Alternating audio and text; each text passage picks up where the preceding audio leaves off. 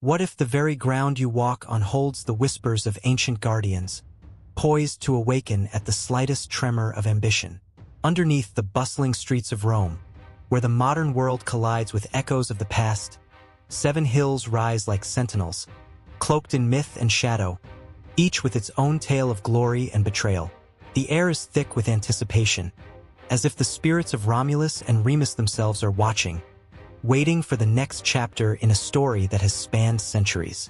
Each hill, Capitoline, Palatine, Aventine, seems to pulse with a heartbeat, a rhythm that synchronizes with the tales of gods and heroes, of battles fought and alliances forged.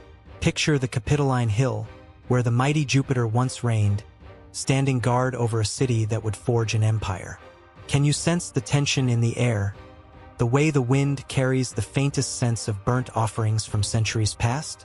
Here, beneath the arching shadows of marble temples, destinies have collided, and secrets linger like a forgotten promise begging to be reclaimed. A shroud of mystery envelopes the Palatine, where the ruins of palatial grandeur speak of emperors' dreams and tragic falls. What stories lie buried beneath the stones, waiting for the bold to unearth them? A flicker of movement catches the eye. Could it be the spirit of a long-forgotten ruler, or perhaps a guardian, poised to reveal the truth of Rome's tumultuous legacy? Each echo of laughter and cry of despair dances through the crumbling walls, hinting at a past that refuses to stay silent. Turn now to the Aventine, a hill steeped in legends of love and betrayal. The twilight casts long shadows, and the silhouettes of figures from ancient lore seem to merge with the dusk. Who walks these paths now, guided by the faint glow of hope or the burden of revenge? As the night deepens, the air crackles with a tension that vibrates in your bones, as if a storm is brewing, storming towards a reckoning that could shatter the silence of millennia. Yet, the true guardians remain hidden, cloaked in the mists of time, their powers forgotten by many but not by all. Each hill, a battleground of ancient forces, stands in defiance of those who would dare to forget. The guardians stir as whispers of ambition rise, their restless spirits ready to reclaim what was lost. Will their awakening bring forth salvation or devastation? Can the fragile balance of history withstand the weight of ambition that looms on the horizon? With every heartbeat, the tension mounts, pulling you deeper into the mysteries that bind these storied hills. The stakes are high, and the winds of time howl with urgency. In this moment, the past breathes, alive with the promise of revelations and the haunting reminder that history does not fade. It waits. It waits for the brave, the curious, the ambitious, those willing to heed the call of the guardians and face the echoes of an empire that still yearns to be remembered. In the flickering light of a campfire, shadows danced upon the faces of a small group huddled close together, their eyes wide with anticipation. The air was thick with expectation, for tonight, they would hear the tale of Romulus and Remus, the twin brothers destined for greatness and tragedy. This story was not just a legend. It was the heartbeat of a city yet to be born, a story that would echo through the ages, stirring the souls of those who listened. The night sky twinkled like a blanket of diamonds overhead, the moon casting a silvery sheen on the landscape of ancient Italy. It was here, along the banks of the Tiber River, that the brothers' story began. Their journey was painted with the colors of divine favor and ruthless ambition, a tapestry woven with threads of courage and betrayal. The twins were said to be the sons of Rhea Silvia, a Vestal virgin, and Mars, the god of war.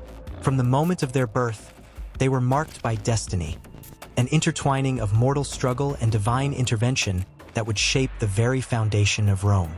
Abandoned at birth, Romulus and Remus were left to the mercy of the river's currents. The water swirled around their tiny forms, and in that moment, the ancient gods watched with bated breath. Would fate be cruel, or would the universe conspire to save them?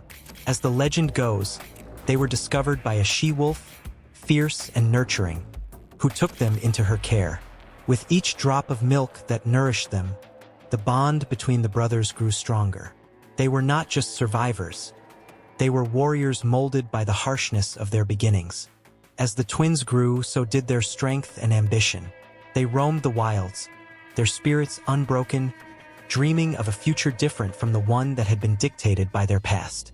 Friendship, loyalty, and longing ran deep between them, but ambition cast a shadow of competition. A prophecy whispered in the winds foretold that one would rise to greatness, while the other would pay the ultimate price. The very thought sent chills racing down their spines, a reminder that the fates were often cruel and capricious. When the time came to establish a city, their hearts raced with excitement. They stood on the Palatine Hill, gazing down at the vast expanse below, envisioning the bustling streets and towering structures that would one day rise from the ground. Yet in that shared moment of hope, a storm brewed between them. Romulus, filled with the fervor of leadership, staked his claim on the land, but Remus, ever the challenger, dared to cross the sacred boundary that Romulus had marked. The air crackled with tension, the thrill of impending conflict hanging like a storm cloud overhead. Anger flashed in Romulus's eyes, and without warning, the first blow was struck. What started as a brotherly rivalry spiraled into a legendary confrontation, a clash that would forever alter their fates. The earth trembled beneath their feet as they fought, each blow fueled by a mix of love and jealousy.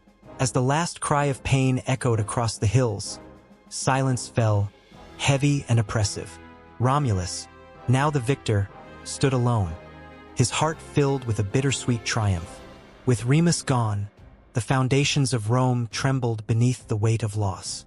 The city was built on the blood of a brother, a tragic irony that pierced the heart of Romulus as he laid the first stones. As he constructed walls to protect his new home, he could almost hear Remus's laughter in the wind, a haunting reminder of what was lost. Would the city thrive, or would it be cursed by the very act of betrayal that gave it life? Time passed, and the fledgling city began to flourish. The once desolate hills buzzed with life, filled with the laughter of children and the sounds of merchants peddling their wares. But the memory of the twins lingered, whispered among the people as they retold the tale of two brothers, bound by blood, torn apart by ambition. The she-wolf who had saved them now became an emblem of the city, a symbol of strength, resilience, and the enduring spirit of survival. Yet, shadows danced at the edge of this newfound prosperity. The gods watched closely, their eyes ever vigilant. A prophecy hung over Rome, reminding its inhabitants that power could be a fickle ally. As Romulus ruled, his heart heavy with grief, the ghost of Remus loomed large, a silent witness to the empire that rose from their shared dreams. The streets became avenues for both glory and sorrow, and the very foundations of Rome were steeped in a complex web of love and loss. As the sun set on the horizon, painting the sky with hues of orange and crimson, the echoes of the past seemed to resonate through the cobblestone streets. Every building, every statue, seemed to whisper the names of Romulus and Remus, binding their legacies to the heart of Rome forever. The rhythm of life pulsed through the city, a constant reminder that from chaos springs creation, and from the deepest pain can come the most magnificent triumph. With every passing moment, the story continued to unfold, each chapter more gripping than the last. The hearts of the citizens beat in time with the legend, their lives intertwined with the fate of two brothers who dared to dream. The stage was set for the rise of an empire, and yet, the shadows of the past still flickered in the corners of their consciousness. In the twilight of destiny, the whispers of ancient gods echoed in the night, ready to guide the next generation of Romans, as the tale of Romulus and Remus remained eternally alive. A story not just of a city, but of the very essence of humanity itself. On a misty morning, as the sun stretched its fingers across the horizon, casting a golden glow over the ancient landscape, a sense of time stood still. The 7 hills rose majestically, cloaked in history and mystery, their silhouettes etched against the sky. Each hill held stories of triumph and tragedy, echoing the footsteps of those who came before. Here, where the earth kissed the heavens, the fabric of civilization was woven, creating a tapestry rich with emotion and significance. The first hill, Palatine, cradled the cradle of Rome. It was not just a mound of earth. It was the birthplace of legends. The air was thick with whispers of Romulus and Remus, twin brothers whose rivalry birthed a city that would conquer the known world. As one stood atop its slopes, the view was breathtaking. A panorama of the forum below, where senators once debated the fate of empires. The wind carried the scent of history, drawing one into the fervor of ambition and dreams that once ignited this sacred ground. Over to the west stood Aventine, a hill that embraced a different spirit. It was a sanctuary of peace and contemplation, a place where the wealthy and the poor could share the same skies. The shrines and temples scattered across its expanse invited the weary to pause, to reflect. Here, the story of the common man intertwined with the grand tales of Rome. It was said that if you listened closely, you could hear the soft prayers and hushed confessions rising with the smoke of incense, reaching for the divine. Capitoline, the most sacred of the hills, towered above the rest with an air of authority. This was the seat of power, where the temple of Jupiter reigned supreme, a beacon of divine right and governance. The people flocked here, drawn by the allure of justice and the promise of protection. Standing at its base, one could feel the pulse of the city, the ebb and flow of life surrounding the monumental pillars. The cries of the crowds and the clang of armor echoed through time, resonating with the ambitions of leaders who sought to carve their names into history. Then came Quirinal, a hill woven with tales of soldiers and warriors. It was a place where valor met honor, where the clash of swords could still be felt in the vibrancy of its soil. The echoes of battles fought long ago lingered in the air, igniting a fire in the hearts of those who walked it. The panoramic view from its heights offered a glimpse into the heart of Rome, where the spirit of the gladiators lived on, reminding everyone that bravery is a timeless essence that courses through the veins of humanity. Further afield, Viminal stood, humble yet proud, cradling the stories of the everyday people who built the city from the ground up. This hill was marked by the sweat of laborers and the dreams of artisans. As the sun set, casting long shadows, one could almost see the silhouettes of families gathering, sharing tales of their day, forging bonds that would last through generations. It was a testament to resilience, a reminder that greatness is not always found in the halls of power, but in the hearts of those who strive for a better tomorrow. Esquiline rose in the background, a hill of complexity and contradiction. Here, opulence met decay, and the remnants of lavish villas stood alongside the whispers of the past. It was a place where the wealthy feasted while the poor scrambled for scraps. Yet, even in its duality, Esquiline harbored beauty, a reminder that life is not always black and white. The fragrant gardens that once flourished were now a memory, but the beauty of what was still lingered in the air. Each petal that fell was a testament to the ephemeral nature of existence. The last of the hills, Celian, exuded a quiet strength. It was a place where the sacred and the secular mingled, where the echoes of prayer met the laughter of children playing in the streets. The churches that dotted its slopes were sanctuaries of hope, their bells ringing out like a heartbeat, resonating with the lives of those who sought solace. As twilight descended, the flickering lights from windows painted the hill in warm hues, a reminder that even in the darkest of times, light could always break through. Together, these 7 hills formed not just a geographical foundation but the very essence of Rome itself. They stood as a silent witness to the rise and fall of empires, the laughter of families, the cries of warriors, and the dreams of countless souls. Each hill was a chapter in an unending story, a story that pulsed with life and resonated with the heartbeat of a civilization. As the sun dipped below the horizon, casting long shadows and igniting the sky in a vibrant tapestry of colors, one could not help but feel a deep connection to the land. The hills stood resilient, their silhouettes etched against the twilight, while the whispers of history danced in the cool evening air. The significance of these hills reached far beyond their physical presence. They were the backbone of a city that had shaped the world. In this moment, as one gazed upon the 7 hills, they felt an undeniable pull, a call to the ancient past, a reminder that history is not just a collection of facts, but a living, breathing entity that continues to influence the present.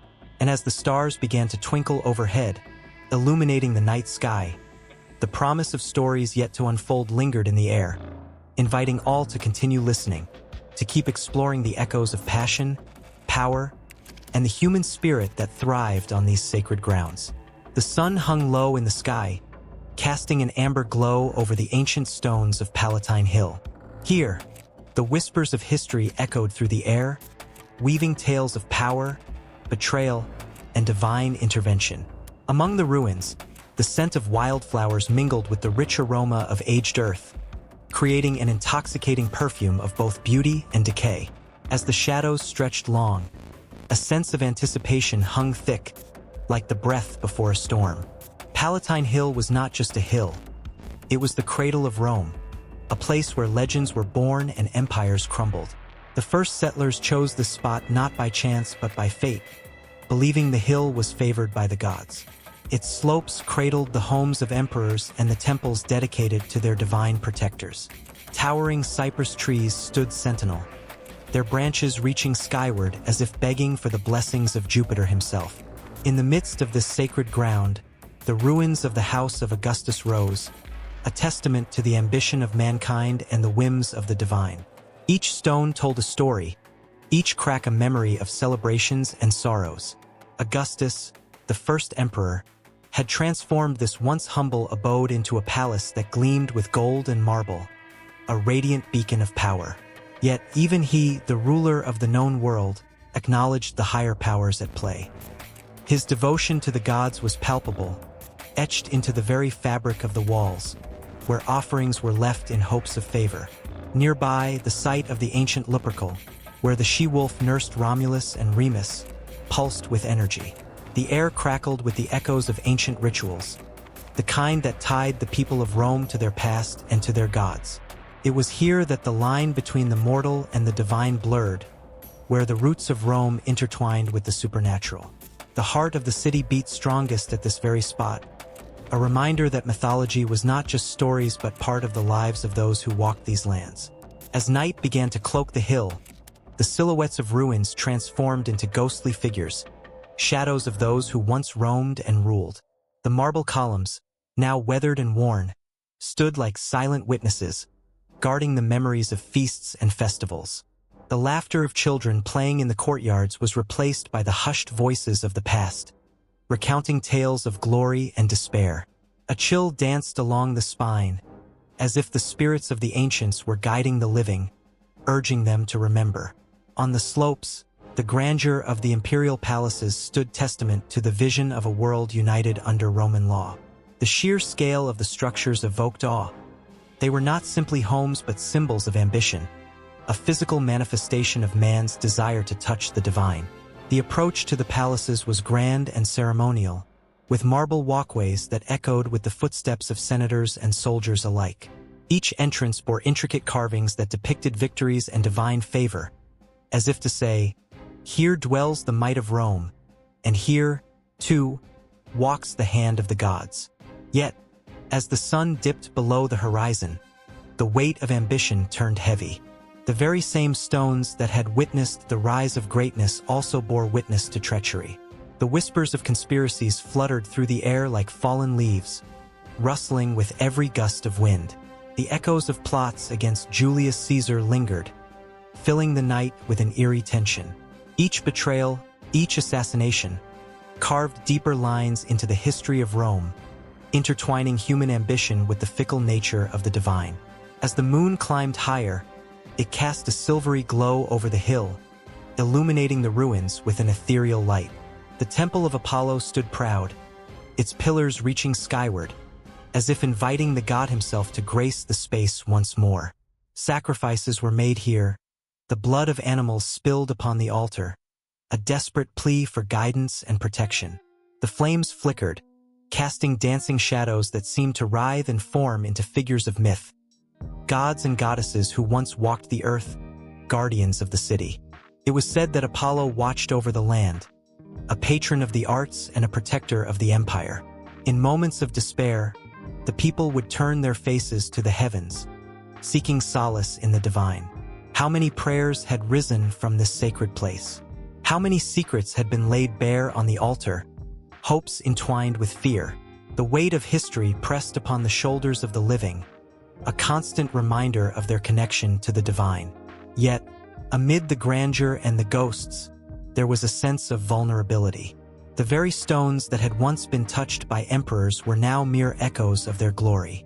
Nature began to reclaim its territory, creeping vines wrapping around ancient pillars, blurring the lines between civilization and wilderness. As the winds rustled the leaves, it was as if the earth itself sighed, a reminder that nothing lasts forever, and that even the most powerful must eventually yield to time. In this haunting beauty, the spirit of the Palatine Hill lived on. It was a living tapestry, woven from the dreams and fears of those who had come before, a place where the divine protector still lingered, watching over the city that had captured the hearts of so many.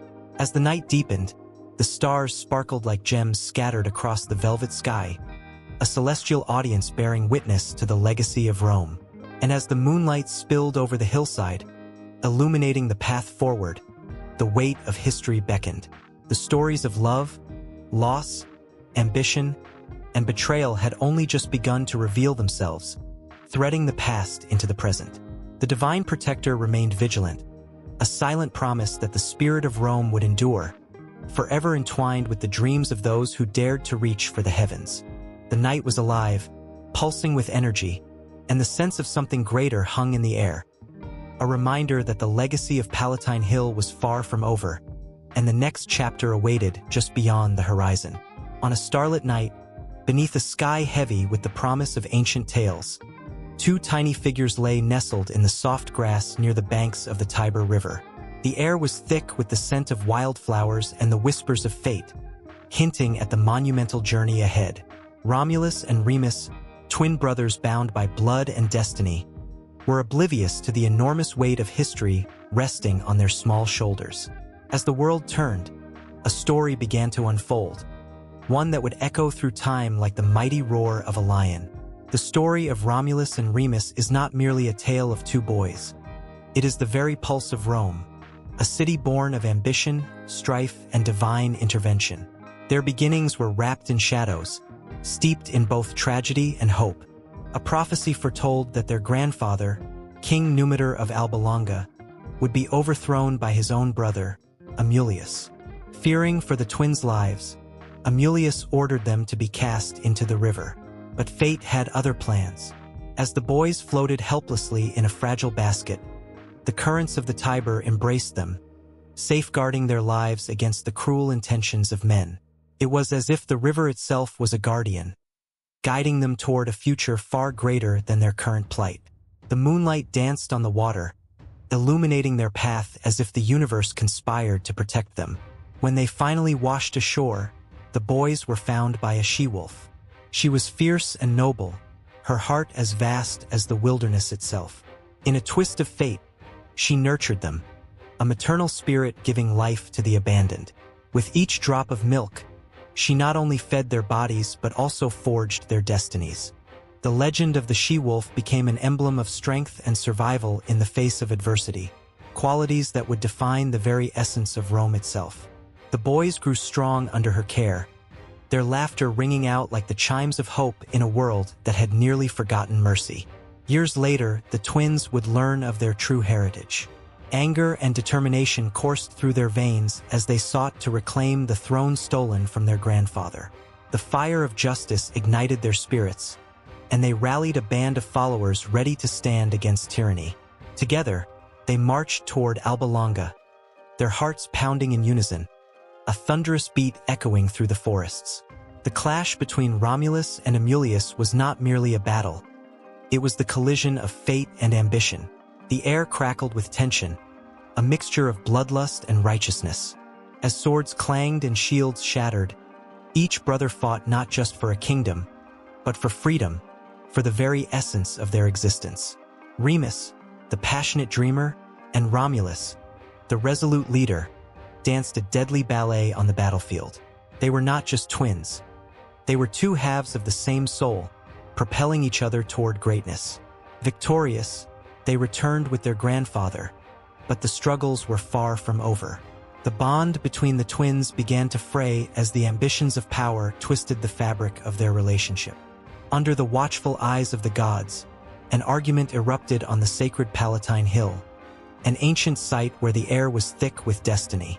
Romulus wanted to build a city, a sanctuary for them and their followers, while Remus's heart longed for cooperation and community, not domination.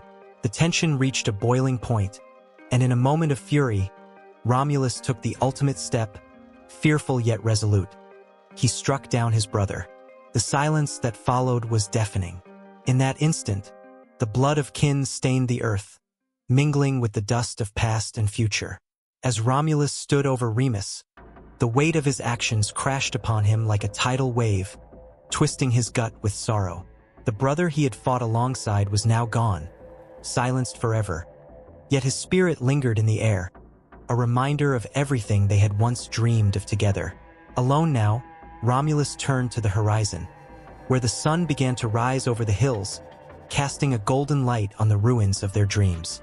He felt the energy of the land pulse beneath his feet, a promise of new beginnings even amidst the wreckage of brotherhood.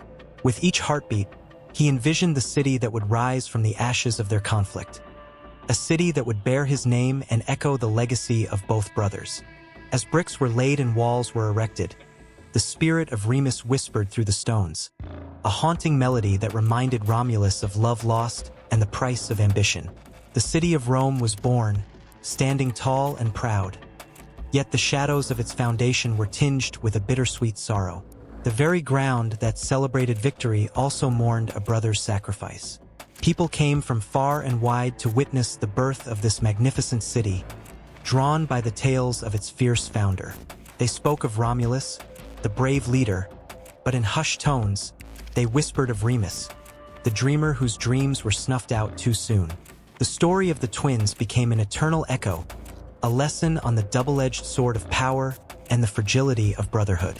In every corner of Rome, the myths intertwined with the lives of its people. Festivals were held in their honor, stories recounted by the flickering flames of evening fires, where the old spoke of the brothers' adventures, their trials, and their ultimate tragedy. The spirit of Remus never truly left, his laughter mingling with the wind, urging the people to remember the importance of unity and love in the face of ambition. With the city growing larger and more vibrant, the tale of Romulus and Remus became the heartbeat of Rome itself. Each stone, each pathway held their essence, a powerful reminder of how the dreams of two innocent boys had transformed into the foundation of a civilization that would stand the test of time. The air buzzed with ambition, yet shadows lingered, whispering secrets of the past, reminding all who walked the streets that glory comes at a cost, and that every rise carries the weight of loss. As the sun dipped below the horizon, a new chapter awaited, with the echoes of the past still resonating in the hearts of those who dared to dream. And in the twilight, as shadows danced beneath the ancient ruins of Palatine Hill, the story of Romulus and Remus continued, an unbroken thread woven into the tapestry of history, waiting for the next twist of fate to unfold. The sun hung low in the sky, casting a golden hue across the ancient city, its light dancing on the stones that had seen centuries of glory and despair. From the heights of Capitoline Hill, the Temple of Jupiter loomed like a colossal guardian, its marble columns reaching for the heavens, whispering tales of power and reverence. Each stone was a testament to the gods, and the air thrummed with the weight of history, a silent witness to the rituals performed beneath its grand roof. The temple, dedicated to Jupiter, king of the Roman gods, stood as a symbol of strength and unity. Its grandeur was unmatched, and as one approached, the very ground felt sacred, as if echoing the prayers of the ancients. The scent of burnt offerings lingered, mingling with the crispness of the air, each whiff a reminder of the piety that echoed through time in this sacred space. Here, the boundaries between the earthly and the divine blurred, and you could almost hear the rustle of togas as priests moved with purpose, their faces solemn and filled with duty.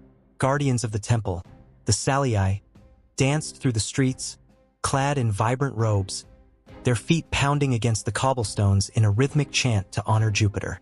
Their movements told stories of conquest and loyalty, of battles fought and won, of a city that rose from humble beginnings to the pinnacle of power.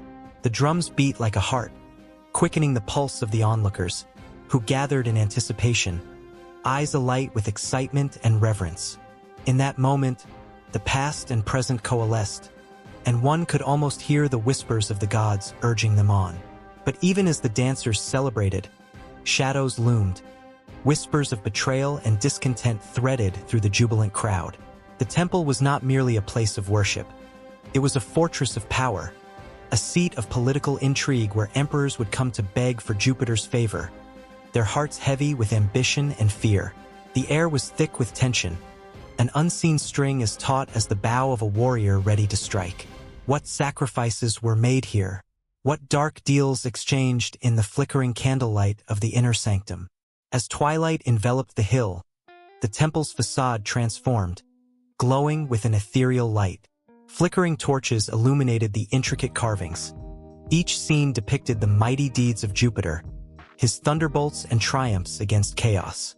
The people below gazed up, awed, their hearts swelling with pride, yet a shiver of uncertainty slipped through the throngs.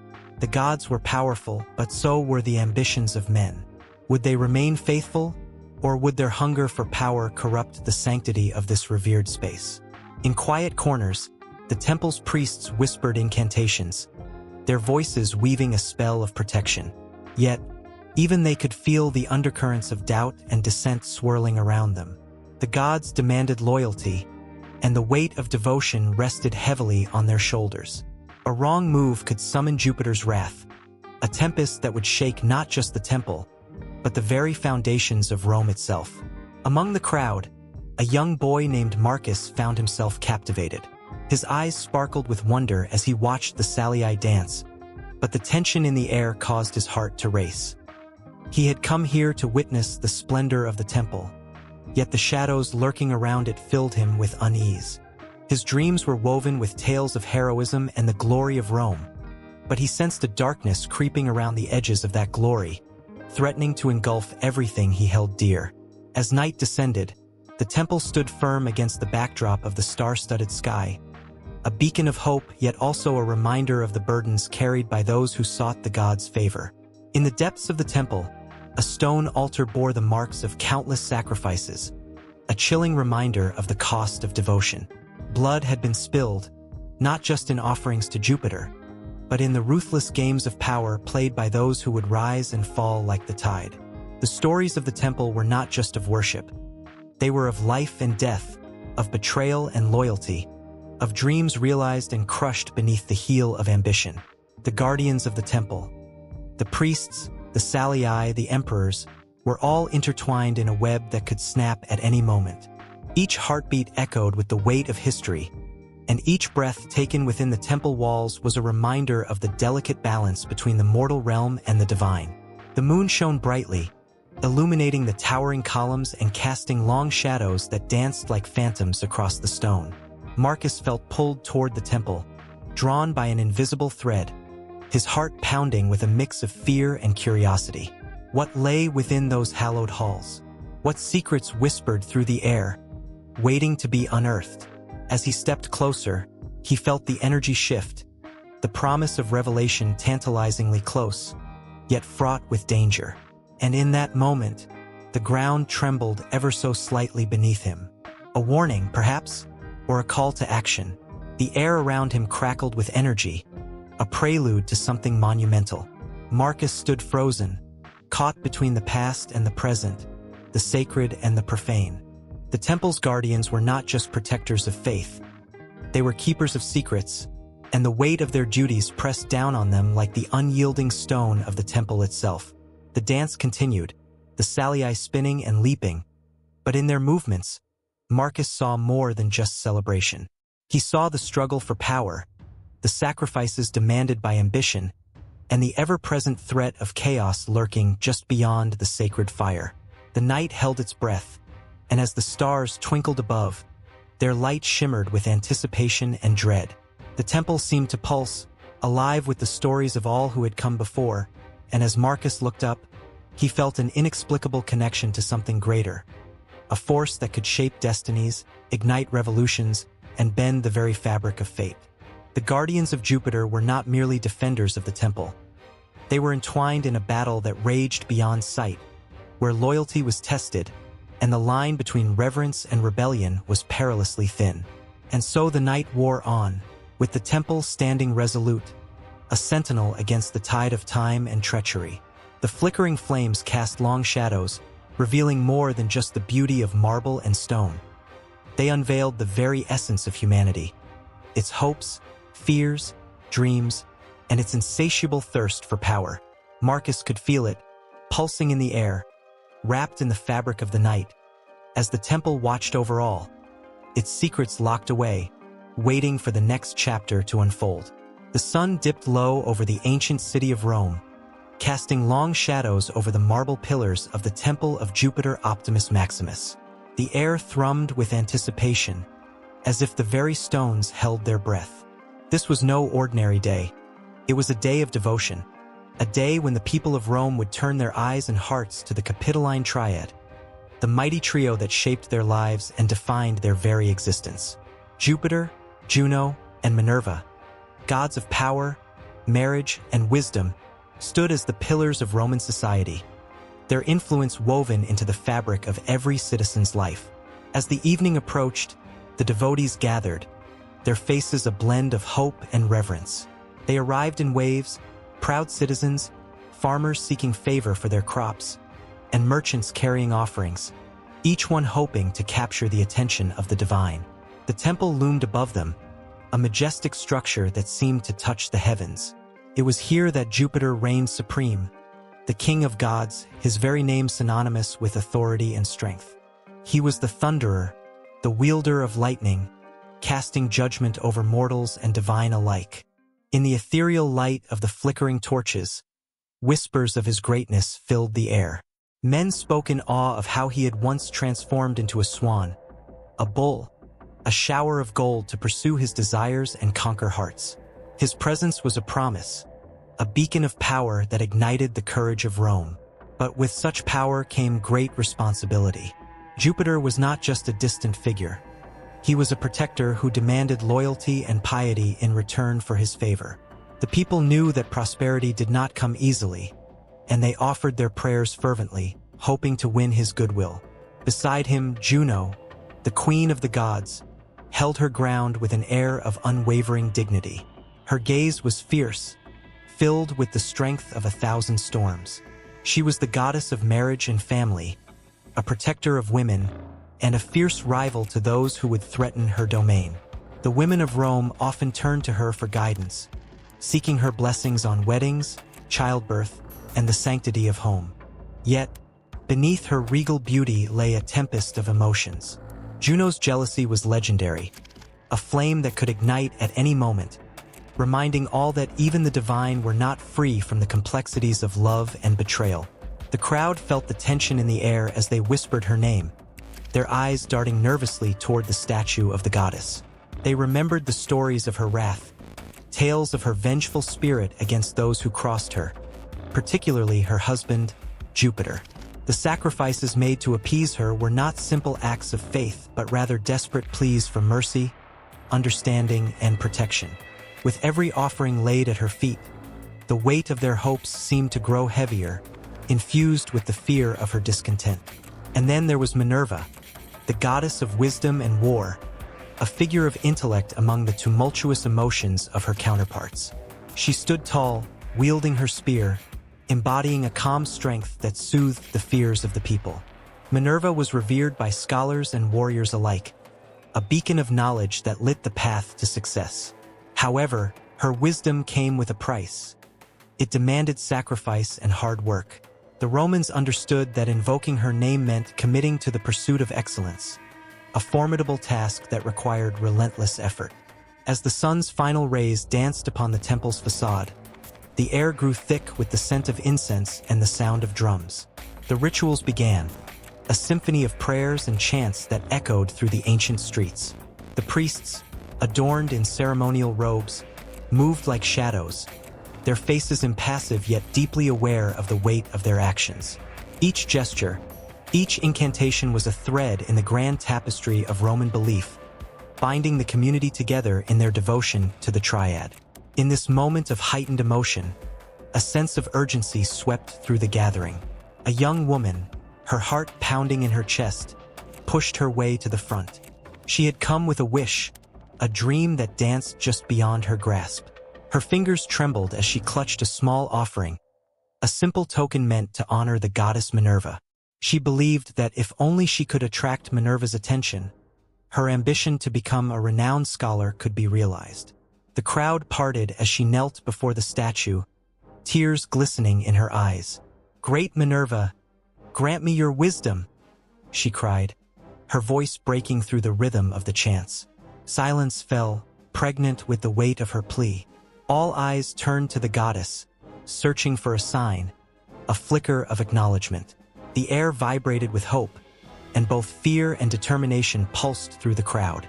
Would the divine even hear her? As the young woman's heart raced, thunder rumbled in the distance. The heavens trembled, and for a fleeting moment, it felt as if Jupiter himself had stirred at her earnest call. The collective gasp echoed throughout the crowd. Was it merely a coincidence, or a response from the gods? With that singular moment, emotions swelled and intertwined. The raw intensity of hope mingling with the fear of rejection, the weight of expectations, the desire for divine favor.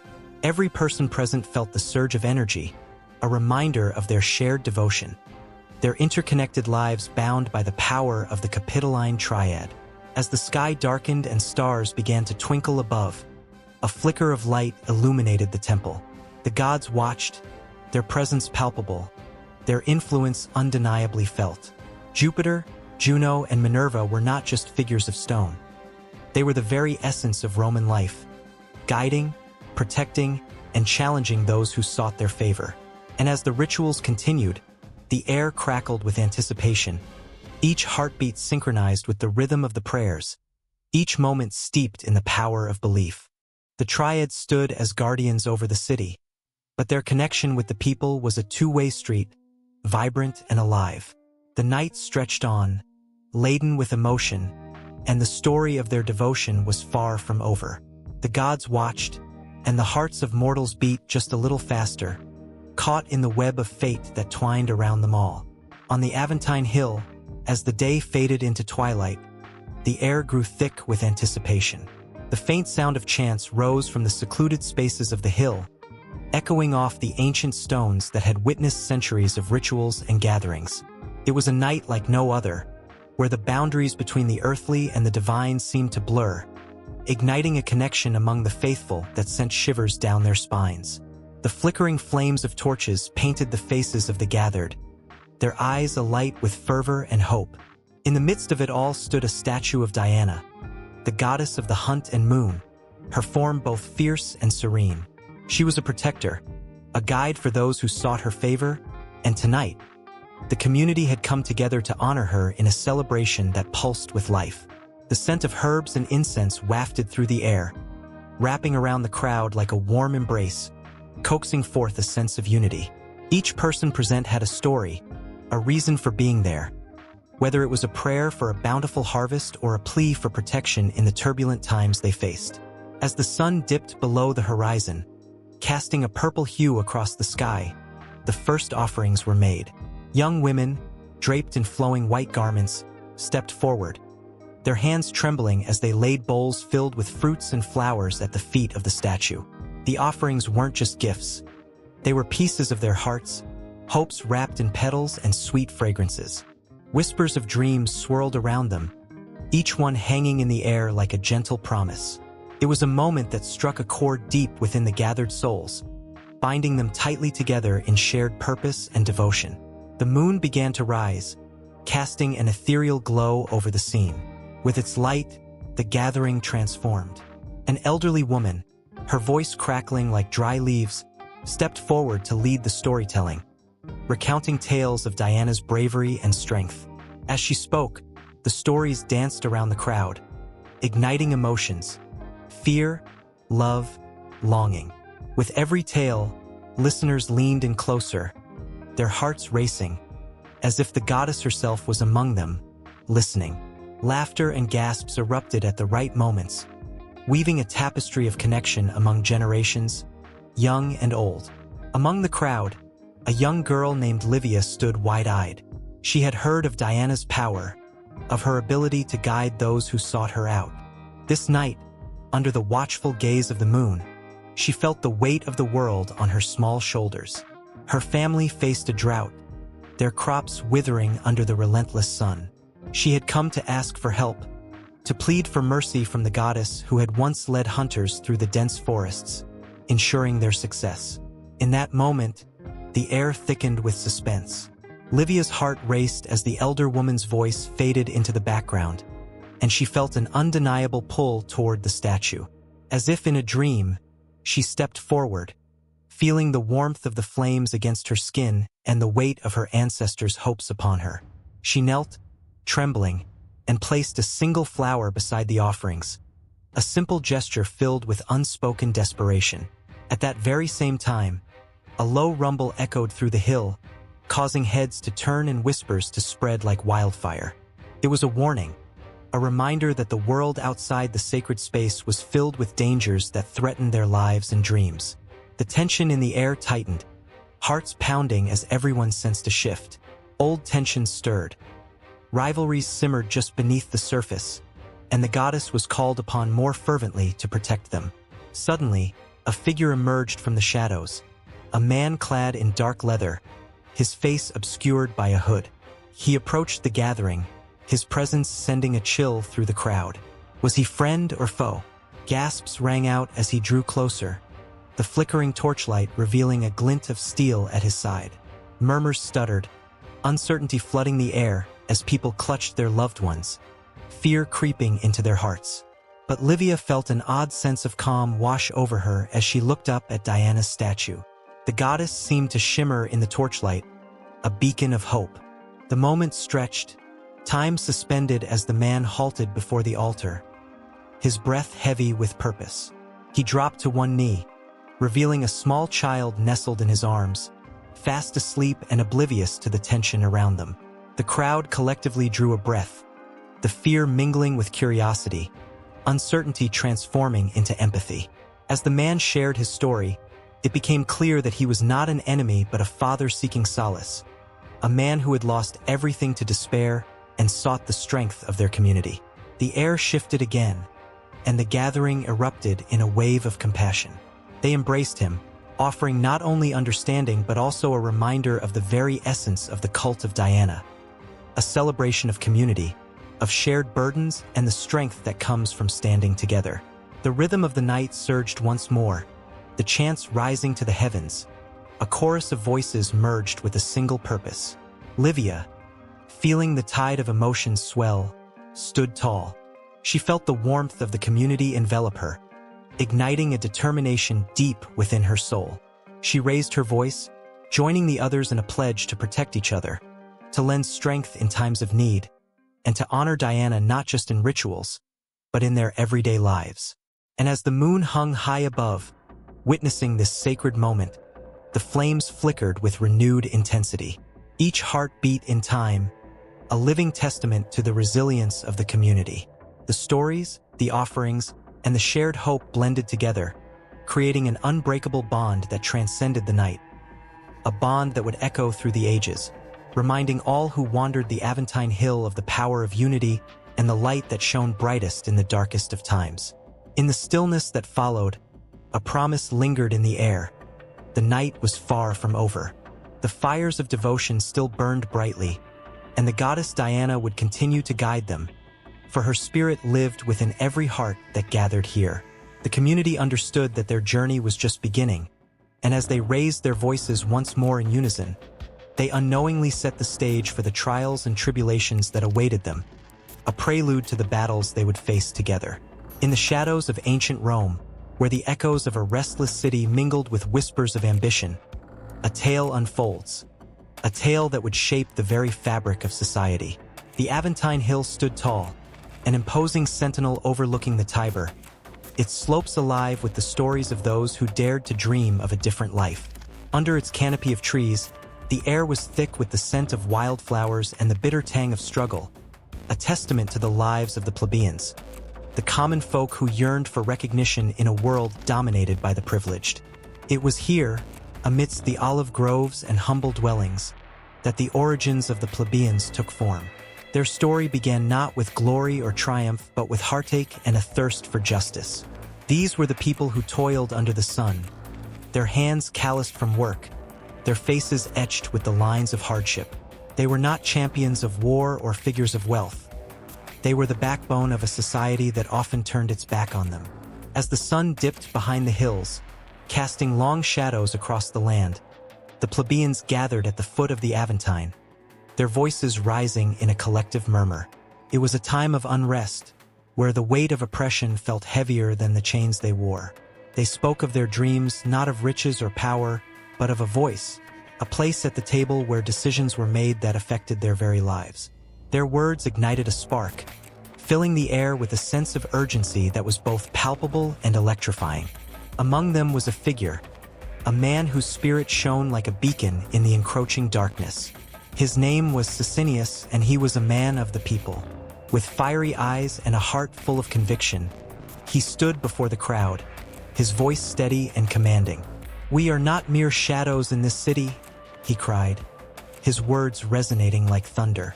"We are the hands that build, the hearts that endure. It is time for us to rise, to claim our place and demand the respect we deserve." The crowd swelled with emotion, their hearts racing as they felt the weight of his words. They had been silenced for too long, their struggles dismissed as the ramblings of the insignificant. But now, with Sicinius leading them, the air was electric with possibility. They could taste the power of unity, the strength that comes when individuals come together as one. As the moon rose high above the Aventine, illuminating their faces, there was a palpable shift, as if the very earth beneath their feet resonated with their resolve. Yet the path ahead was fraught with peril. The patricians, the elite class that ruled Rome with an iron fist, viewed the rising tide of the plebeians as a direct threat to their authority. The glint of gold and silver, the whispers of privilege, clouded their vision, blinding them to the humanity of those they deemed beneath them. They convened in lavish halls, their laughter echoing off marble walls, as they plotted to crush the burgeoning rebellion with swift and ruthless force. But the plebeians were not easily quelled. On the Aventine, they forged alliances, shared stories of sorrow and hope, and planned their next steps. Each gathering strengthened their bonds, turning their fear into courage. They wrote letters, crafted speeches, and organized themselves into a formidable force. They were not just fighting for their rights. They were fighting for their very existence, for the promise of a better tomorrow. As tensions escalated, the day of reckoning approached, and the air was thick with anxiety. The patricians sent their enforcers to the Aventine to intimidate the gathering masses, but the plebeians stood their ground. Their hearts beat as one, a cacophony of defiance echoing against the mighty walls of the city. When the enforcers marched in, ready to silence the dissenters, they were met with a wall of determination that they had underestimated.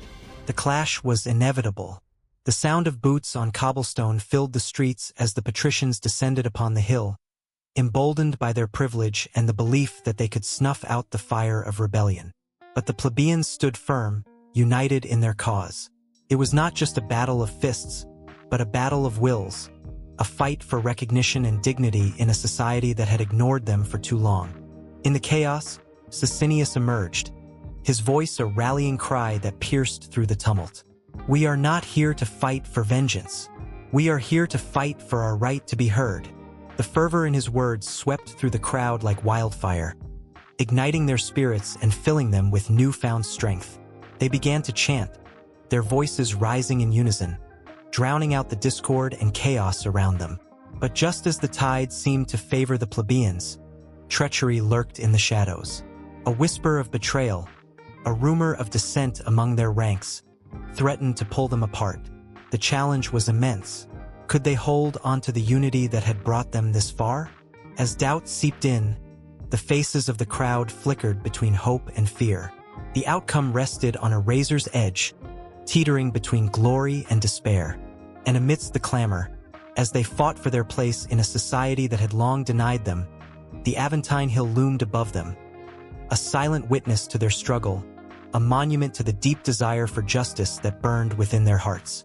The hill, so steeped in myth and history, would forever remember this moment, the moment when the plebeians, once thought to be voiceless, began to carve their names into the annals of Rome. With every heartbeat, the battle raged on, but so too did the hope of a new dawn, one that held the promise of change, of a society where every voice mattered, where the plights of the common folk would no longer be ignored. The Aventine, the myth, the people, it was not just a fight for rights. It was a fight for the very soul of Rome, echoing through time as a testament to the indomitable human spirit.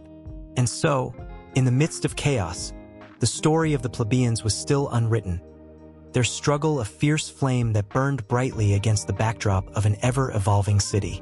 The sun hung low in the sky, casting a golden hue over the ancient stones of the Celian Hill. An unassuming rise, it stood silently, bearing witness to a past rich with power and reverence. The whispers of the nobility, long since faded, echoed through the crumbling walls of the temples and villas that once defined this sacred ground. Each step felt like a journey through time, revealing the spirits of those who once walked among the marble pillars, their laughter and triumphs mingling with the scents of incense and blooming laurel. The Celian Hill was not merely a hill. It was a testament to the ambitions and dreams of Rome's ancient elite. The nobility, draped in togas that spoke of their lineage and wealth, convened in grand halls where decisions that shaped the empire were made. These were the elite who strode confidently through the city, their faces illuminated by the flickering light of torches, their voices echoing like thunder in the dark. They held the power to forge alliances and crush enemies, their influence rippling through the fabric of Roman society. Yet, amid the power and ambition, there lay a deep reverence for the deities who watched over them. The temples on the Celian were not just places of worship. They were sanctuaries for the soul. The air was thick with the aroma of burnt offerings, where the nobility would kneel, heads bowed in respect, seeking favor from the gods. Jupiter, the mighty king of the gods, presided over them, his thunderous presence felt in every corner of the hill. The beauty of the temples, adorned with intricate carvings and shimmering mosaics, told stories of devotion, of sacrifices made in hope of a brighter future. Among the deities was the goddess Juno, protector of the state and womanhood, her statues draped in exquisite silk. The nobility sought her blessings for prosperous families, believing she would watch over their children and ensure their continued legacy. Each prayer offered at her altar was a silent promise to uphold the family name, a commitment that resonated with every generation. The sound of whispered prayers would saturate the air, merging with the soft rustle of laurel leaves, creating an almost musical harmony that enveloped the hill. As twilight descended, shadows lengthened against the ancient stones, making the hill seem almost otherworldly. The flickering lamplight ignited the stone, casting a warm glow on the faces of the nobility who remained, their features illuminated by the fire's dance. They shared tales of valor and love, their voices rising and falling like the gentle waves of the Tiber. Each story was laced with both pride and fear, for they knew power was a double-edged sword.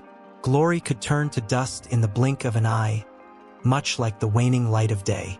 The tumultuous relationship between man and the divine was palpable.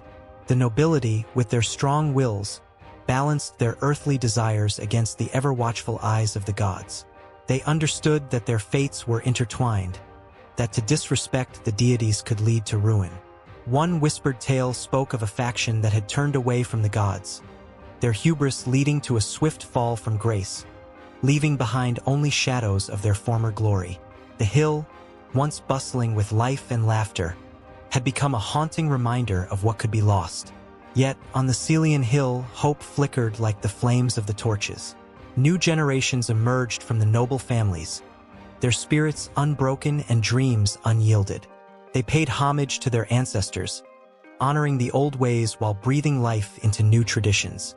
As they stood before the altars, they invoked the blessings of the deities not just for themselves, but for the entire city, understanding that their power, too, was meant to be shared. The voices of the young were filled with determination, a fervor that resonated through the stones. They envisioned a Rome that would not only withstand the tides of time but thrive, with the guiding hands of the gods leading them. The ground beneath their feet felt alive, pulsating with the ambitions of countless forebears who had walked this path before them. In a neighboring villa, a feast was underway, the scent of roasted meats and fragrant herbs wafting through the air. Laughter erupted as wine flowed like the Tiber in spring, and the chants of revelers could be heard echoing against the hill's stone. They toasted to the gods, invoking Bacchus for merriment, his playful spirit mingling with their joyous abandon. In these moments, the weight of the world seemed to lift, and for that brief span, all was well. Yet, a lingering thread of tension wove through the happiness, for even the most roaring celebrations could not mask the inevitable challenges that lay ahead. As midnight neared, the festivities began to wane, and the nobility retreated to the solitude of quiet contemplation. The hill, shrouded in darkness, seemed to breathe with an ancient rhythm. Here, beneath the stars that had witnessed centuries of the city's triumphs and trials, the nobility pondered their place in the grand tapestry of history. Their hearts beat in tandem with the pulse of Rome, a city that never sleeps, always yearning for greatness. In this moment of stillness, a sense of urgency enveloped the Celian hill. The nobility, though powerful, felt the weight of responsibility upon their shoulders. The gods' favor was fickle, and they knew that with great power came the ever-looming shadow of fate. Each decision, each prayer could tip the scales of destiny. They turned their gaze toward the stars, seeking answers in their distant glow, understanding that their path was not solely for themselves, but for a legacy that would echo through the ages. The night deepened, and the Celian hill remained a silent sentinel, a witness to both the divine and the mortal. The voices of the past mingled with the hopes of the present, creating a vibrant tapestry woven with dreams, devotion, and the binding ties of nobility. The spirits of the ancients lingered in the air, their stories etched into the very stones, calling out for remembrance, urging the living to honor their journey. The hill stood firm, a bridge connecting the past with an uncertain future, where the nobility would continue to seek the blessings of the gods as they navigated the ever-changing tides of fate. The sun hung low over the Celian hill, casting its golden hue upon the ancient stones, whispers of a time long past mingling with the soft rustle of the trees. This was not just a place. It was a canvas of legends, painted with the bold strokes of Hercules and the gentle brush of healing gods. Tales spun through the air like silk, each thread connecting the mortal world with the divine. Hercules, the great demigod, strode through this sacred landscape, his muscled form a testament to the trials he had faced. He was not just a warrior. He was a protector, a healer, walking the line between the human and the divine. The air was thick with the fragrance of herbs and flowers, sacred offerings left by the desperate souls who sought healing. Beneath the twisted vines and blooming wildflowers lay the stories of countless lives. Each step Hercules took sent vibrations through the ground, a reminder that he walked among the prayers of the faithful. The hill was dotted with shrines dedicated to Asclepius, the god of medicine, whose very name inspired hope in the hearts of the sick. People flocked to this hallowed ground, their voices rising in fervent supplication, echoing across the ages. They believed in the power of the divine, and with each prayer, they sought not just relief but a miracle. The healing gods watched over them, their presence felt in the gentle breeze that caressed the skin, promising relief from pain and suffering. As Hercules made his way deeper into the heart of the hill, he stumbled upon a small gathering. The figure of a frail woman lay on the ground, her face pale and drawn. Her family surrounded her, faces etched with worry, their whispers filled with a mix of despair and longing. Hercules knelt beside her, feeling the pulse of life flickering like a candle's flame, fragile yet persistent. He reached out, placing his hands on her forehead, and the air shimmered with an unseen energy. In that moment, he called upon Asclepius, channeling the god's healing powers through him. The ground trembled slightly, resonating with the energy of ancient rituals, as time itself seemed to hold its breath. The woman's chest rose and fell, her breath shallow but steady. Hercules closed his eyes, feeling the warmth of the sun on his back, sensing the presence of spirits. He was not alone. He was part of something greater. The air thickened with emotion as he poured every ounce of his strength into the act of healing, a silent promise to the family that hope still lived. Suddenly, a flash of light enveloped the woman. Gasps of disbelief rippled through the crowd, and for a moment, all was still. The heavens echoed with a promise, a reminder that even the darkest moments could give way to light. As the glow subsided, the woman's eyes fluttered open. A soft gasp escaped her lips, and in that instant, the weight of despair lifted. Joy erupted among her family, tears streaming down their faces as they clutched one another, laughter breaking through the heaviness like sun breaking through clouds. But amid the celebration, shadows loomed. Hercules sensed something shifting in the air, a chill creeping into the warmth of the moment. The ground beneath the hill held stories of not just healing, but of struggle and sacrifice. The ancient ruins around him whispered of past battles, of gods and men, of lives intertwined in the tapestry of fate. Hercules had faced many foes, but here on Celian Hill, the greatest battles were those fought in silence, hidden in the hearts of the vulnerable. As he stood, watching the joyful reunion, a figure emerged from the shadows. Clad in a dark cloak, the figure moved with an eerie grace, eyes glinting like shards of glass.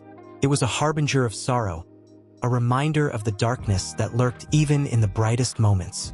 The figure approached, and the laughter faded into an uneasy silence, as if the air itself had conspired to hold its breath once more. "What do you seek here?" Hercules asked, his voice steady but laced with caution. The figure smiled, revealing a set of sharp, cold teeth, an unsettling contrast to the warmth of the healing circle. "I come to remind you that healing is but a moment," the figure intoned, voice smooth as silk but laced with venom. "Every joy has its price, and every light casts a shadow." As the words hung in the air, Hercules felt a chill wrap around him, a whisper of uncertainty that gnawed at the edges of his triumph. The family continued to celebrate their miracle, but he could not shake the feeling that this was not the end. It was merely the beginning of a deeper struggle. The healing gods had granted a moment of respite, but the path ahead was fraught with challenges yet unseen. With a final, mocking smile, the figure stepped back into the shadows, leaving Hercules to ponder the meaning of the encounter. He turned, drawn back to the family, whose eyes sparkled with gratitude. But even as they embraced, the tension lingered, an undercurrent beneath the surface of joy. Hercules knew that the Celian Hill held more than just healing. It held the weight of fate, the balance between salvation and despair. The sun dipped lower, casting elongated shadows that danced across the stones. Hercules' heart swelled with a mix of hope and foreboding. He had touched the divine, felt the warmth of Asclepius flow through him, but lurking just beyond the veil was a truth he could not ignore, that healing was a fragile thread, easily frayed. As the celebration continued, laughter mingling with tears, Hercules found himself drawn to the ancient ruins, remnants of a world that had known both glory and grief. He could feel the weight of history upon him, stories etched in stone that whispered of victories won and battles lost. The gods had their favor, but the human spirit was resilient.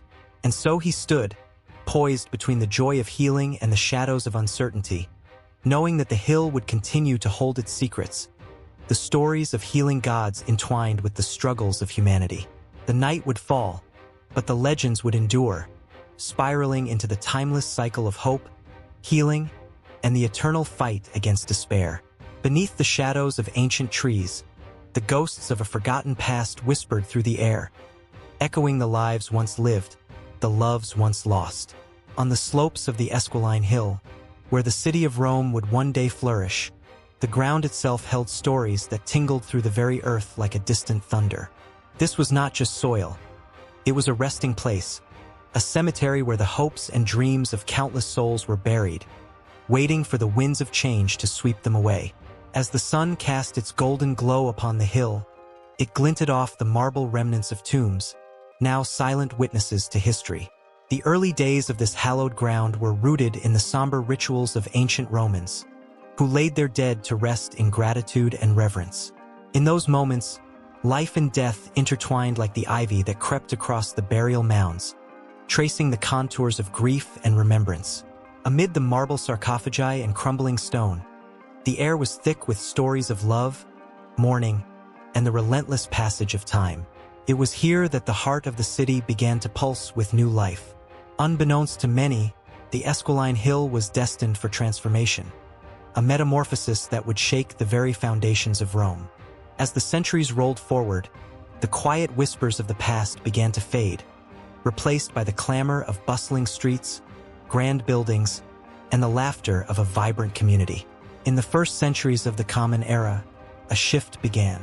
The weight of ancient burial rites clashed against the burgeoning aspirations of a city yearning for expansion and glory. The graves, once sacred, became a backdrop to ambition. Romans looking toward the future saw not the sorrow of the past, but the potential of a thriving urban landscape.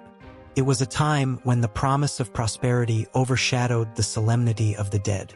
Amid this swirl of excitement and change, the Esquiline Hill emerged as a pivotal point on the map of Rome. A lavish palace stood where tombstones once marked the ground. Opulent homes replaced the quiet graves. The unfinished echoes of prayer and lament transformed into shouts of happiness and commerce. The air became charged with energy. Every brick laid and every pavement stone turned, amplifying the heartbeat of a city reborn. The very essence of Esquiline was shifting, morphing from a sacred space of burial into one of life, vibrancy, and connection.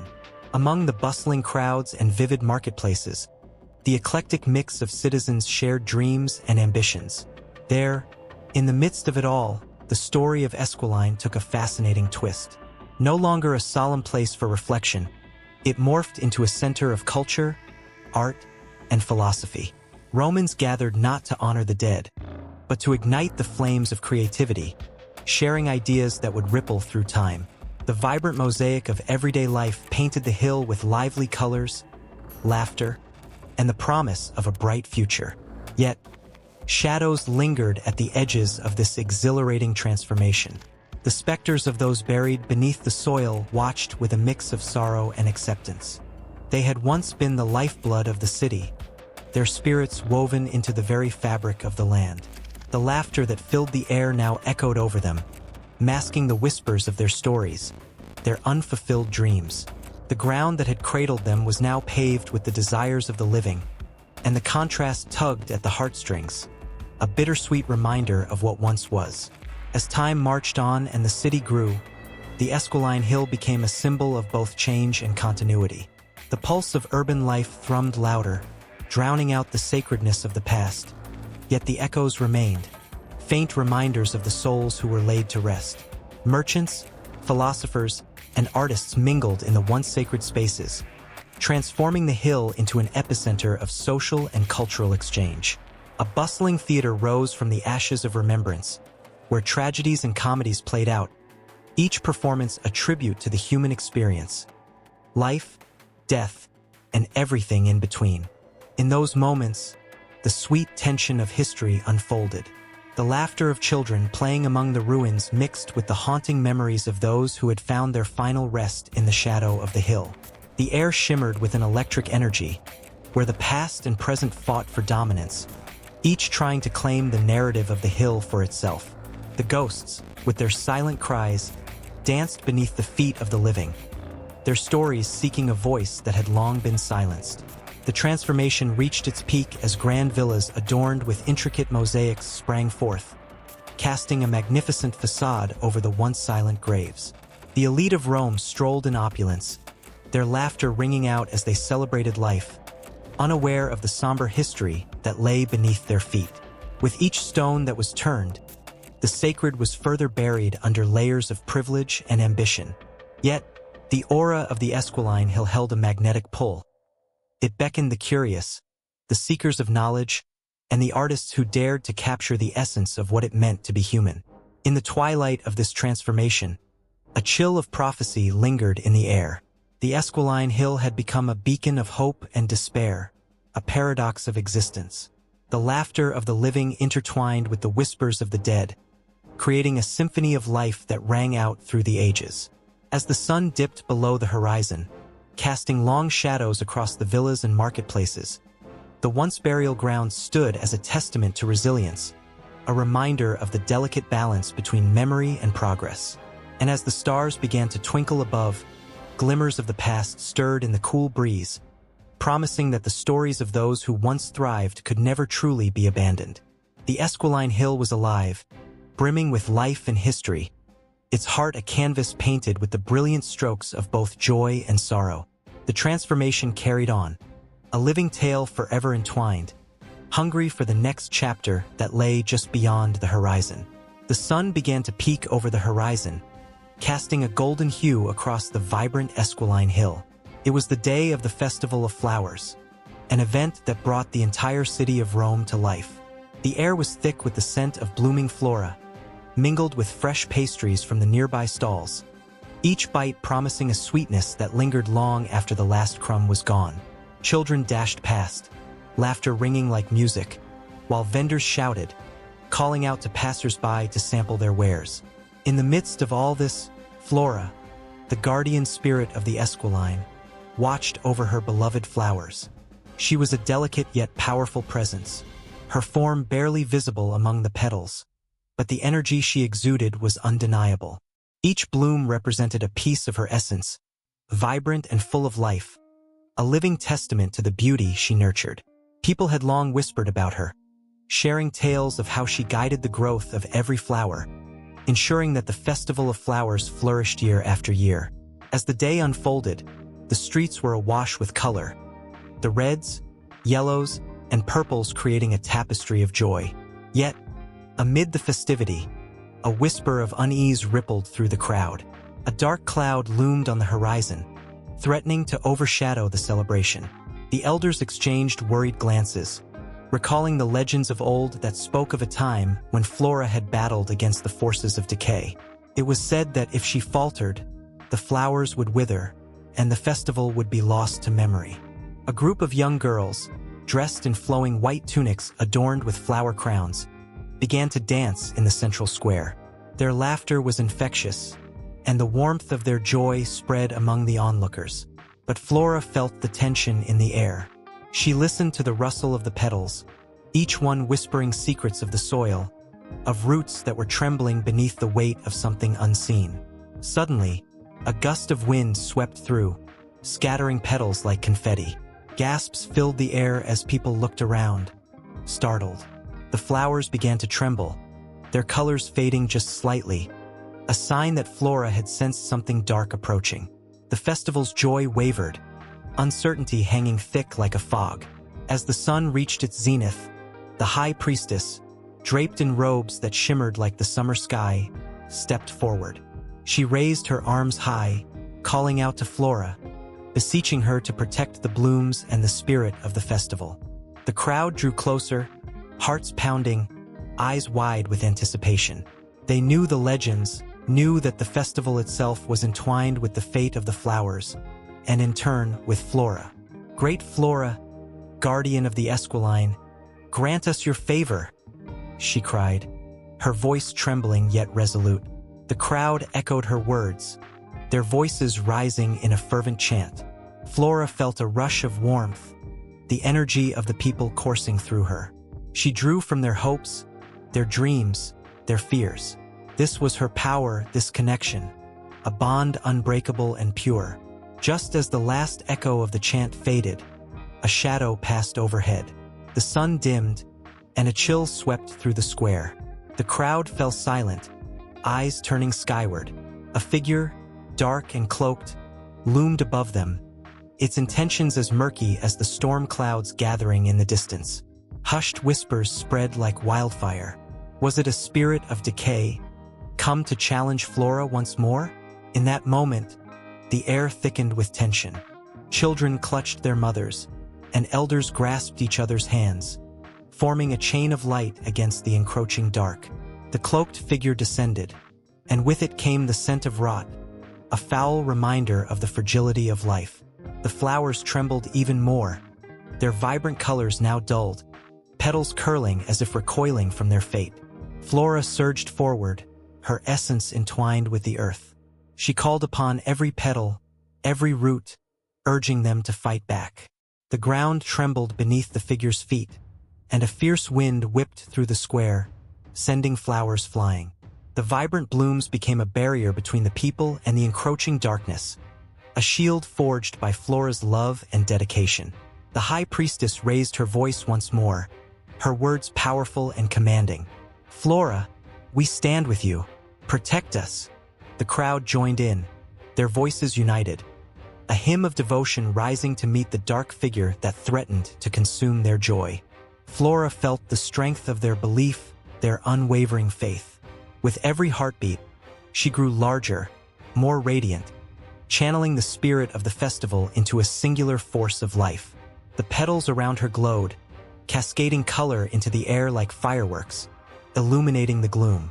The dark figure faltered, recoiling as if stung by the brilliance of their love. But the battle was not yet won. The clouds rumbled ominously, mirroring the conflict that raged in the hearts of the people. Flora's energy surged, and with a mighty cry, she unleashed the full force of the festival's spirit. Flowers exploded into bloom, their beauty fierce and unapologetic. The ground shivered, roots intertwining, creating a living barrier against the encroaching shadow. Yet, in that brilliance, a flicker of doubt remained. What if Flora's power alone was not enough? What if the darkness, so relentless, could not be vanquished with love and faith alone? The elders glanced at each other, fear rippling through their ranks. They had seen the consequences of decay before, and the thought of losing the festival, a symbol of life, hope, and continuity, sent chills down their spines. As the clash reached its peak, the festival hung in the balance, every flower a testament to resilience, every voice a prayer for survival. And then, like a lightning bolt, a realization dawned upon the high priestess. This was not just Flora's battle. It was theirs as well. The festival wasn't merely a celebration. It was a collective heartbeat, a tapestry woven from each life that had ever touched the soil of Esquiline. With renewed determination, she shouted, "Together, let our spirits unite." The crowd, sensing the shift, joined her, their voices rising to a fever pitch. The earth vibrated with their collective power, and at that moment, Flora felt invincible. She wasn't just a guardian. She was part of a greater tapestry, intertwined with the very essence of the people and the land. As the dark figure writhed against the onslaught of love and unity, Flora, now fully awakened, stepped forward into the fray. The flowers around her surged, becoming a whirlwind of color and vitality, a storm of hope against the dark. The battle had not ended, but the spirit of the festival had ignited a fire that could not be extinguished. And in that moment, the future of Esquiline hung suspended, shimmering on the brink of transformation. On a sultry summer evening in ancient Rome, the air was thick with the scent of freshly baked bread mingling with the fragrant smoke of offerings made to the gods. It was a time when the city pulsed with life, when laughter echoed from humble taverns nestled against the marble facades of grand temples. At the center of this vibrant tapestry stood Viminal Hill, a place where the lines of social class blurred, where the divine intertwined with the mundane, and where the stories of the rich and the poor collided in ways that were both beautiful and tragic. Viminal Hill was not simply a geographical feature. It was a stage for the drama of human existence, where tribunes and patricians mingled with common citizens. The contrast was striking. On one side, the grand villas adorned with statues of gods and intricate mosaics, and on the other, the cramped dwellings of the working class, made of sun-baked clay and thatch. Here, the cries of children playing in the streets rose above the clinking of goblets in luxurious banquets, each sound a testament to the vivid spectrum of life that the hill embraced. As twilight descended, the hill came alive with a kaleidoscope of events. The rich descended from their opulent homes to attend lavish feasts, their togas flowing like waves of silk. Candles flickered against the walls of their villas, casting playful shadows that danced like spirits in the night. They raised their glasses to Jupiter and Juno, offering thanks for the bounty of their lives. Wealth and privilege wrapped around them like a cloak, shielding them from the harsh realities that lay just a stone's throw away. In stark contrast, those from the lower rungs of society faced a different truth. Gathered at the foot of the hill were the laborers, their faces weathered and rough from days spent toiling under the relentless sun. They told stories of their struggles as they shared a loaf of bread, their laughter a defiant chorus against the injustices they faced. These were the people who built the grand structures above them, but their hands would never know the luxury of marble or gold. And yet, on this hill, amid the wealth and the want, the presence of the divine was palpable. Temples dedicated to gods like Mercury and Bacchus stood as silent witnesses to the intertwining of lives, echoing the belief that the favor of the gods was something that could be sought by all, regardless of status. The priests in their flowing robes invoked blessings for both rich and poor, their voices rising like incense into the night sky, a bridge connecting the earthly with the celestial. A sense of urgency filled the air as night deepened. A festival was approaching, one that promised to mix laughter with tears, celebration with contemplation. The people of Viminal Hill could feel it in their bones. The anticipation crackled like electricity, a reminder that beneath the surface of Roman life, tensions simmered. The rich feared losing their status, while the poor yearned for recognition, for a moment when their voices could rise above the din of the elite. As the days wore on, preparations for the festival intensified. The well-to-do hired artists to craft grand displays, while the less fortunate pooled their meager resources to create something meaningful, something that could speak to the divine. There was a sense of unity among them, a shared urgency that transcended their differences. The festival became a symbol of hope, a moment where the boundaries that divided them could dissolve, if only for a night. But as the night of the festival approached, the winds of fate blew harshly. Rumors spread like wildfire, whispers of discontent among the lower classes that had been brewing for years.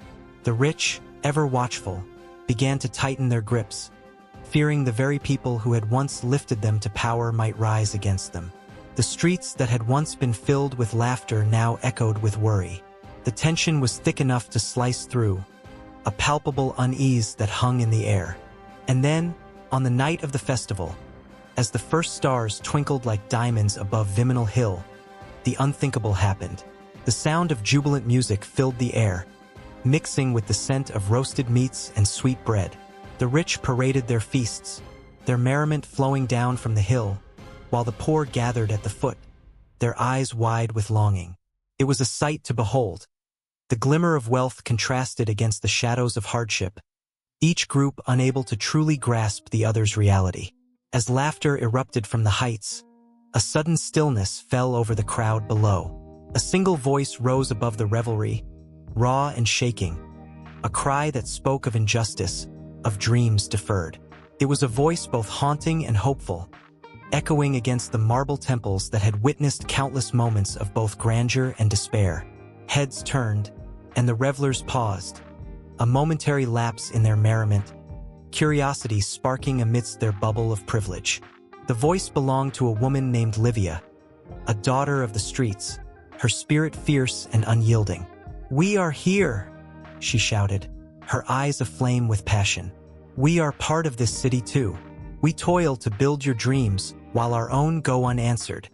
Her words hung in the air like a challenge, a call to arms that reverberated through the streets.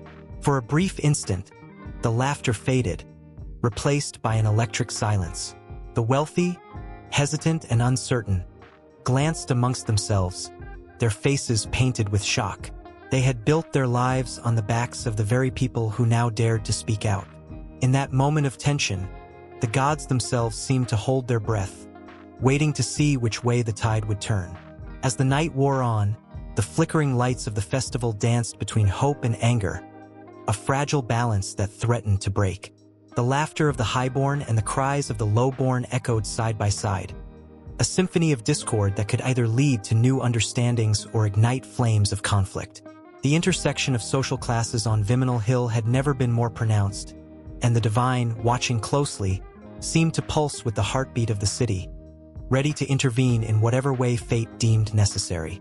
In the distance, thunder rumbled, a warning from the heavens, hinting at the turmoil that lay ahead. The night held its breath, the air thick with emotions that could explode at any moment. The festival was a turning point, a moment where the divine influence mingled with the cries of the people, where the very fabric of society trembled as it stood on the brink of transformation. The stage was set, and the players were ready to act, their fates intertwined under the watchful gaze of the gods above. A haunting melody echoed through the narrow streets of Viminal, weaving its way around ancient stones as the sun dipped below the horizon. Flickering torches cast long shadows that danced like restless spirits, and the air was thick with the scent of incense and anticipation. It was the eve of the Lupercalia, a festival dedicated to the fertility god Faunus, and the atmosphere was charged with energy, a palpable pulse that quickened the heart. In the gathering twilight, figures cloaked in animal skins moved with purpose, their laughter mingling with the distant sounds of drums. They were the Salii, sacred priests of Mars, preparing for a night of revelry that would echo through history. Each year, they would perform rituals that had been passed down through generations, honoring the gods while simultaneously celebrating life itself. The air brimmed with the promise of transformation, a chance for the mundane to slip away and the extraordinary to rise like a phoenix. The Lupercalia was not merely a festival. It was a chaotic burst of life, where boundaries blurred and the sacred met the profane. The streets thrummed with excitement as the people of Viminal donned garlands of flowers and herbs, their bodies becoming a canvas for the vibrant colors of the season. Laughter intertwined with the howls of the wolves, echoing through the hills, as participants gathered for the striking ritual of the Luperci. The young men, bare-chested and adorned with sacred belts, would race through the streets, striking anyone they encountered with strips of goat hide. To be touched was to be blessed with fertility, an invitation to embrace new beginnings. As midnight approached, the atmosphere thickened with an intoxicating mix of fear and exhilaration.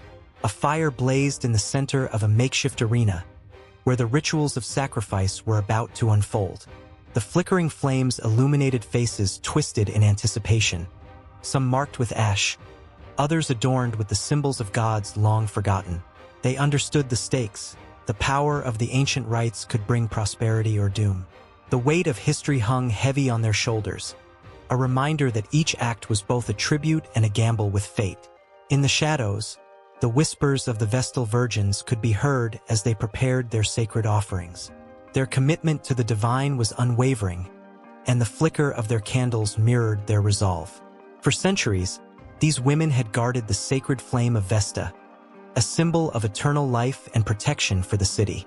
The tension in the air was thick with unspoken secrets, a reminder of the sacrifices made in the name of faith and the burden of duty.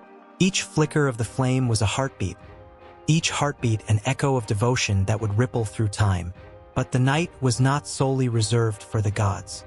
Love, lust, and longing intertwined, creating a tapestry of emotions that draped over the festival like a velvet cloak. The young women, their hair adorned with wildflowers, stood waiting, hope and desire dancing in their eyes. They knew the ritual of the lottery well, where names were drawn and destinies intertwined. In that moment, love could blossom unexpectedly, a wildflower pushing through the cracks of stone, defying the odds to find its place in the sun.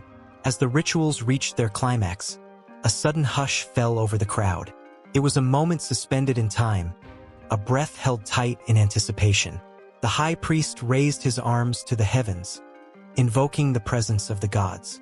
The impact of his words reverberated through the hearts of the onlookers, drawing them deeper into the web of ancient tradition. Each syllable was charged with the energy of centuries, the very air vibrating with the weight of unseen forces. Then came the wildness of the night. The drums picked up their furious beat, and the dancers, ensnared by the intoxicating rhythm, lost themselves in the frenzy. Bodies moved as one, a swirling mass of limbs and laughter, each heartbeat resonating with the pulse of the earth itself. It was a moment of sheer ecstasy, a celebration of existence that transcended time and space, a reminder that life, in all its messy glory, was to be embraced, not feared.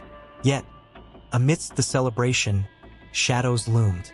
The presence of the enigmatic cult of Cybele, the Great Mother, was felt like a chill creeping through the warm night air. Whispers of her mysteries sparked intrigue and fear. Her rites were shrouded in secrecy, and those who sought her favor were said to be changed forever. The earth trembled under the weight of her power, and the ground seemed to pulse as if alive with the echoes of her worship. The drums of her followers drummed louder, their intensity adding to the electrical atmosphere, drawing curious souls closer to the edge of the unknown. The night wore on, and the boundaries between the sacred and the mundane dissolved like sugar in water. Faces glowed with fervor, eyes wide with wonder, as they danced on the razor's edge of ecstasy and fear. The flicker of torches danced like fleeting memories, illuminating the faces of those who dared to participate in the ancient rites. They surrendered to the chaos, moving as if possessed, their laughter mingling with shouts of joy and cries of longing. And just as the first light of dawn began to creep over the rooftops of Viminal, a sudden stillness fell upon the crowd. The air crackled with anticipation, and all eyes turned toward the altar where the final offering was to be made. The high priest stood tall, a figure carved from stone, as he prepared to cement the bond between the divine and mortal realms. In that moment, time stretched thin, the world holding its breath, teetering on the edge of revelation. As the sun broke free from the horizon, casting golden rays across the square, a new chapter was about to unfold. The mysteries of Viminal, with all their wonder and darkness, were poised to reveal secrets long hidden, waiting for those brave enough to face the unknown. The echoes of laughter faded, replaced by the soft murmur of those who dared to dream, and the festival lingered in the air like a spell waiting to be cast. With hearts racing and souls ignited, the people of Viminal stood on the brink of the next great mystery, their fates intertwined in a tapestry of ancient rites and modern desires. On a chilly evening, as the sun began to dip below the horizon, casting a golden glow across the ancient city, Quirinal Hill stood proudly amidst the sprawling landscape of Rome.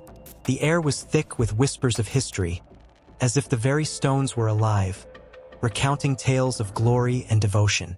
There, in the shadow of the hill, the temple of Quirinus rose majestically, its columns reaching toward the heavens like the outstretched arms of the people who once worshipped within its hallowed walls. The temple, dedicated to the god Quirinus, was more than just a structure. It was a monument to the heart and soul of Roman identity.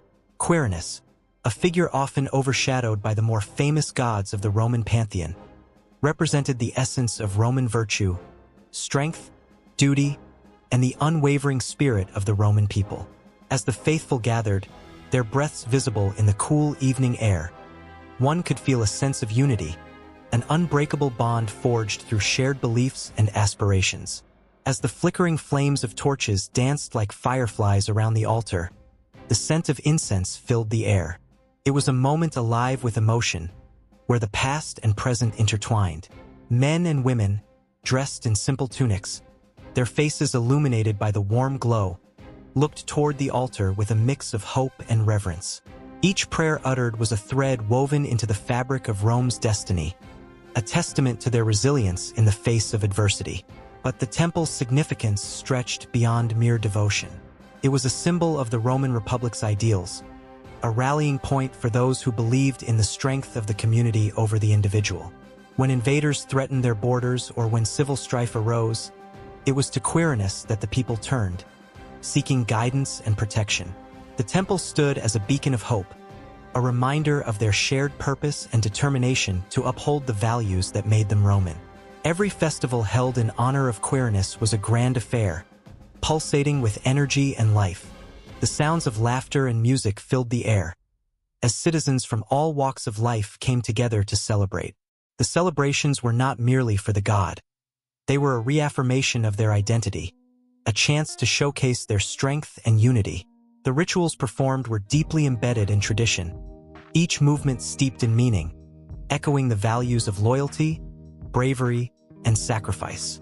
As the years rolled on, the temple endured, its stones bearing witness to the rise and fall of empires. The Romans, ever tenacious, saw in Quirinus a reflection of their own struggles. The god, once thought to be a protector of the state, evolved into a symbol of the very essence of what it meant to be Roman. A reminder that even in the darkest of times, one could find strength in community and faith. Yet, shadows crept around the temple as Rome expanded its reach. The integration of gods from conquered lands began to stir unrest among the faithful. The old ways, once cherished and revered, faced the threat of being overshadowed by foreign deities. But within the walls of the Temple of Quirinus, a quiet rebellion simmered. The whispers of those who believed in the old gods grew louder, their fervor a counterpoint to the rising tide of change. Amidst the tension, a priest stepped forward, his voice steady and resonant, calling the people back to their roots. He spoke of the virtues of Quirinus, of the strength found in loyalty and unity. The gathered crowd listened, their hearts pounding in rhythm with his words. They remembered the battles fought under the watchful gaze of Quirinus, the sacrifices made for the sake of the Republic. A sense of pride surged through them, igniting a fire that had begun to flicker. The nights grew colder, and the gatherings at the temple became more frequent. The citizens of Rome, emboldened by their shared history, ignited a renaissance of worship. Torchlight flickered like stars against the night sky, illuminating the faces of those who, despite the changing world around them, clung to the identity forged in the fires of their ancestors. Strengthened by the resolve that coursed through their veins, they found solace in the rituals that celebrated their past, yearning to ensure that the legacy of Quirinus would endure. But as the years turned to decades, the temple bore witness to both triumph and despair. The ever-shifting tides of politics began to cast long shadows over the sacred site. As new emperors rose, so too did their ambitions, and the once revered temple began to fade into the background of a burgeoning empire. Yet, within its walls, the spirit of Quirinus clung tenaciously to life. The faithful continued to gather, their voices rising in a chorus of devotion, defying the inevitable changes that swept through the empire. In moments of quiet reflection, one could almost hear the echoes of those who came before, the soldiers who fought valiantly, the citizens who prayed fervently, and the leaders who sought to embody the virtues of Quirinus. The temple was not merely a structure of stone and marble. It was the soul of a people, a testament to their struggles and victories, an eternal flame that refused to be extinguished. As the night deepened, the last of the gatherings began to dwindle.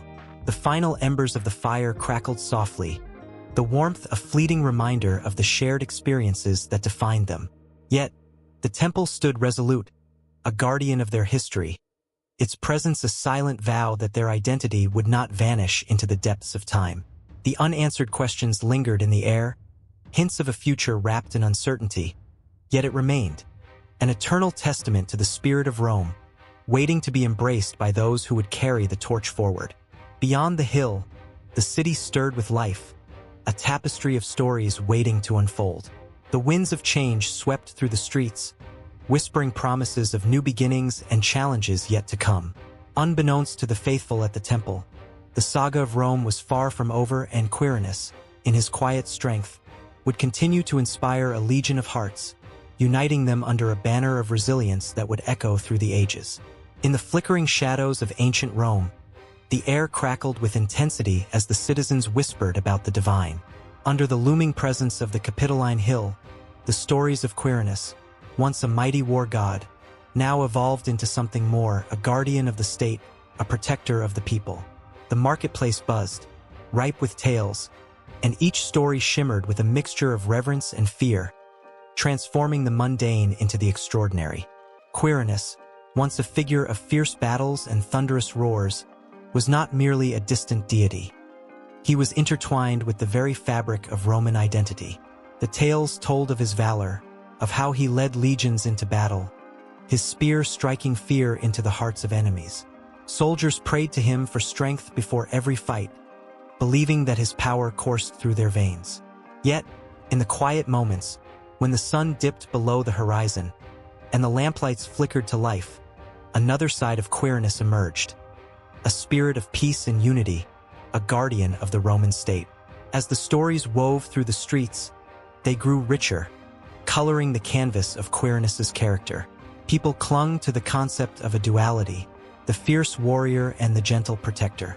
They spoke in hushed tones of the sacred rites held in his honor, the rituals that connected them to their past. The priests, draped in flowing white robes, chanted incantations that echoed off the marble columns, their voices a haunting melody. The scent of incense wrapped around the crowd, drawing them closer, binding them to something greater than themselves. But beneath the surface, tensions simmered. The Romans, proud of their power yet fragile in their unity, looked to the heavens for assurance. What if Quirinus, in his gentleness, became indifferent? What if the warrior within him was forgotten? This fear crept into the hearts of the citizens, transforming their reverence into desperation. They needed Quirinus, needed him to stand tall against the threats lurking beyond their borders, enemies who were always ready to test their strength. One fateful evening, as twilight cloaked the city in a soft embrace, the unthinkable happened. A shadow fell over the forum. Rumors of an impending invasion swirled like a storm on the horizon. Panic gripped the citizens, and they rushed to the temple dedicated to Quirinus, their hearts pounding like war drums. They prayed, voices rising in a cacophony of pleas, each word laced with emotion, a collective heartbeat echoing through the stone halls. In that moment, the myths of Quirinus transformed into something palpable. The citizens recounted tales of past victories, how he once descended from the heavens, swirling in a tempest of light, guiding their ancestors to triumph. They chanted his name, each syllable a vow of loyalty, a desperate plea for protection. Would he hear them? Would he come again? As the tension mounted, a figure cloaked in celestial light appeared before them. Quirinus, a majestic silhouette against the dim glow of the temple. His presence sent shivers down spines, a mixture of awe and fear intertwining in the air. With a voice like thunder yet soft as a whisper, he reminded them of their strength, of the unbreakable bond that united them as Romans. They felt their hearts swell with renewed hope, their fears melting away in the warmth of his gaze. But as quickly as he arrived, he vanished, leaving only echoes of his promise. The citizens stood in silence, grappling with the weight of what they had witnessed. Was it a vision, a divine message, or merely a figment of their collective imagination? The uncertainty gnawed at them, but one thing was clear. The legend of Quirinus was no longer just a myth. It had woven itself into the very essence of their lives. Days turned into weeks, and the invasion loomed ever closer. The air thickened with tension as soldiers readied themselves for battle, their spirits bolstered by the memory of Quirinus's visit. The warriors marched with renewed vigor, shoulders squared, eyes bright with determination. They were not just fighting for territory. They were fighting for their identity, for the very essence of who they were as Romans. As they approached the battlefield, Quirinus's name rang out, a rallying cry that echoed through the valleys and into the hearts of every soldier. The clash of steel sang a haunting melody, a fierce symphony of valor and desperation. In the midst of chaos, the warriors felt the presence of Quirinus beside them, guiding their strikes, infusing them with courage. The air was thick with the scent of sweat and blood, but amidst the horror of war, there was a flicker of hope, a reminder that they were not alone. Quirinus stood as their shield and sword, embodying their fears and hopes, a guardian whose story transcended time. Yet, even in victory, doubts lingered. After the dust settled and the cries of battle faded into the silence, the citizens pondered their relationship with Quirinus. Was he merely a fleeting spirit, a figment of their imaginations, or a constant presence in their lives? The debate raged among them, weaving through the streets like a tapestry of uncertainty. Religious leaders took to the temples, offering interpretations of Quirinus's dual nature. They spoke of balance, of how both war and peace were essential to the Roman spirit. The citizens listened, captivated, but the questions remained. What did it mean to honor a god whose myths were as diverse as the city itself? Could Quirinus truly embody both the fierce warrior and the gentle protector? The tension of their identity hung in the air like a storm waiting to break, leaving them on the precipice of revelation. As the city settled into a tentative peace, the tales of Quirinus continued to evolve, shifting like the wind. The stories, once solid, now danced like shadows on the walls of history. Each retelling brought new layers, new interpretations, feeding the fire of their beliefs. The people, forever bound to their myths, clung to Quirinus, whether as a war god, a guardian, or something more transcendent. The uncertainty of their devotion lingered, creating an atmosphere thick with emotion, charging the air with a palpable energy that refused to dissipate. And so, In the ever-turning wheel of history, the narrative of Quirinus, the war god turned guardian of the state, continued, an endless cycle of hope and fear, battles fought and peace cherished. The people remained ever watchful, hearts racing at the thought of what legends would emerge next. Would their protector return again when they needed him most? In the whispers of the night, they pledged their loyalty, knowing that the saga was far from over, and the echoes of Quirinus would forever resonate through the annals of time. The sun began its slow descent, casting a golden glow over the ancient city of Rome, illuminating the contours of its famed 7 hills. Each hill stood like a sentinel, a guardian of stories buried deep in the soil, echoing whispers of prayer, sacrifice, and devotion. As the shadows stretched across the forum, the air grew thick with a sense of reverence, as if the very earth was holding its breath, waiting for the rituals that had bound the people to their gods for centuries. Capitoline Hill, towering majestically, was not merely a rise of earth. It was the sacred heart of Roman religion. Here, the temple of Jupiter Optimus Maximus loomed large, its columns reaching for the heavens. The citizens gathered below, eyes turned skyward, their faces illuminated by flickering torches. They came with offerings, fruits, wine, and precious oils, believing that a whiff of incense could stir the mighty god from his slumber. A hush fell over the crowd as the high priest, clad in robes that shimmered like sunlight on water, began the sacred incantations. The air vibrated with the rhythm of faith, each word a thread weaving the past with the divine. As the priest called upon Jupiter, a gentle wind rustled through the gathered throng, a sign that the gods were present, watching, listening. Goosebumps erupted across the skin of the believers, and murmurs of awe rippled through the crowd. They felt an electric connection to something far greater, a tapestry of fate entwined with their lives. This was not mere superstition. It was a profound bond with the divine, a relationship steeped in blood, sacrifice, and unwavering loyalty. A short distance away, Palatine Hill held emotions just as powerful.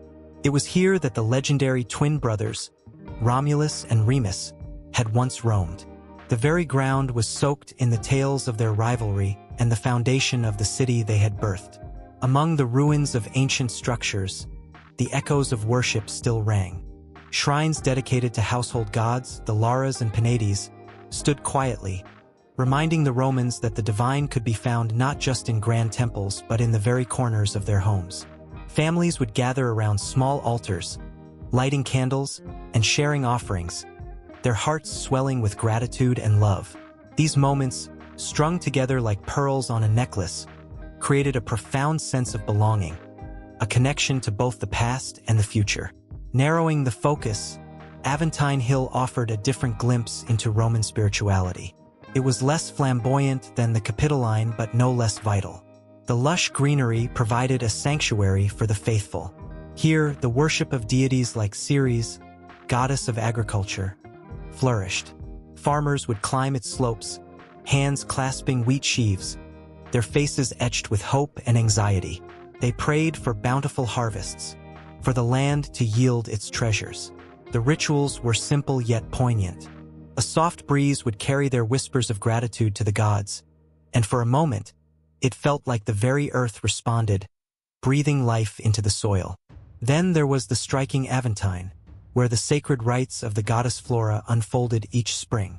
The air was electric with anticipation as the Romans danced and offered flowers, celebrating the vibrant cycle of life and death. Each bloom represented a prayer, a wish sent forth into the universe.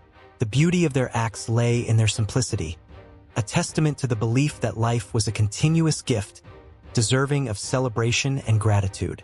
As the sun dipped lower, the hills cast long shadows, and the focus shifted to the Quirinal. It stood proudly, adorned with temples dedicated to Mars, the god of war. Here, the fervor of soldiers preparing for battle was palpable. They would gather, weapons in hand, seeking blessings before leaving for distant lands. Their hearts raced with both fear and hope as they invoked Mars, believing that his favor could turn the tide of fate. The weight of their prayers hung heavy in the air, a mixture of bravery and vulnerability, reminding all that life and death were intertwined in an eternal dance. The feeling of urgency grew on the landscape as the rituals intensified. The sacred fire on each hill flickered with life, illuminating faces drawn with longing and desire. Each flame served as a beacon, guiding the spirits of the ancestors, connecting the living with those who had come before. It was a circle of existence, an unbroken line stretching through time, each participant a vital link in the chain of devotion. The passion of the Romans swelled with each passing moment, pulling them into a vortex of shared belief. Each hill echoed with the sounds of laughter, tears, and prayers.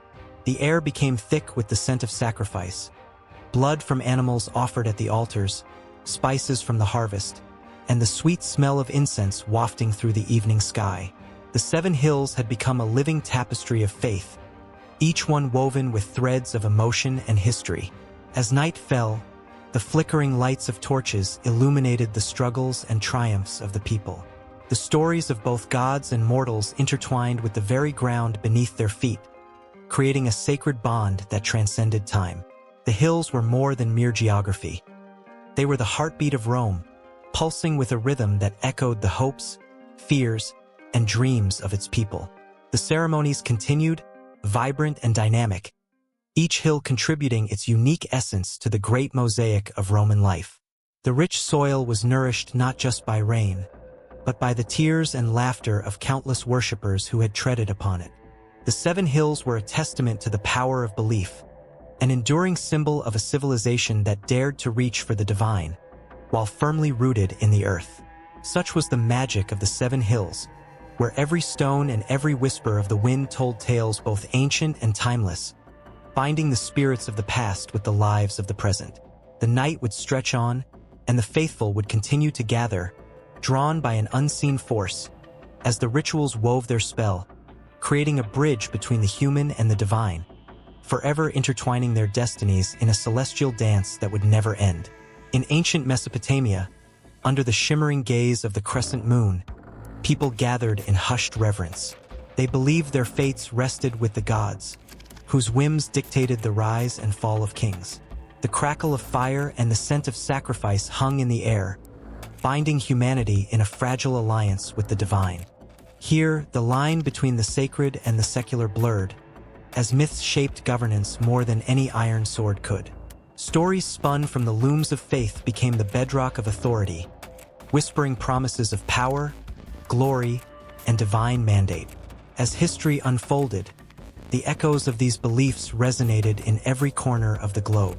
In Egypt, pharaohs were seen not just as rulers but as living gods, descended from the divine to bring order to chaos. The pyramids rose like stitched-together dreams, solid monuments to a faith that insisted the afterlife mirrored the earthly realm. Here, the divine right to rule was not merely claimed. It was ensconced in the very fabric of society, where priests served as intermediaries, spinning the mythos that held a civilization tightly in its grasp. Fast forward to the crucible of ancient Greece, where city-states flourished and democracy took root. Yet even here, governance was steeped in mythology. The pantheon of gods watched over daily life, with stories of Zeus and Athena illuminating the moral codes that govern civic duty. Citizens looked to the stars and the stories of old as they cast their votes, believing that divine favor could sway the tides of fate. A philosopher could inspire thought, but it was the myths that stirred the heart, pulling citizens together in a shared belief that their actions had cosmic significance. In Rome, emperors like Augustus wielded religion like a masterful conductor guiding an orchestra. He fostered the cult of personality while establishing the imperial cult, where he was revered as a god among men.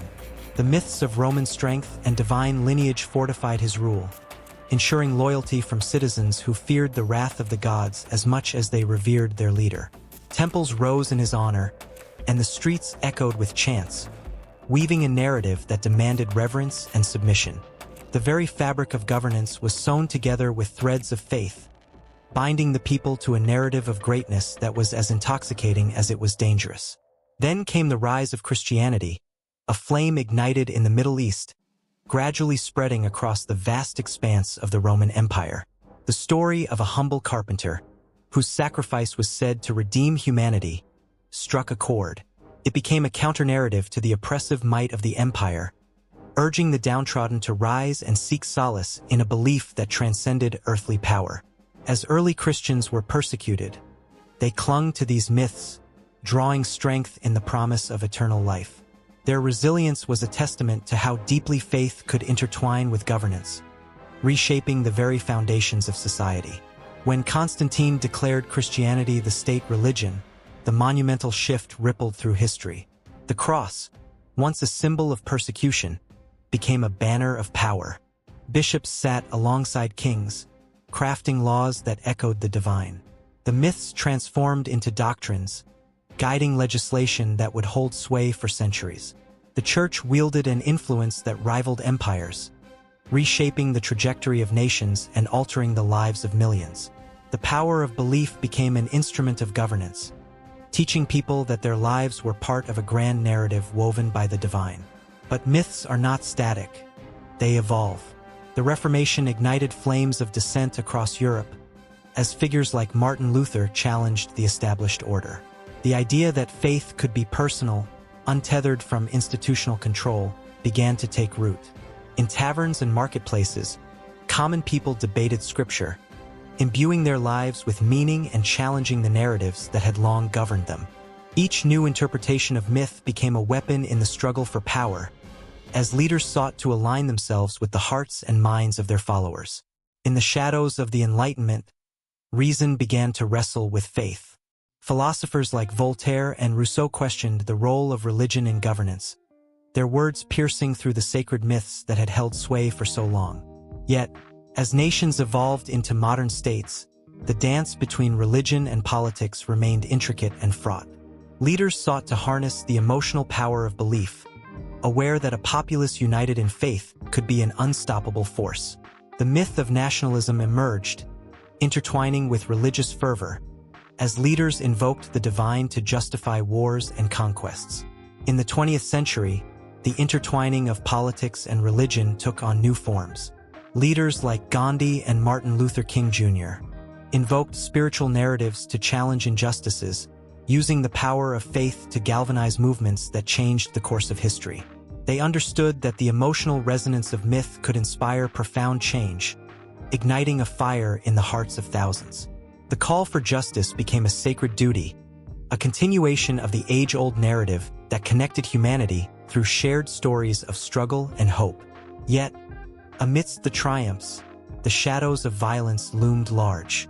Wars were waged in the name of faith, as leaders harnessed the raw emotions of belief to justify unspeakable acts. The age-old power of myth became a double-edged sword, capable of uniting and dividing, healing and harming. The scars of history were woven into the fabric of governance, reminding societies that the stories they tell can shape destinies in ways both beautiful and terrifying. As the world steps further into the complexities of the modern age, the politics of religion remains a powerful force. From the halls of power to the hearts of the people, the stories continue to resonate. Myths are alive, adapting to the new realities of our time, influencing the choices of leaders and the lives of millions. The interplay between belief and governance ensures that questions of faith, identity, and power linger in the air, waiting to be answered by each generation. And so, the dance continues, as humanity grapples with the eternal questions of existence, searching for meaning in a world where myths shape governance and dreams echo through time. The struggle is far from over, feeding the relentless cycle of hope and despair, belief and doubt. In this crucible, new narratives emerge, waiting for their moment to ignite the passions of the people, drawing on the ancient truths that have governed lives since time immemorial. The sun dipped low in the sky, casting a golden hue over the hilltops where ancient stones stood like sentinels, guardians of whispered prayers and forgotten dreams. Each hill cradled a sacred space, a temple or an altar, where the air thickened with the weight of history, and the very earth beneath your feet pulsed with the echoes of rituals once performed in fervent devotion. On one hill, craggy and steep, the remnants of an old temple leaned against the horizon. Its columns, worn by time, reached skyward like fingers seeking the heavens. Here, the ancients had gathered, their voices rising in a melodic cacophony, merging with the rustling leaves and the soft breeze. Each stone was a testament to countless offerings made, each corner a witness to the transformation of souls seeking connection to something greater than themselves. The scent of incense still lingered in the air, faint but persistent, almost as if the spirits of the past were unwilling to leave their sacred ground. As twilight descended, shadows danced along the temple walls, creating an atmosphere thick with anticipation. The altar at the center, once adorned with fruits and vibrant flowers, now lay bare, its surface etched with symbols of worship that told stories of gods revered and hearts broken. A chill ran through the air, as if the spirits of those who had once knelt there still lingered, their presence palpable to anyone willing to listen. On another hill, a stone circle stood arrogantly against the backdrop of a twilight sky. Each rock was a giant, pushed into place by hands long turned to dust. Whispers of ancient ceremonies wafted through the air, calling forth the spirits of the druids who once celebrated the changing seasons here. The earth trembled with the weight of their rituals, performed under a watchful moon. It was here that the veil between the worlds thinned, where the living sought guidance from the unseen, and where promises were made in the flickering light of fire. Further along a winding path, a small altar carved into the rock beckoned with its simplicity. Moss clung lovingly to its surface, as though nature herself wished to preserve this sacred space. Offerings of pebbles and wildflowers lay scattered around, each one placed with intention, a silent tribute to the spirits that roamed these hills. It was said that those who whispered their secrets here might find solace, their burdens lifted by the very air that surrounded them. The soft rustle of leaves felt like a gentle reply, a reassurance that they were not alone in their struggles. Beyond the altar, a hidden grove lay in wait, its entrance framed by ancient trees that appeared to stand guard, protecting the sanctity of what lay within. Sunlight streamed through the canopy, illuminating the ground where moss and wildflowers intertwined, creating a tapestry of color that pulsed with life. This sacred space was a sanctuary for those seeking peace, where the hustle of the outside world faded into a distant memory. The lingering scent of damp earth and blooming petals filled the air, enveloping visitors in a comforting embrace. As night fully enveloped the hills, the air grew crisp, and the stars blinked awake, twinkling like the eyes of countless ancestors watching over their descendants. On one hill, a drumming sound began to echo, a rhythm that pulled at the heart, summoning forth the spirits of those who had walked this path before. The sound of laughter mingled with the beat, the joyous cries of a long-ago celebration, as if the very stones beneath were vibrating with the memories of life once lived. A veil thin enough to touch fluttered in the night air, and the living could almost feel the warmth of the past. And then, on the highest hill, stood a majestic temple adorned with intricate carvings that told the stories of creation and destruction, love and loss. It loomed like a titan, its silhouette stark against the starlit sky, a beacon of hope and faith. Each carving, though weathered, still spoke volumes, relaying the tales of battles fought and victories won. It was here that the most fervent prayers were offered, where the faithful gathered during times of deep despair and overwhelming joy, each gathering a reminder of the fragility of life itself. A sudden gust of wind swept across the hill, stirring the leaves and causing a shiver to race down the spine. It was a reminder that while the past lingered, the present demanded attention. The air was electric, charged with the energy of unspoken words and unresolved struggles. The spirits of the ancients were not merely observers.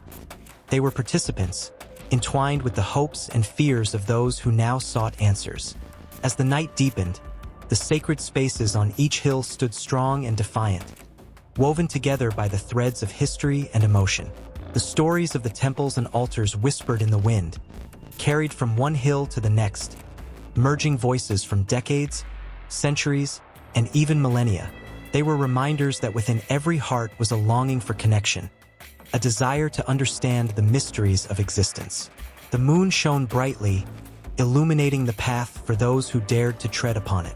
Each step taken felt like a continuation of a sacred dance, a ritual carried forth through time. With every heartbeat, the hills pulsed, alive with the essence of those who had sought sanctuary, strength, and solace within their embrace. The sacred spaces remained, eternal, haunting, and endlessly inviting, calling out to the souls who wandered beneath their watchful gaze, forever intertwining the past with the present, weaving a tapestry of devotion that would never truly end. The sun dipped low over the jagged hills, casting long shadows that danced like whispers across the ancient stones. It was a twilight moment, a fleeting pause where the ordinary blurred into the extraordinary. Here, the air was thick with stories, and the landscape held its breath, waiting for the return of the beings that had watched over this land since time immemorial. The guardians of the hills stood tall and vigilant, their presence felt even if unseen, woven into the fabric of the very earth. Legends spoke of these mythical beings, spirits of the hills, clad in the essence of the mountain breeze and the rustling leaves. They were not merely figments of imagination but embodiments of the very heart and soul of the earth. As children giggled and played, the villagers often warned them not to wander too far. The guardians were known to protect not only the hills but also the secrets they held. An ancient tale whispered of a time when an unsuspecting traveler stumbled into the sacred grove, only to be greeted by shimmering figures that shimmered like stars against a twilight sky. Those who had seen the guardians were forever changed, their eyes alight with the fire of understanding that transcended mere words. In the village below, elders would gather beneath the great oak tree, their voices low and reverent as they recounted the stories of the past. The guardians are more than protectors, they would say, their eyes glistening with unshed tears. They are reminders of our connection to the earth, to each other. Each story was a thread, weaving the community into a tapestry of shared history and belief, binding them to the land they called home. The laughter of children mingled with the solemnity of the elders, creating a beautiful symphony of life that echoed through the hills. Each guardian held a unique symbolism, embodying different aspects of nature's power. There was the guardian of the wind, whose laughter was like the rustling of leaves, a protector of the skies. They were said to inspire creativity and freedom, reminding the villagers to dream and to dance with the winds that caressed their cheeks. The guardian of the earth, stoic and steadfast, was revered as the foundation of life itself. This being urged the community to nurture the soil, to honor the cycle of growth and decay, and to remember that their roots ran deep. But not all stories were sweet. Some held darker undertones. The guardian of shadows, a wraith-like figure that flickered like candlelight, served as a reminder of the balance between light and dark. They whispered warnings to those who ventured too far into greed and ambition, their voice echoing in the hearts of those who dared to forget the old ways. Farmers spoke of a time when a drought took hold, and the crops withered under a relentless sun. It was then that the guardian of shadows descended, cloaked in twilight, to remind them of their responsibilities to the earth. Fear gripped their hearts, but so did understanding, and through that, they learned to respect the delicate threads of existence. On full moon nights, the villagers lit lanterns and gathered at the base of the great hills, their faces illuminated by the warm glow. They told stories, sang songs, and offered gifts, handcrafted trinkets, woven baskets, and the sweetest fruits of their labor, hoping to appease the guardians and invite their blessings for the coming season. Laughter and music filled the air, but a hush would fall whenever the wind rustled through the trees, as if the guardians were listening, weighing the sincerity of their offerings. A chill would run down spines, an exhilarating fear that left everyone breathless, reminding them of the unseen eyes that watched from the shadows. The hills themselves seemed to breathe with life, a living entity that held within it the joys, sorrows, and struggles of generations. The rich tapestry of history spoke through the rustling leaves and the soft sigh of the earth. With every step taken on the winding paths, the villagers felt the weight of their ancestors. Those who had stood where they stood had faced the same fears and had felt the same joy in the embrace of nature. Yet, as darkness fell, tales of the guardians turned more somber. Rumors lingered of a forgotten pact, a binding agreement between the humans and the mythical beings. The villagers spoke in hushed tones of the time when greed threatened to consume their hearts, when the mountains wept and the rivers ran dry. The guardians had retreated, leaving behind a desolate landscape, a stark reminder of the consequences of broken promises. From then on, the villagers swore to uphold their end of the bargain, weaving the stories into their daily lives. They planted trees, tended gardens, and celebrated the changing seasons, offering thanks to the guardians for the gifts of life. As the years rolled on, the hills thrived, vibrant and alive, a testament to the bond between the beings of myth and the people of the land. And yet, every so often, a traveler would arrive, drawn by the allure of the hills. Some came seeking fortune, others adventure, but all found themselves caught in the spell of the ancient stories. The guardians, with their ever-watchful eyes, observed these newcomers with a mixture of curiosity and caution. Would they honor the land or seek to conquer it? The trees swayed, the winds whispered, and the earth held its breath, poised on the edge of destiny. As twilight deepened into night, the air filled with anticipation. The guardians of the hills were near, their presence tangible, and the villagers felt a stirring in their hearts. Would the stories of old be enough to protect them? Would the ancient pact hold firm against the tides of change? And as the lanterns flickered in the encroaching dark, a chill ran through the air, carrying with it the promise of secrets yet to be revealed, of a deeper magic that lay just beyond their understanding. The hills waited, and so did the hearts of those who called it home, caught in a web of wonder, tension, and the unbroken bond with the guardians who watched over them. The sun dipped below the rugged peaks, casting long, jagged shadows over the structures that stood defiantly against the test of time. Each stone, each arch, spoke of stories long whispered by the winds that danced through the valleys. These were not mere buildings. They were symbols of resilience, creativity, and spirit. As night descended, the silhouettes of the architectural wonders etched themselves into the fabric of the hills, inviting all who gazed upon them to feel the pulse of history beneath their feet, a rhythm that echoed through the ages. The first to capture the eye was the grand old manor perched at the edge of the cliff. Its weathered stones, layered like the earth itself, held memories of laughter, tears, and celebrations. Built in the late 1800s, this estate was a haven for the region's pioneers, a place where dreams took flight and ambitions found shelter. It was here that dynasties were forged and legacies were born. The gables reached towards the heavens, as if yearning to touch the stars, while the sprawling gardens below whispered tales of love and loss. Every window seemed to hold the gaze of a ghost, a reminder of lives once lived, as the ivy climbed higher, claiming its spot among the historical giants. Not far from the manor stood the majestic church, its steeple piercing the sky with a sense of purpose and reverence. Completed in 1892, the church was a sanctuary that welcomed all. Its stained glass windows captured the fleeting colors of the setting sun, transforming the interior into a kaleidoscope of light and shadow. Each pane told a story, often of hope, sometimes of sorrow, images depicting saints and angels, moments of divine intervention through the struggles of humanity. In the silence of the pews, one could almost hear the prayers that had been spoken over the decades, a symphony of faith lingering in the air. The very walls seemed to breathe, holding on to the echoes of hymns sung with fervor, filling the hearts of worshippers with an undeniable sense of belonging. As the moon took its place in the night sky, the old stone bridge spanned a narrow, rushing river, connecting past and present. Built in the early 20th century, it was a feat of engineering that defied its surroundings.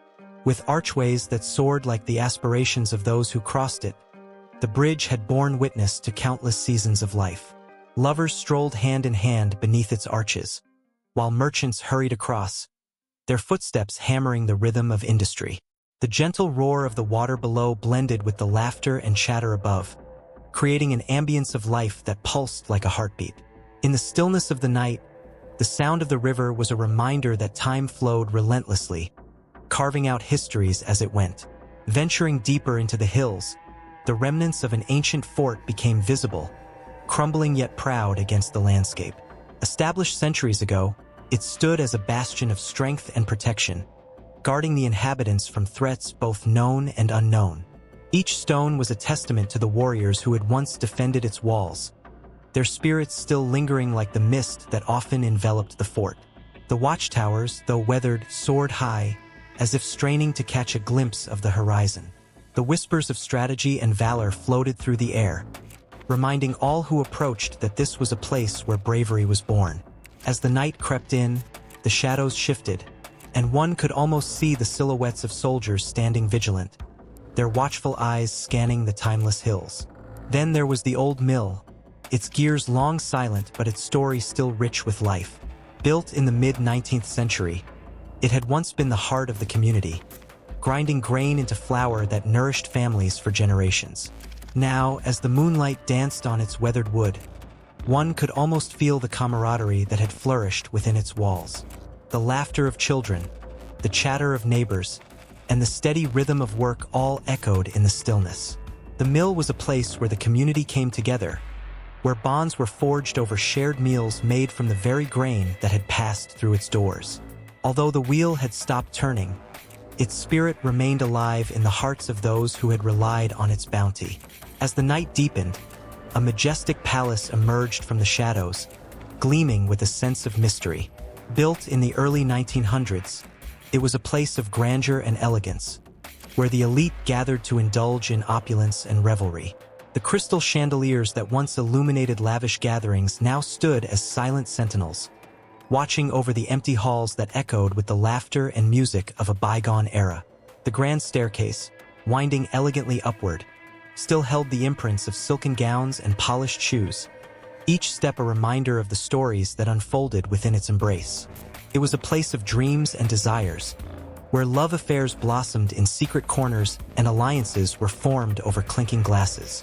The hills were alive with narrative, each structure a chapter that contributed to the greater tale of a community steeped in history. The architectural marvels that dotted the landscape were not simply remnants of the past. They were living entities, breathing history and emotion into the present. As the night wore on, the stars blinked above like ancient witnesses, and the stories would continue to weave through the fabric of time, urging those who wandered close to listen, to feel, and to become a part of the ever-unfolding saga. And just when it seemed the night would claim its secrets, a distant sound drifted through the air, a subtle rumble, like the beginning of something new. It was a reminder that every ending was merely a transition, an invitation to the next chapter. The hills, with their architectural marvels, held a promise of stories yet to be told, of lives yet to be lived, and of emotions yet to be felt. The silence was pregnant with anticipation, and the winds carried the whispers of the past into a future bursting with possibility, leaving every heart yearning for more. The sun dipped beneath the horizon, casting a warm, golden hue over the 7 hills, where life bubbled with energy and anticipation. As the vibrant colors faded, the flicker of torches began to illuminate the narrow streets, revealing a tapestry of daily life woven through ancient traditions and modern aspirations. Here, in this bustling city, every corner pulsed with stories of gods, warriors, and everyday folk, painting a vivid picture of a society steeped in rich rituals and beliefs. Amidst the busy marketplaces, the air buzzed with the sounds of haggling voices and laughter, while merchants proudly displayed their wares. Brightly colored fabrics and intricate pottery caught the eye, but it was the scent of fresh bread and ripe olives that truly beckoned the people closer. Vendors called out, their voices mingling with the distant chants of priests offering blessings at the temples, where the faithful gathered, their spirits intertwined with the divine. Children raced through the alleyways, their laughter echoing off the stone walls, chasing shadows that danced in the twilight. They were free spirits, untouched by the burdens of adulthood, yet their lives were already shaped by the expectations of their families. Mothers watched from doorways, their hands busy with household chores, casting knowing glances at their offspring. The weight of tradition rested heavily on their shoulders, as they prepared their children for the roles they would one day assume in a world where family honor and duty reigned supreme. In the temple dedicated to Jupiter, the air was thick with the scent of incense, a sweet offering rising to the heavens. Worshippers knelt in reverence, their foreheads pressed to the cool marble, whispering prayers that carried their hopes and fears to the gods. The priest, clad in flowing white robes, raised his hands in a gesture of supplication, his voice echoing through the sacred space. Faces lit by candlelight reflected devotion, but beneath that surface, a current of uncertainty flowed. The gods were fickle, and the weight of their favor or wrath could change the course of lives in an instant. As the rituals unfolded, the stories of ancient gods came alive. Jupiter, the king of the gods, and Juno, the protector of women, whose very existence intertwined with the fabric of the city. Citizens believed their fortunes were tied to these celestial beings, each day an offering of gratitude and fear as they pleaded for prosperity and protection. The sound of a distant trumpet heralded the start of a festival, stirring excitement in the air and urging people to leave their worries behind, if only for a night. The streets transformed into a kaleidoscope of color and sound as musicians played lively tunes, drawing crowds from every corner. The laughter of dancers, twirling and spinning with abandon, echoed through the alleys, while the aroma of roasted meats and sweet pastries wafted through the city. In that moment, the burdens of daily life faded, replaced by the thrill of celebration. Families shared meals, friends clinked cups filled with wine, and lovers stole kisses under the blanket of stars, all united in the joy of community. Yet, even amidst the laughter, shadows lurked. The echoes of war were never far away. Soldiers marched through the streets, their armor glinting in the torchlight, each step a reminder of the city's strength and vulnerability. They were the guardians of peace, yet their presence brought unease.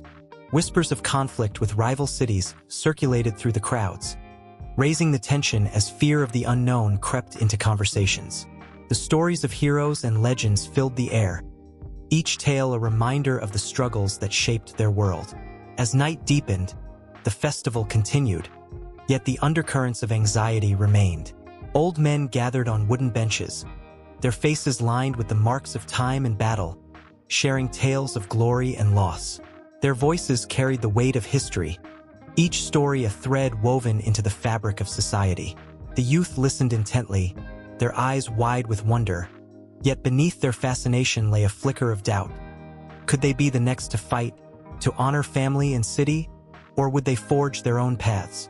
At the heart of it all stood the Forum, a bustling hub of activity where ideas clashed and mingled like the people themselves.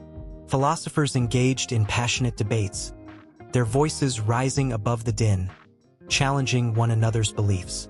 The marketplace of ideas was alive, a testament to the city's spirit of inquiry and ambition. Yet, as rhetoric soared, the reality of the world pressed down like a heavy cloak. Tension between the rich and poor simmered just beneath the surface, a constant reminder that not all shared in the prosperity of the Seven Hills. As dawn approached, the revelry began to wane, and the first light of day painted the sky in hues of pink and gold. The streets, once alive with laughter, were now quiet, save for the soft rustle of leaves and the distant call of a rooster. Those who danced the night away now slumbered in their homes, dreams filled with the echoes of gods, battles, and love. The city, however, did not sleep. It breathed, pulsating with the rhythm of life, preparing for another day. In the quiet of the morning, the rituals would begin anew. Families would gather to honor their ancestors, lighting candles and sharing stories that connected the past with the present. The promises made to the gods would be renewed, cementing the bond between the divine and the mortal. As the sun ascended, casting warm rays across the hills, the people of the Seven Hills would step into another day filled with hope, struggle, and the undeniable threads of their shared existence. And so, as the sun rose higher, painting the city in brilliant colors, a new chapter awaited, filled with the promise of love, conflict, and the eternal quest for meaning in a world where the divine danced closely with the mortal. The stories of the Seven Hills were far from over. They were just beginning to unfold, revealing layers of complexity and emotion that would continue to shape the lives of its inhabitants. On a crisp spring morning, the sun bathed the Seven Hills in a golden glow, while the distant sounds of laughter and music echoed through the narrow cobblestone streets. The air was thick with the smell of roasted chestnuts and fresh bread, a feast for both the senses and the soul. The people were alive, their hearts beating in rhythm with the drumbeats that reverberated off ancient stone walls. It was a day of celebration, a day when history danced hand in hand with the present, and the spirit of the past wrapped around each citizen like a warm embrace. As the sun climbed higher, the streets began to fill with colors that seemed to pulse with energy. Banners adorned with vivid patterns fluttered in the gentle breeze, each telling a story of triumph, love, and the resilience of time. Families gathered, their laughter mingling with the melodies of street musicians. Children darted in and out of the crowd, their eyes wide with wonder as they chased after the bright confetti that filled the air like falling leaves. Among the throngs, the festival of Saturnalia burst forth, an ancient Roman tradition that transformed the city into a vibrant tapestry of joy. For days, the people would feast and revel, casting aside the weight of their daily lives. In the bustling marketplace, merchants displayed their wares, from intricately crafted pottery to shimmering textiles. The hum of barter and banter filled the air, each transaction a thread in the fabric of community and connection. But it wasn't just the goods that drew people in. It was the spirit of giving and gratitude that marked the festival's heart. Strangers shared meals, laughter, and stories, forging bonds that transcended social classes. It was a time when masks were worn, both literally and metaphorically, allowing people to shed their everyday identities. In the chaos of celebration, a baker who toiled silently in the shadows became a jester, cracking jokes that sent ripples of joy through the crowd. As the sun began to dip towards the horizon, casting a warm orange hue over the festivities, the festival of Lupercalia ignited the night. The air buzzed with anticipation, as young men donned animal skins and raced through the streets, wielding strips of leather. This ancient rite, a wild celebration of fertility and renewal, was steeped in tradition and mystery. Spectators cheered and gasped as runners raced past, their laughter mingling with the sounds of drums and flutes. In the central square, a grand bonfire roared, flames licking the night sky as if reaching for the stars. The villagers gathered close, their faces illuminated by the flickering light, sharing tales of gods and heroes. The air crackled with energy, stories passed from one mouth to another, each tale adding to the vibrant tapestry of remembrance. Yet, amid the revelry, there were shadows of the past that lingered, the memories of ancient rituals, where blood was offered to the gods, whispered through the air. The people knew that every celebration was a bridge to their ancestors, a way to honor their struggles and triumphs. They stood together, united not only by joy but by a shared history that wove them into a single, unbreakable thread. As night descended, the festival of the Assumption took shape, a moment to honor the divine feminine that brought forth life. Candlelit processions swept through the streets, illuminating faces filled with reverence. The soft glow of the candles flickered like stars in the dark, creating a pathway that seemed to lead to the heavens. Women dressed in flowing robes carried offerings of flowers, their whispers of hope mingling with the prayers that floated into the night. The gentle sound of a harp weaved through the air, pulling at heartstrings and evoking memories of loved ones lost. The people gathered, their hearts aching yet hopeful, as they shared stories of women who had touched their lives. Mothers, daughters, friends. Tears glistened like dew on fragile petals, each droplet a testament to love, loss, and the enduring strength of community. In the midst of this poignant gathering, the festival of the new year emerged, a time to bid farewell to what was and to welcome what could be. The excitement was palpable, as families adorned their homes with fresh greenery, symbolizing rebirth and renewal. The streets became a canvas of laughter and noise, each shout of cheer a declaration of hope for the future. As midnight approached, the crowd gathered in the square, hearts racing in anticipation. When the clock struck 12, fireworks exploded in a kaleidoscope of colors above, lighting up the night sky and sending sparks flying in every direction. Gasps of awe echoed through the crowd, each burst of light representing dreams waiting to be born. Faces turned upwards, illuminated by the brilliance, as the people made silent wishes and shared promises for the year ahead. Each festival was a thread in the intricate tapestry of life on the 7 hills, woven with joy, heartache, and above all, connection. The sounds of laughter and music faded slowly into the night, but the echoes of shared moments lingered, a reminder of the bonds that held the community together. As the stars twinkled overhead, a sense of magic hung in the air, a promise that tomorrow would bring another reason to celebrate, another opportunity to unite, and another chance to honor the stories that shaped their lives. The warmth of those shared moments held tight, creating a comforting glow that would carry them through the darkest nights and into the dawn of new beginnings. As the cycle of festivals and celebrations continued in an endless loop, each moment a stepping stone to the next. High above the bustling streets of ancient Rome, the sun began to set behind the rolling hills that hugged the city like a protective embrace.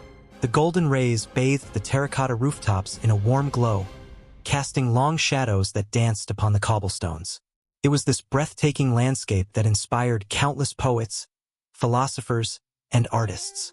The hills were not just a backdrop. They were alive, filled with stories and emotions that pulsed through the very veins of Roman culture.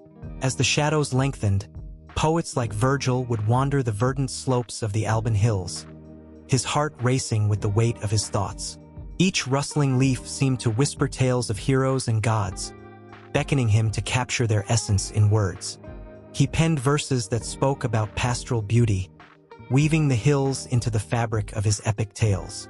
The gentle rise and fall of the land mirrored the rhythms of his poetry, each line echoing the curves of the hills, creating a sense of harmony that resonated with his readers. The landscape filled him with a profound sense of belonging, a reminder that the earth itself was a muse. Further afield, in the cool shade of the Capitoline Hill, artists gathered with their chisels and paints, seeking to immortalize the world around them. The grandeur of the hills inspired magnificent sculptures, each piece breathing life into marble. The likenesses of gods and heroes took shape under the skillful hands of artisans, their faces reflecting the beauty of the hills that surrounded them. Every stroke of the chisel not only captured the essence of the subjects but also the spirit of the land, wild, untamed, and filled with promise. In the quiet moments of dawn, as the mist clung to the hills like a lover's embrace, the philosopher Seneca would often ponder the nature of life.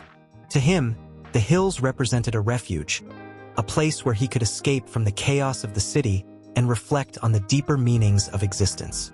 His writings echoed the rugged contours of the landscape, exploring themes of tranquility and turmoil. The hills stood as witnesses to his thoughts, grounding his philosophy in the very soil from which they rose. They whispered encouragement, urging him to confront his struggles, to find wisdom in the simplicity of nature. But the hills were not always serene. They bore witness to the tumult of war and the cries of the fallen. The fierce battles fought beneath their watchful gaze left scars, not just on the land but in the hearts of those who lived there. Poets like Ovid captured this duality in their verses, portraying both the beauty of the landscape and the pain of loss. His words flowed like the Tiber River, capturing the essence of human experience, reflecting the hill's majesty while acknowledging the sorrows that lay beneath the surface. As night fell, the hills transformed into silhouettes against the starlit sky. The city below hummed with life, while the hills remained steadfast, a silent audience to the plays performed in the grand theaters of Rome.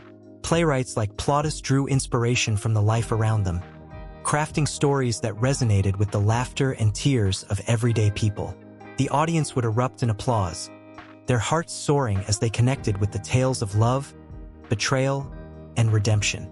The hills stood as a testament to the enduring human spirit, inspiring countless performances that echoed through the ages.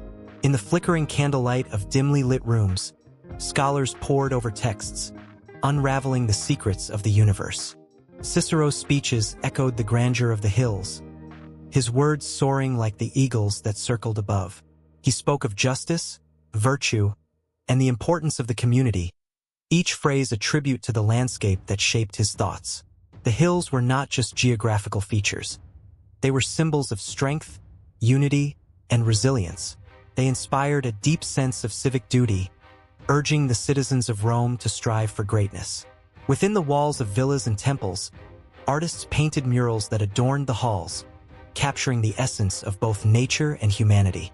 These works of art told stories that transcended time, the colors vibrant and alive, reflecting the beauty of the hills that surrounded them.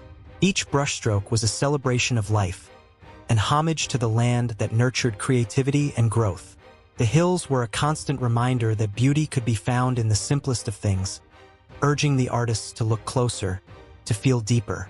The influence of the hills seeped into every aspect of Roman life, shaping the very identity of its people. They were a source of inspiration, a wellspring of emotion that fueled the creativity of poets, artists, and thinkers alike. Their presence became an inextricable part of the Roman narrative, a backdrop to the triumphs and tragedies that unfolded within the city.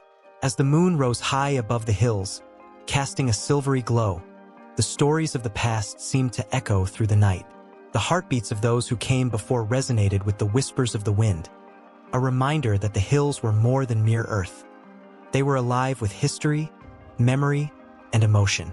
In this tangled web of art and literature, the hills became a bridge between the past and the present, a silent promise that their influence would endure, echoing through the ages. With each passing moment, the hills continued to shape the lives of the Romans, their presence a reminder of the beauty and complexity of the human experience. They stood resolutely against the backdrop of time, inviting all who gazed upon them to reflect, to dream, and to create. The hills, like the stories they inspired, were a testament to the power of nature, art, and the inexhaustible human spirit. The sun dipped low over Rome, casting long shadows that danced on the cobblestone streets. An unyielding tension hung heavy in the air, a palpable reminder of the fierce political struggles that shaped the very fabric of this ancient city. The 7 hills loomed like silent sentinels, each rising steeply from the earth, each steeped in blood, ambition, and the relentless pursuit of power. Beneath their gaze, the fate of a civilization wavered like a flame in the wind. On the Palatine Hill, where the grandeur of emperors once echoed, whispers of strategy and betrayal unfolded in the dim light of twilight. Senators, cloaked in their togas, moved stealthily through the narrow streets, their eyes darting with suspicion. Gaius, a young politician with dreams bigger than the Tiber, felt the weight of history pressing down on him. He clutched a scroll with trembling hands, news of conspiracy and alliance. His heart racing as he imagined the possibilities, the gory pitfalls, and the glorious triumphs that could emerge from this machination. From the Capitoline Hill, the citadel of power, the temple of Jupiter stood tall and proud, its marble columns a testament to the might of Rome. It was here that the weight of the Republic rested like a crown upon the brow of its leaders. But power was a fickle mistress, and even the most revered could fall. The Senate was alive with tension, factions fracturing like ice underfoot. Old alliances were crumbling, and new ones were forming in the shadows, each move a calculated risk. The future of Rome hung in the balance, poised on the edge of a knife. As the sun surrendered to night, the forum buzzed with fervor. Crowds gathered, their faces illuminated by the flickering torches, eyes glimmering with hope and despair. The people of Rome were not mere spectators. They were a force to be reckoned with. Gaius felt the pulse of the crowd, their desires thrumming in sync with his own. "We demand justice," cried a voice from the throng, and the chant spread like wildfire. The Senate had become a distant echo to a populace hungry for change, a beast that could turn on its masters if provoked. Across the city, the Aventine Hill rose quietly, a sanctuary for the common man. Here, the plebeians gathered, their voices rising against the tyranny of the patricians. Gaius knew that he had to tread carefully. He needed their support. With a fierce resolve, he stepped away from the shadows and into their midst. His heart raced as he raised his voice, calling for unity, for the power of the people to rise against the oppressive elite. Every cheer that erupted felt like a dagger aimed at the corrupt. But danger lurked in every corner. In darkened alleyways, rival factions plotted, their ambition igniting like dry tinder. On the Palatine, whispers reached the ears of the powerful. Gaius was becoming a threat. The Senate convened, fear gripping their hearts as they considered silencing him.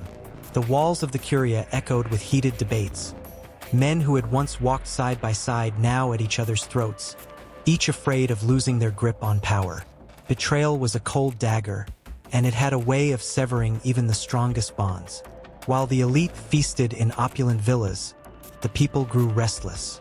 The air turned electric with anticipation as Gaius rallied the plebeians, urging them to march to the Senate. "They will hear our voices," he shouted, the fervor in his heart igniting the crowd into a frenzy.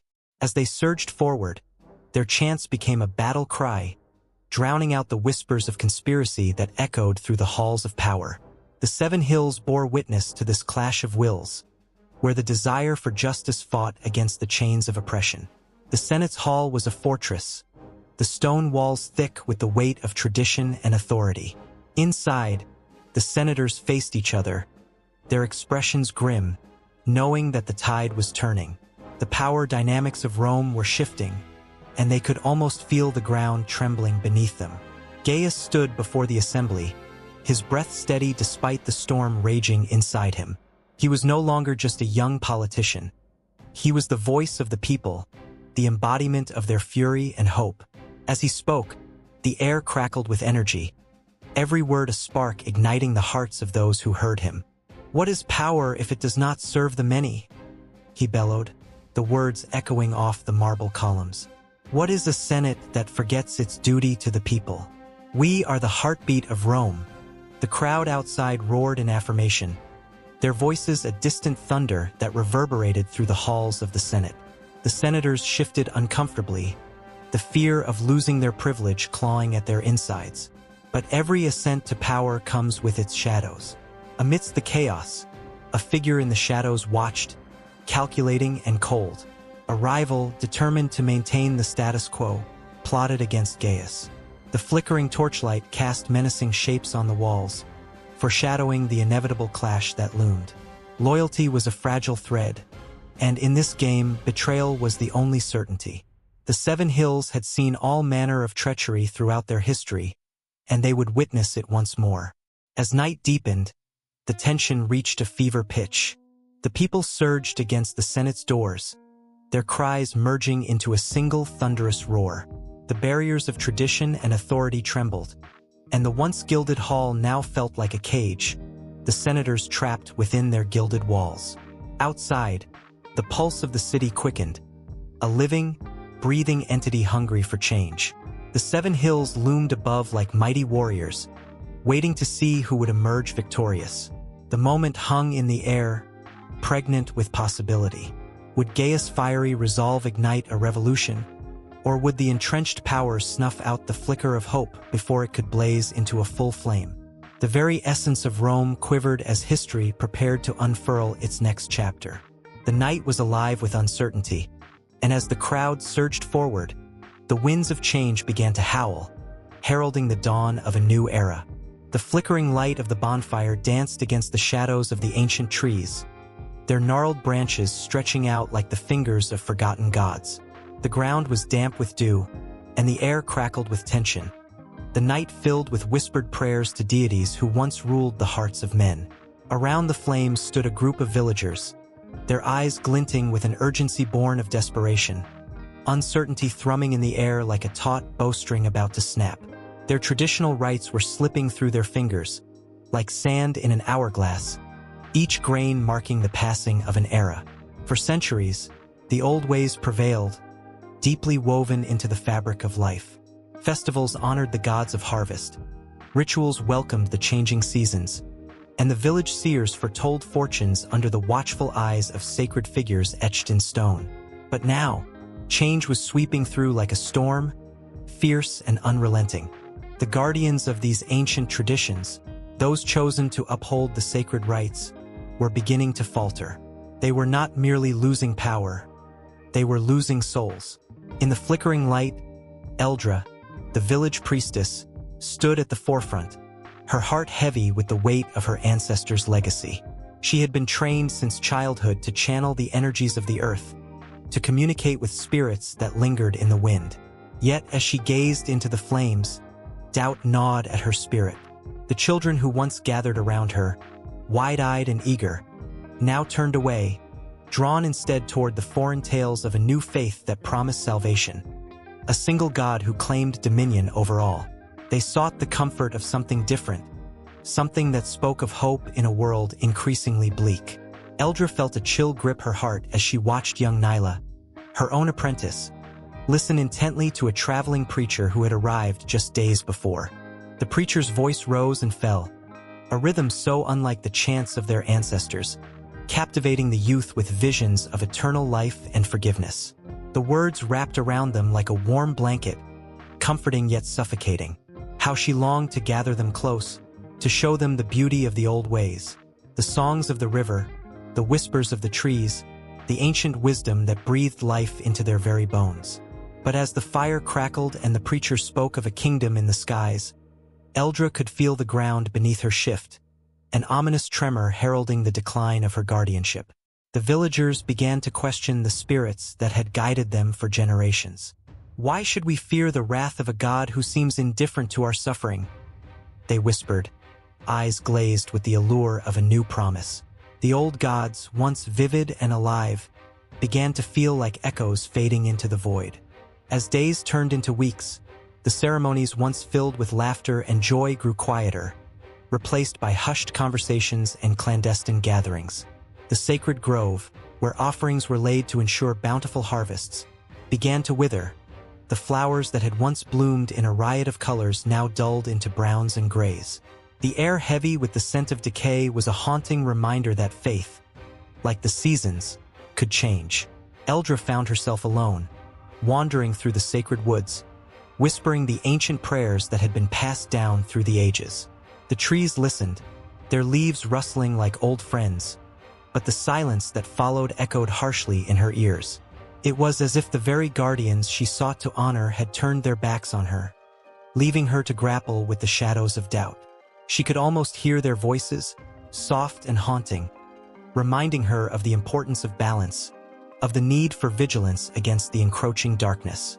In that moment of despair, something stirred within her.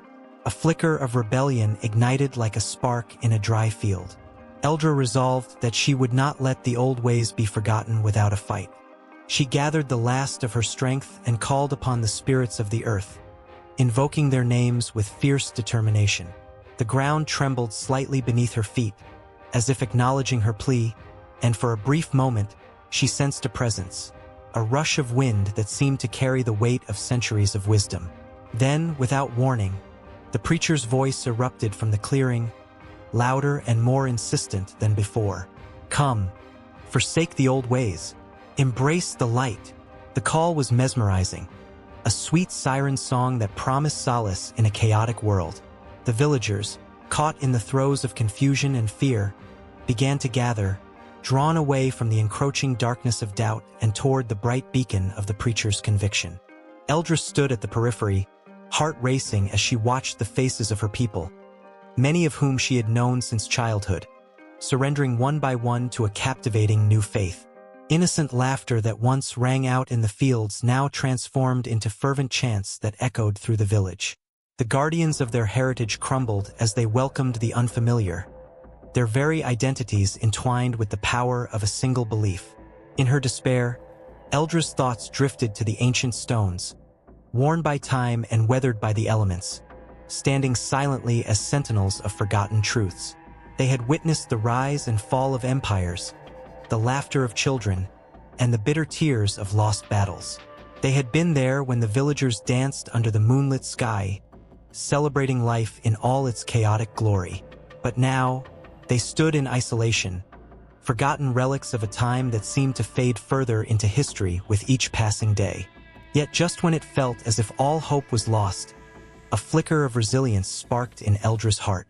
She would fight to protect the stories, the rich tapestry of the past that lay woven in the very bones of the earth. As she turned to leave the grove, the ground beneath her trembled once more, and for a heartbeat, she felt the encroaching darkness recede, as if the spirits she had called upon were rallying to her side. The fire continued to crackle in the distance, the preacher's voice still ringing out. But the winds carried a different tune now, a melody that whispered of memories past and battles yet to be fought.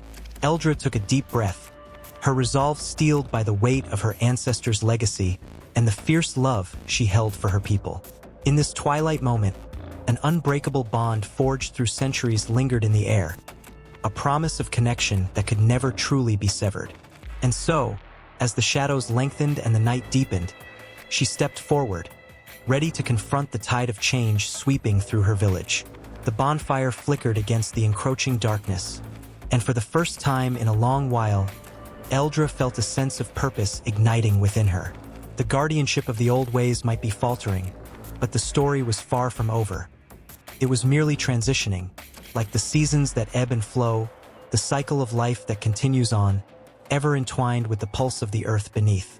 In the stillness of dawn, the mist rolled over the hills like a soft blanket, covering the land in a shroud of mystery. The sun began to peek through the clouds, casting golden rays upon the rugged terrain, illuminating the ancient paths that had witnessed centuries of toil and triumph. Among these hills, where whispers of the past danced with the winds, a profound transformation was about to unfold, one that would echo through the valleys and resonate within the hearts of those who walked upon this sacred ground. The year was 325 AD when the first seeds of change were sown. The hills, once steeped in the rituals of pre-Christian faiths, began to feel the gentle pull of a new light. It was not merely a shift in belief, but a profound reawakening of spirit and community. The early missionaries, faces marked by both determination and hope, trudged along the winding paths, hearts ablaze with a vision of salvation. These were not just travelers. They were pioneers of a new consciousness, wielding faith as their compass. In villages nestled among the hills, the air was thick with skepticism and curiosity. The local folk, steeped in their traditions, gazed at these newcomers with wary eyes. Yet, like seeds scattered upon fertile soil, the teachings of Christ began to take root. Stories of compassion, love, and redemption wove their way into the fabric of everyday life, blooming in the hearts of the open-minded and the weary. The villagers found solace in the promise of hope, a flickering flame amidst the shadows. One chilly evening, as the skies turned a deep indigo, a gathering occurred in a humble clearing. The flickering flames of a fire danced in rhythm with the whispers of the wind. The missionary, a man named Silas, stood at the center, his voice like a gentle breeze, yet powerful enough to stir souls. "There is a love that knows no bounds," he proclaimed, each word resonating deeply within the hearts of those gathered. Eyes wide with wonder, the villagers listened intently, captivated by the passion emanating from this stranger. A shift was happening. Doubt began to melt away like frost under the sun. As months turned into years, the transformation of the hills took on a life of its own. The old ways, once fiercely guarded, began to blend with the new teachings. The villagers, once reluctant, started to embrace the concepts of charity and community. They gathered not just to share their harvests, but to share their hearts. The hills, once echoing with the chants of ancient rites, now rang with hymns that celebrated love and unity. In the small chapel erected at the foot of the hills, a sense of belonging grew. The wooden beams were adorned with wildflowers, and the air filled with laughter and song. Children, their faces aglow with innocence, played in the meadows, while elders shared stories of transformation around the fire. It was a scene of joy, a vibrant tapestry woven from the threads of faith, hope, and love. Yet, like the ebb and flow of the tide, not all was serene. Conflicts began to arise from those who clung tightly to the old beliefs, fearful of losing their identity. Tensions erupted in heated discussions, voices rising like storm clouds overhead. The hills, once a sanctuary, found themselves divided.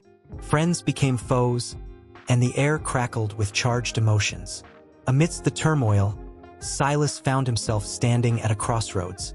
He could feel the weight of the hills pressing upon him, a tangible reminder of the struggles and the triumphs of those who sought a new path. In the moments of quiet reflection, he remembered the promise of love that had ignited the hearts of the villagers. With renewed determination, he gathered the community once more, inviting them to the chapel on a night when the stars seemed to whisper secrets of the universe. "Tonight, we unite not as strangers but as family," Silas declared, his voice weaving through the crowd like a gentle breeze. Let us remember that love transcends all barriers. It is the very essence of our being. The villagers, their hearts heavy with doubt, looked into one another's eyes, searching for a flicker of understanding, a glimmer of hope. Slowly, hands reached out, bridging the gaps that had formed. Tears were shed as apologies were whispered, and laughter erupted as joy replaced the bitterness. The hills, once echoing with discord, began to vibrate with the harmony of unity. It was here, in that sacred space, that the true transformation was birthed, one that resonated through the ages. As the years rolled on, the hills blossomed with a new energy, vibrant and alive. The once wary villagers became a community bound by faith, their hearts intertwined like the roots of ancient trees.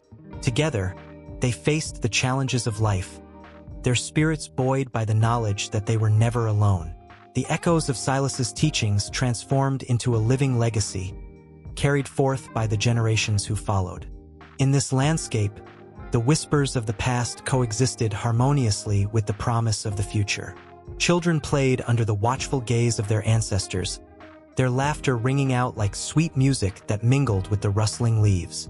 The hills, now a testament to resilience and hope, stood proud and unyielding, a silent witness to the transformation that had swept through the lives of those who called it home. Yet, even as the sun dipped below the horizon, painting the sky in hues of orange and pink, the story was far from over. The hills continued to beckon, the journey of faith unfolding like an endless scroll, filled with twists and turns, challenges and victories. The spirit of the community thrived, lifting them toward a horizon yet unseen, a path illuminated by love and grace. As the stars twinkled overhead, a new chapter whispered on the breeze, waiting to unfurl its tale, promising that the hills would always stand as a beacon of hope and transformation. In the dim light of a crumbling chapel, shadows danced along the walls, flickering like whispers of the past. A chill crept through the air as a figure cloaked in a tattered robe knelt before an altar, his breath visible in the cold, damp air. It was here, amidst the forgotten echoes of prayers, that the air thickened with a presence, something otherworldly yet achingly familiar. The guardian spirits, those mythical protectors of the faith, were said to hover just beyond the veil, ready to intervene in the lives of the faithful in moments of peril or despair. Through ancient texts and hushed stories, the mythical guardians emerged from the tapestry of Christian lore, figures crafted from awe and reverence. They wore the armor of courage and wielded swords of divine justice, yet they were wrapped in ethereal light, blurring the lines between heaven and earth. Their stories whispered of battles fought not just in the heavens, but in the hearts of believers, each tale dripping with emotion and longing. In the early days of the Church, when faith was raw and untempered, legends of these guardians bloomed like wildflowers in a field. They were not merely figments of imagination. They embodied the hope of the people. The archangels, Michael, Gabriel, Raphael, stood tall in the minds of the faithful, fierce protectors against the darkness that threatened to engulf the spirit. Michael, the great warrior, clad in shimmering armor, was often pictured defeating the dragon, a symbol of evil itself. This imagery echoed through the ages, instilling courage in the hearts of those who faced their own dragons, fear, doubt, and despair. As the sun set behind the silhouette of a great cathedral, the sound of chanting rose like smoke into the evening sky. Each note reverberated through the hollow stone, a reminder of the centuries of worship that had taken place within these walls. Here, the guardians were summoned in prayer, their names spoken with reverence, as if calling upon a distant family member. "Protect us," they cried. From the shadows that loom, time and again, stories emerged of miraculous interventions. Children spared from disaster, lost souls finding their way home, and those stricken by illness seeing their burdens lifted by a gentle touch. The mythical guardians filled the gaps where human hope faltered. In every tale, there was a moment of tension, a heartbeat of uncertainty before the resolution, capturing the essence of faith itself. In the small village of San Vitale, nestled in the hills of Italy, the story of a certain young girl named Elena unfolded. She had become a beacon of despair for her family after a devastating illness swept through their home, leaving her bedridden and pale. Her mother, torn between despair and hope, pored over ancient texts, lighting candles in the hope that the guardians would heed her cries. One night, as a storm raged outside, a blinding light filled Elena's small room. Her mother rushed to her side, unable to comprehend the scene unfolding before her. The figure of an angel stood at the foot of the bed, radiant and profound.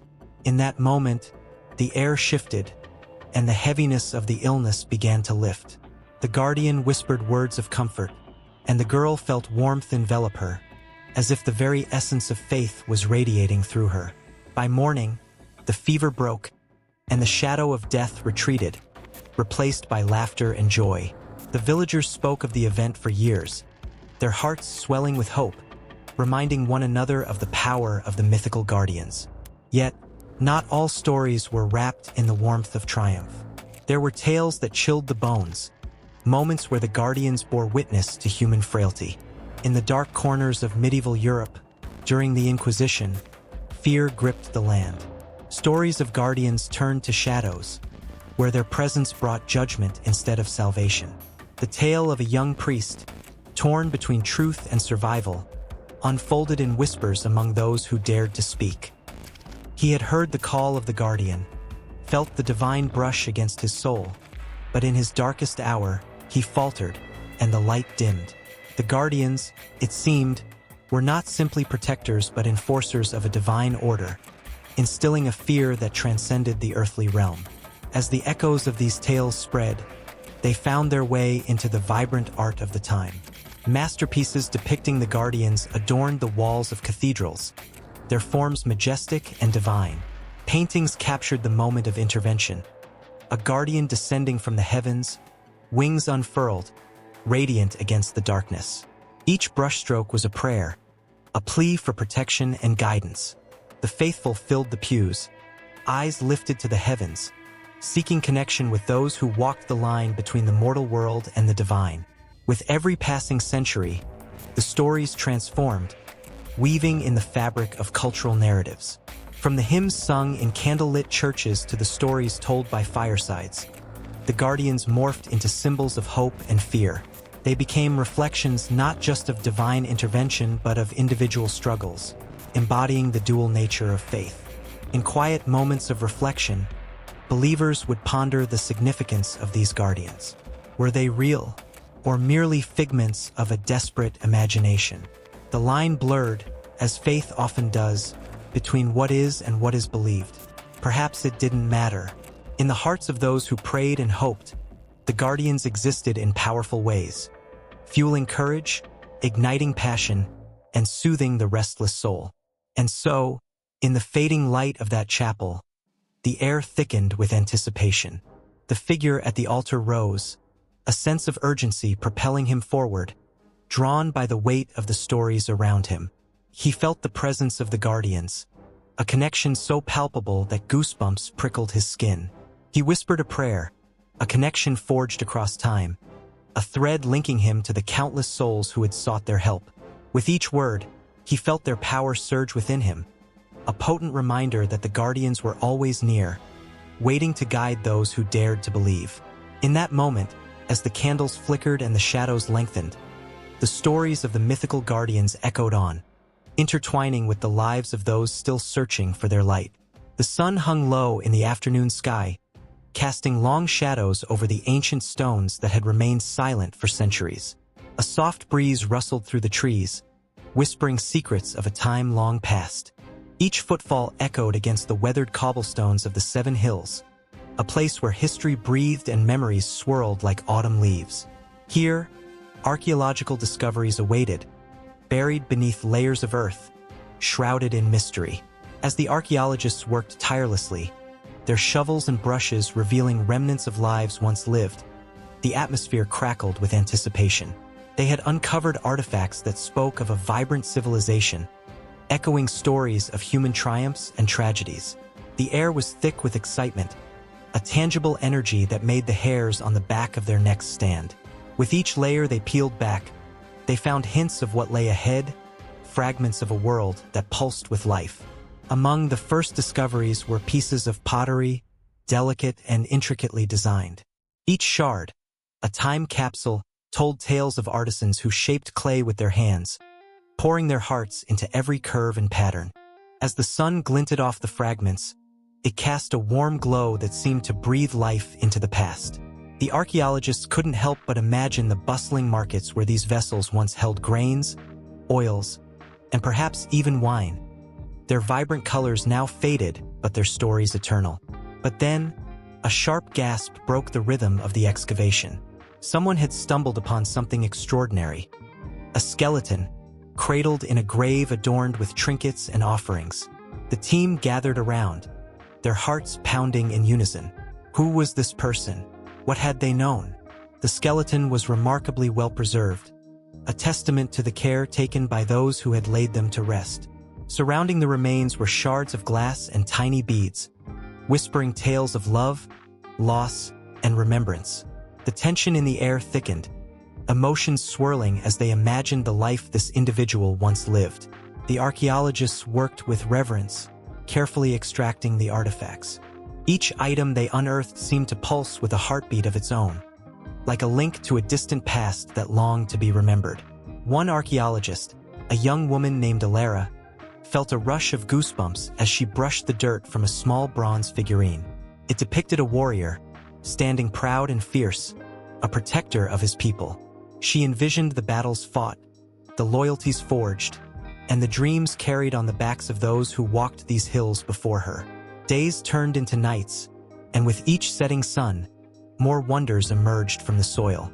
Walls of ancient structures began to rise, revealing intricate mosaics that danced beneath layers of dust. The colors, vivid and alive, spoke of gatherings, celebrations, and the heartbeat of a community. Alara's fingers traced the patterns, a connection across centuries that made her heart race. She could almost hear the laughter, the music, the pulse of life that thrived in these very spaces. Then came the moment that would change everything. While excavating near a seemingly innocuous hill, the team uncovered a series of tunnels, their entrance cloaked in shadows. The air was thick with the scent of damp earth, and a shiver ran through Alara as she peered into the darkness. What lay beyond? Treasure? Secrets? Or perhaps something more sinister? With a shared glance, the team steeled their resolve. They had to know. Armed with nothing but flashlights and a sense of adventure, they descended into the cool embrace of the tunnels. The walls whispered stories of their own, etched with symbols and markings that seemed to pulse with energy. Alara's heart raced as she imagined the hands that had carved these symbols. Were they warnings? Or perhaps a history written in code? The deeper they ventured, the more the air crackled with tension, each step echoing like a heartbeat, driving them onward. Then, a glimmer caught Alara's eye. She stepped closer, her breath hitching in her throat. There, half buried in the ground, lay a large chest, weathered but intact. It looked like a portal to another time, a treasure trove of forgotten hopes and dreams. The team gathered around, their faces lit with wonder and disbelief. What could it contain? They exchanged excited glances, hearts pounding in anticipation. As they pried open the chest, a cloud of dust erupted, swirling in the air like a magic spell. Inside lay a collection of scrolls, their edges frayed but their words still legible. Alara's heart raced as she reached for one, the parchment cool against her fingers. What stories, what knowledge had been preserved within this ancient repository? Each scroll held the potential to unlock secrets of a civilization that had thrived and then faded into the mists of time. But the atmosphere shifted abruptly. A low rumble reverberated through the tunnels, a sound felt more than heard. The team exchanged alarmed looks, their earlier excitement morphing into a gnawing fear. Was the earth awakening, demanding they leave its secrets undisturbed? Alara clutched the scroll tightly, torn between the thrill of discovery and the primal urge to escape. The rumble intensified, a warning, perhaps, as dust began to rain down from the ceiling. Panic surged through the group as they hurried to retreat, backs pressed against the walls of the tunnel. Alara's heart raced, the weight of the scroll in her grip a reminder of the connection to the past that could slip away. They scrambled towards the faint light of the entrance, the echoes of their hurried footsteps mingling with the grumbling earth, a reminder that history, while precious, could also be perilous. Emerging into daylight, they gasped for breath. The world above felt both surreal and hauntingly familiar, as if they were stepping into a dream. Alara looked back at the hill, the mouth of the tunnel dark and foreboding, holding secrets that yearned to be revealed. The scrolls were safe in her hands, but the thrill of what they might contain clashed with the urgent sense of time slipping away. As the sun began to set, casting a golden hue over the 7 hills, they stood at the edge of the known and the unknown, teetering on the brink of a revelation that could reshape everything they thought they knew. The sun dipped low over the ancient skyline of Rome, casting a golden light that flickered off centuries-old stones, illuminating stories that had long whispered through the ages. On the 7 hills, a rich tapestry of history lay woven into every crack and crevice, where the past and present entwined like lovers dancing in an eternal embrace. Each hill bore the weight of time, echoing memories of triumph, tragedy, and transformation. Capitoline Hill, once the citadel of the Roman Republic, stood proudly, its majestic temples a testament to the gods worshipped by a civilization that had shaped the world. Here, the air thrummed with the energy of countless feet that had trodden its sacred paths. As a gentle breeze rustled through the trees, it seemed to carry the whispers of soldiers and senators, their ambitions and fears lingering like shadows in the twilight. The vibrant chatter of modern life intermingled with these ghostly echoes, reminding onlookers that Rome was not just a relic of the past but a living, breathing entity. Over on Palatine Hill, the cradle of Rome, the ruins of imperial palaces rose against the backdrop of the bustling city. Each stone told a tale of power and decadence, where emperors feasted and dreamed of immortality. The scent of wildflowers and fresh herbs mingled with the dust of history, creating an intoxicating perfume that transported visitors to another time. Here, passion and betrayal had unfolded beneath the gaze of the all-seeing heavens, and even today, the thrill of those tales flickered in the air, igniting curiosity in those who wandered these storied grounds. Then there was Aventine Hill, a sanctuary of tranquility amid the city's chaos. It spoke of ancient rituals, of prayers offered to gods long forgotten. The orange trees that dotted the landscape burst with color, their fruits a vivid reminder of life's cycle, while the tranquil gardens offered a refuge for weary souls seeking solace. On this hill, the harmony of nature blended seamlessly with history, creating a space where time felt suspended. The laughter of children playing nearby echoed against the ancient stones, merging the innocence of youth with the weight of historic legacy. The stories of the 7 hills were not only etched in stone but lived in the hearts of the people who called Rome home. Walking through Trastevere, nestled against Janiculum Hill, one could feel the pulse of community thrumming in the streets. Narrow cobblestone alleys wound like veins, filled with laughter and life. Each cafe, each gelateria, was not just a place to eat, but a continuation of a tradition, a link to ancestors who had gathered in the same spots, sharing tales over simple meals, their lives woven into the very fabric of the city. As dusk fell, the shadows lengthened, and the ruins took on an ethereal glow, the energy of the hills shifting as a new story began. The ancient structures became silhouettes against the fading light, stark yet beautiful, invoking a sense of mystery. Voices rose in the distance, a mix of Italian chatter and laughter, a symphony of life that celebrated both the past and the present. Here, history was not a distant memory but a vibrant part of everyday existence, a thread connecting generations. On Esquiline Hill, the grand domes and arches of the Basilica di Santa Maria Maggiore greeted the night with grace. The building's intricate mosaics sparkled like stars, each tile a tiny piece of history capturing a moment frozen in time. As people meandered through its hallowed halls, they paused in awe, feeling the weight of centuries resting upon their shoulders. They stood there, lost in the beauty and the stories, aware that they walked in the footsteps of countless souls who had come before them, each carrying their hopes, dreams, and fears. But the hills were not just a backdrop. They were living, breathing entities, holding secrets that could stir the deepest emotions. The memory of Rome's tumultuous past, its wars, its revolutions, hung in the air like a fragile veil.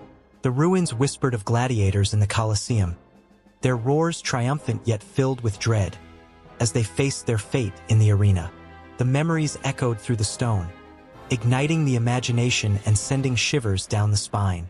In those moments, one could almost hear the clash of swords, feel the weight of 1,000 lives lived passionately. Some lost, some celebrated. The hilltops were not merely elevations but places of transformation, where history unfolded layer by layer, like pages in a grand, unending book. As night settled over the 7 hills, the city transformed. The streets glowed with the warmth of lanterns, illuminating faces that reflected a shared history. Tourists and locals alike gathered, their laughter mingling with the ancient whispers of the stone. A sudden thrill surged, an electric excitement that coursed through the crowd as stories were exchanged, and connections were forged in the flickering light of the past. The hills held their secrets tightly, but they beckoned those willing to listen, those eager to feel the pulse of history beneath their feet. Each hill was a heartbeat, a reminder that the past was very much alive, intertwining with the stories of those who now walked these ancient pathways. There was a sense of unity in the air, a collective understanding that the journey through Rome was not just a stroll through history. It was a profound connection to the human experience, to love, loss, triumph, and the unyielding desire to be remembered. And as the stars began to twinkle overhead, casting a soft glow on the ancient stones, it became clear that the 7 hills of Rome were more than geographic landmarks. They were the keepers of an eternal narrative, continuously shaping the very essence of the city, a bridge between what had been and what was yet to come. The stories would continue, reverberating through the hills, waiting for the next eager listener, the next heart ready to be touched by the magic that flowed through Rome like an unending river of time. The sun dipped low over the horizon, casting a golden hue across the 7 hills, their silhouettes etched against a canvas of vibrant colors. Each hill held a story, a whisper of ancient lives and dreams that echoed through the ages. To anyone who stood before them, the hills were not merely a cluster of earth and stone. They were a testament to human ambition, struggle, and beauty. They bore witness to the might of empires and the quiet of forgotten souls. Each summit a keeper of secrets only a few dared to remember. In the dusty scrolls of ancient texts, the 7 hills emerged as sacred symbols, steeped in myth and reverence. Writers and poets, with ink flowing like lifeblood, immortalized these landmarks, weaving them into the fabric of their narratives. They transformed the hills into characters of their own, alive with emotion and significance. Virgil, in his epic, spoke of the hills as guardians of a nascent empire, their heights rising like aspirations towards the heavens. His verses painted vivid images of a city cradled in their embrace, where dreams soared as high as the eagles that circled above. The air was thick with the scent of history as the poet's words echoed in the minds of those who read them, each syllable a heartbeat. They imagined the bustling streets below, where citizens wove their lives together, all while the hills watched over them like wise old sages, their surfaces kissed by the sun and shadowed by secrets. The hills were not static. They were alive, breathing, pulsing with the struggles and triumphs of the people who called them home. Pliny the Elder, in his natural history, painted a different picture, one that danced between the scientific and the poetic. His descriptions of the flora and fauna that thrived among the hills resonated with those who saw them not just as geographical features, but as a living tapestry, vibrant and teeming with life. The hills became a metaphor for resilience, standing tall against the ravages of time, much like the spirit of the people who inhabited the plains below. As the night fell, the stories grew richer. A poet, inspired by the moon's glow, wrote of the hills as a metaphor for ambition and aspiration. His verses captured the very essence of hope, reflecting the age-old human desire to rise above one's circumstances. The hills were not mere earth. They were the very embodiment of dreams, a reminder that greatness lay just beyond reach, waiting for those brave enough to climb. Roman playwrights infused their works with the hills' grandeur, using them as a backdrop for tales of love, betrayal, and triumph. The Seven Hills became a stage upon which the drama of human existence unfolded, each character drawn by the allure of the heights that beckoned them. The audience, captivated by the stories of passion and conflict, felt the thrill of the ascent, the struggle for recognition, and the heart-pounding moments of victory. The hills were a constant presence, a silent witness to the heartbeats of lovers and the cries of the fallen. The echoes of Cicero's orations lingered in the air as he spoke of the hills in grandiloquent tones, linking them to the very identity of Rome itself. He breathed life into the stone, reminding his audience that the hills were more than a geographical feature. They were a symbol of strength and unity, a reminder of the shared legacy that bound the citizens of Rome together. His words wrapped around the listeners like a warm embrace, igniting a sense of pride that soared higher than the hills themselves. Yet, not all references were cloaked in glory. Some ancient texts whispered tales of despair, of battles fought in the shadows of the hills, where blood stained the earth and dreams lay shattered. The hills bore witness to these tragedies, their silent forms forever marked by the weight of loss and sorrow. They stood as a reminder that even in the pursuit of glory, darkness lingered, coiling around the ambitions of men like a serpent ready to strike. The emotional tapestry of these literary references was woven with threads of joy, sorrow, ambition, and despair. The hills were both sanctuary and battleground, a place where dreams were born and sometimes extinguished.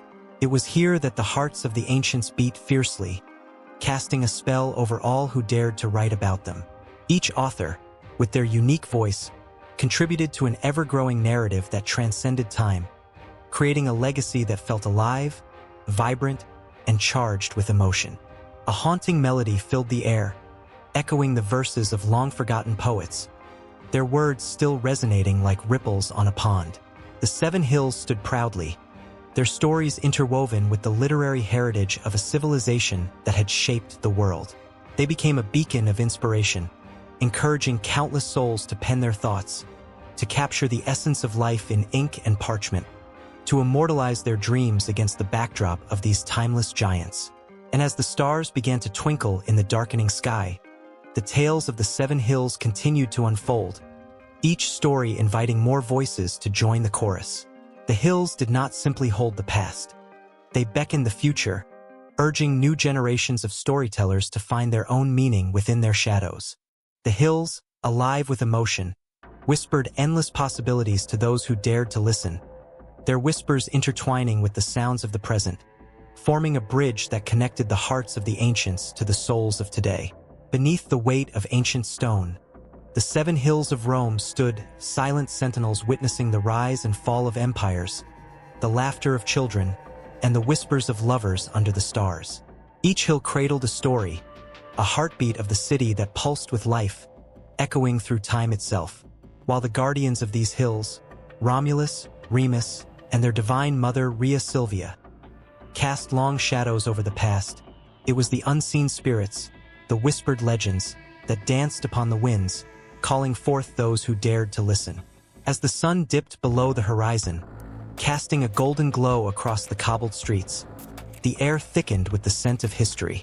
From the summit of Palatine Hill, one could gaze down at the ruins of once great palaces, the thrill of power still lingering in the air. A lone figure stood on that hill, his cloak billowing like dark clouds gathering before a storm. He was not just a man, he was a guardian of stories. With each breath, he summoned the echoes of the past, the laughter of emperors, the cries of the fallen, and the dreams of the restless. But it was the heart of Aventine Hill that held the deepest secrets.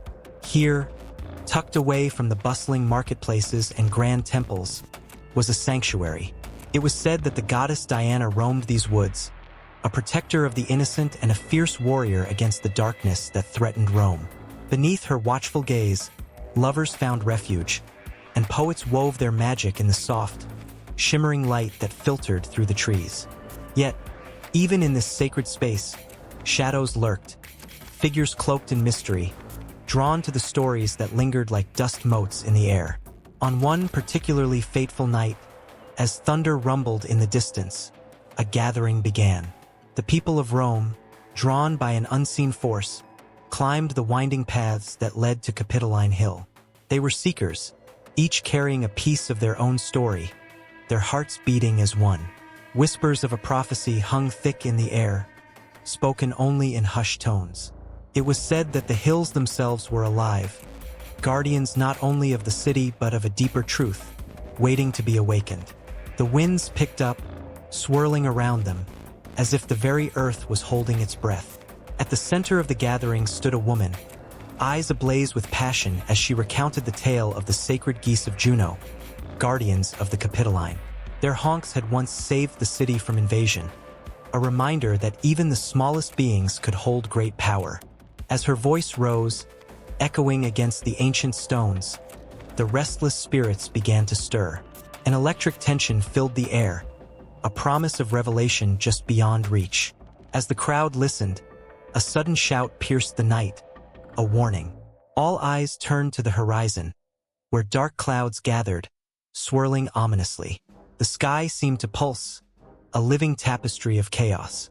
It was a storm unlike any other, tapping into the very essence of the hills, as if the spirits of Romulus and Remus were awakening from their slumber, demanding to be heard. The hills trembled, and the ground beneath them shook with a primal force. The people staggered, clutching each other for support, their hearts racing with fear and anticipation. Was it a harbinger of doom, or did it signal the arrival of something profound? As they struggled to comprehend the tempest swirling above, a figure emerged from the shadows. A tall, imposing man draped in a cloak that seemed to merge with the darkness. With eyes that burned like embers, he stepped forward, his voice booming like thunder. The hills have spoken. They are not mere earth and stone but vessels of our destiny. You stand upon the very bones of your ancestors, and their stories hunger to be told. The crowd held its breath, caught in the web of emotion woven by his words. As he spoke, the hills themselves seemed to respond, resonating with their own unique songs. From the ancient stones of Aventine to the proud heights of Capitoline, each hill hummed a melody, a chorus of forgotten voices reaching out to the living. The air crackled with energy, and in that moment the boundaries of time blurred. The past entwined with the present, wrapping around the hearts of all who dared to listen. Suddenly, the clouds parted, revealing a sliver of moonlight that bathed the gathering in an ethereal glow. Shadows danced, and among them, the faint outlines of figures emerged. Glorious emperors, fierce warriors, and the wise senators who had shaped Rome's fate. Their faces were painted with emotion, longing, and hope, urging the living to remember, to honor their legacy.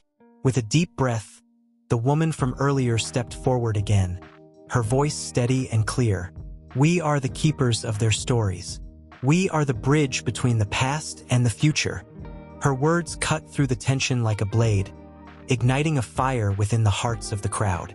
They began to chant, their voices swelling into a powerful tide, echoing off the hills, transcending the walls of time and space. As the song of the living mingled with the whispers of the dead, a strange calm enveloped them. The storm outside raged on, but within the circle of the hills, there was a sense of unity, a connection that transcended fear. Each person felt the weight of their own story, the threads of their lives intertwining with those who had walked before them. They were not alone. They were part of something grander. But just as the energy reached its zenith, a thunderous roar split the night, a reminder that even in moments of beauty, darkness lurked. A flash of lightning illuminated the hills, revealing a figure standing at the edge of the crowd, clad in armor that glinted with menace. An enemy, perhaps, but also an embodiment of the challenges that lay ahead.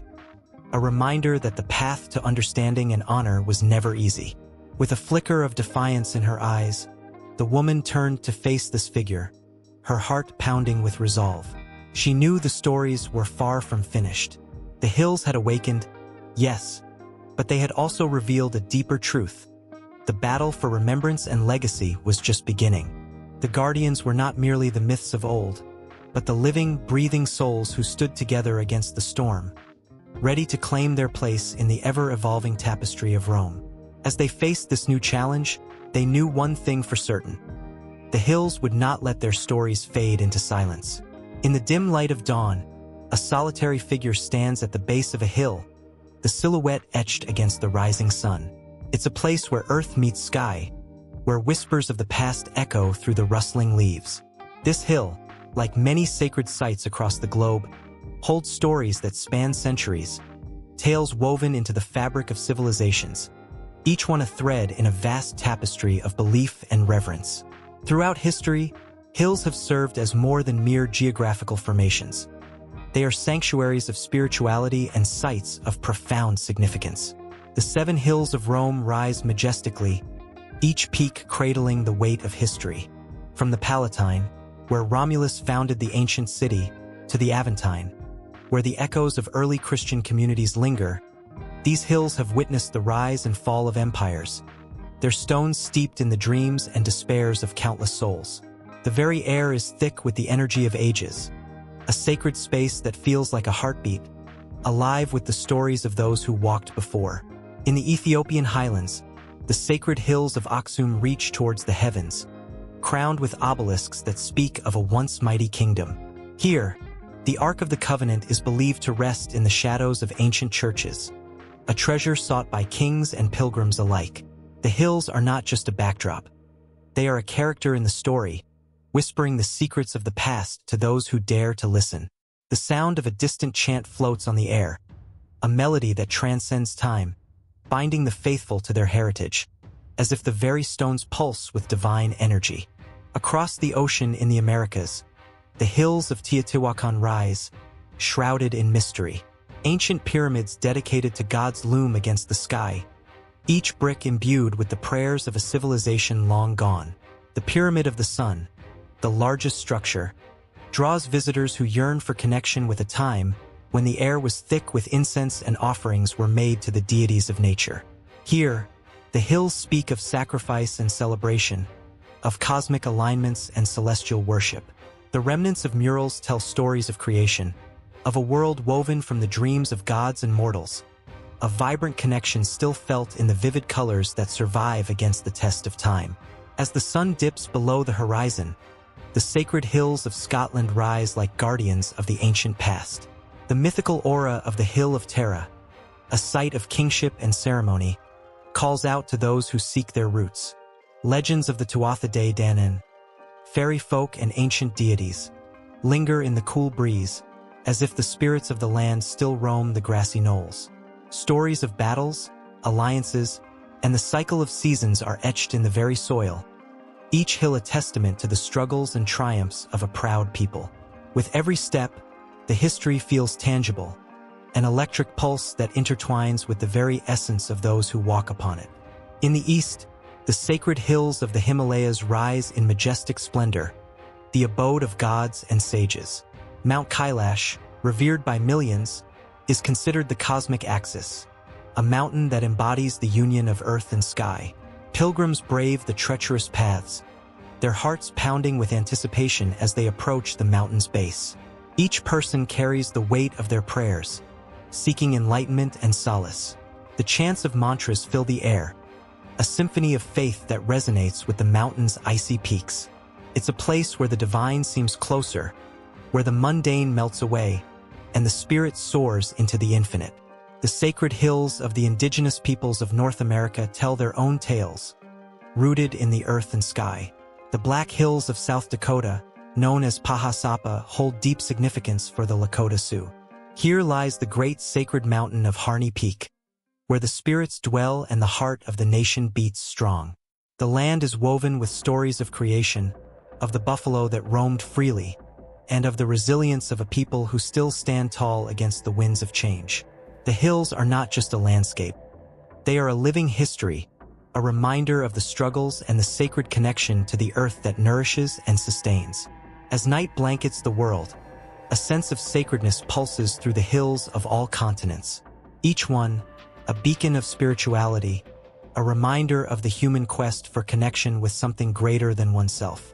The hills breathe life into the myths and legends, a reminder that we are all part of a narrative that stretches back to time immemorial. They stand, silent witnesses to the joys and sorrows of humanity, holding the weight of prayers and dreams, a bridge between the earthly and the divine. The stories woven into these sacred hills are more than mere folklore. They are the lifeblood of cultures, each myth a thread connecting the past to the present. They invite those who seek meaning and purpose, echoing with the voices of ancestors who walked the same paths. The hills resonate with the pulse of creation, calling out to the hearts of dreamers and believers, urging them to listen, to feel, to remember. Each hillside, each summit, holds the promise of revelation, an invitation to commune with the sacred. As the stars shimmer above these revered places, the hills whisper the age-old truth that humanity is intertwined with the earth, that our stories are carved into the very landscape we inhabit. The cycle continues, the eternal dance of life and myth weaving through time, connecting generations, igniting the flames of spirituality that burn brightly within us all. The sun dipped low over the 7 hills, casting long shadows that danced like fleeting spirits on the ancient stones. All around, the whispers of time echoed through the air, weaving tales of power, love, and sacrifice. Women, often seen as mere footnotes in history, played roles that pulsed with life and fury, shaping the very myths that defined these hills. At the heart of these stories was the figure of the goddess, a celestial being revered in temples adorned with gold and marble. She stood tall and fierce, embodying the spirit of the land itself. The people believed she watched over them, guarding them against foes and guiding them through the darkest nights. Each day, as the sun rose, they offered tributes of flowers and prayers, their hopes intertwined with her grace. But in the shadows of her divine image were the mortal women whose lives were steeped in the same fierce spirit. Take Livia, a woman of strength and cunning, whose tale was whispered among the marketplace stalls. She was not born into nobility, yet her wisdom captivated even the most powerful. With a mind as sharp as a sword, she wielded knowledge like a weapon, navigating the treacherous waters of politics and alliances. Livia's laughter was said to ring through the corridors of power, a haunting melody that struck fear into the hearts of her rivals. She was not just a political player. She was a force of nature, her very presence changing the tides of fate.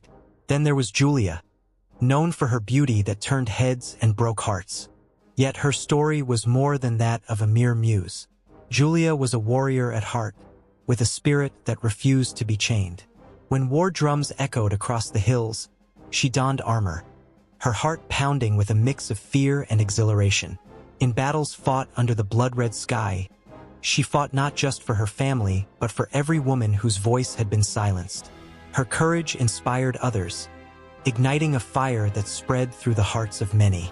Each swing of her sword resonated with the cries of those who had come before her, a reminder that strength came in many forms. And then there was the enigmatic figure of Sabina, the oracle who stood at the edge of the sacred grove.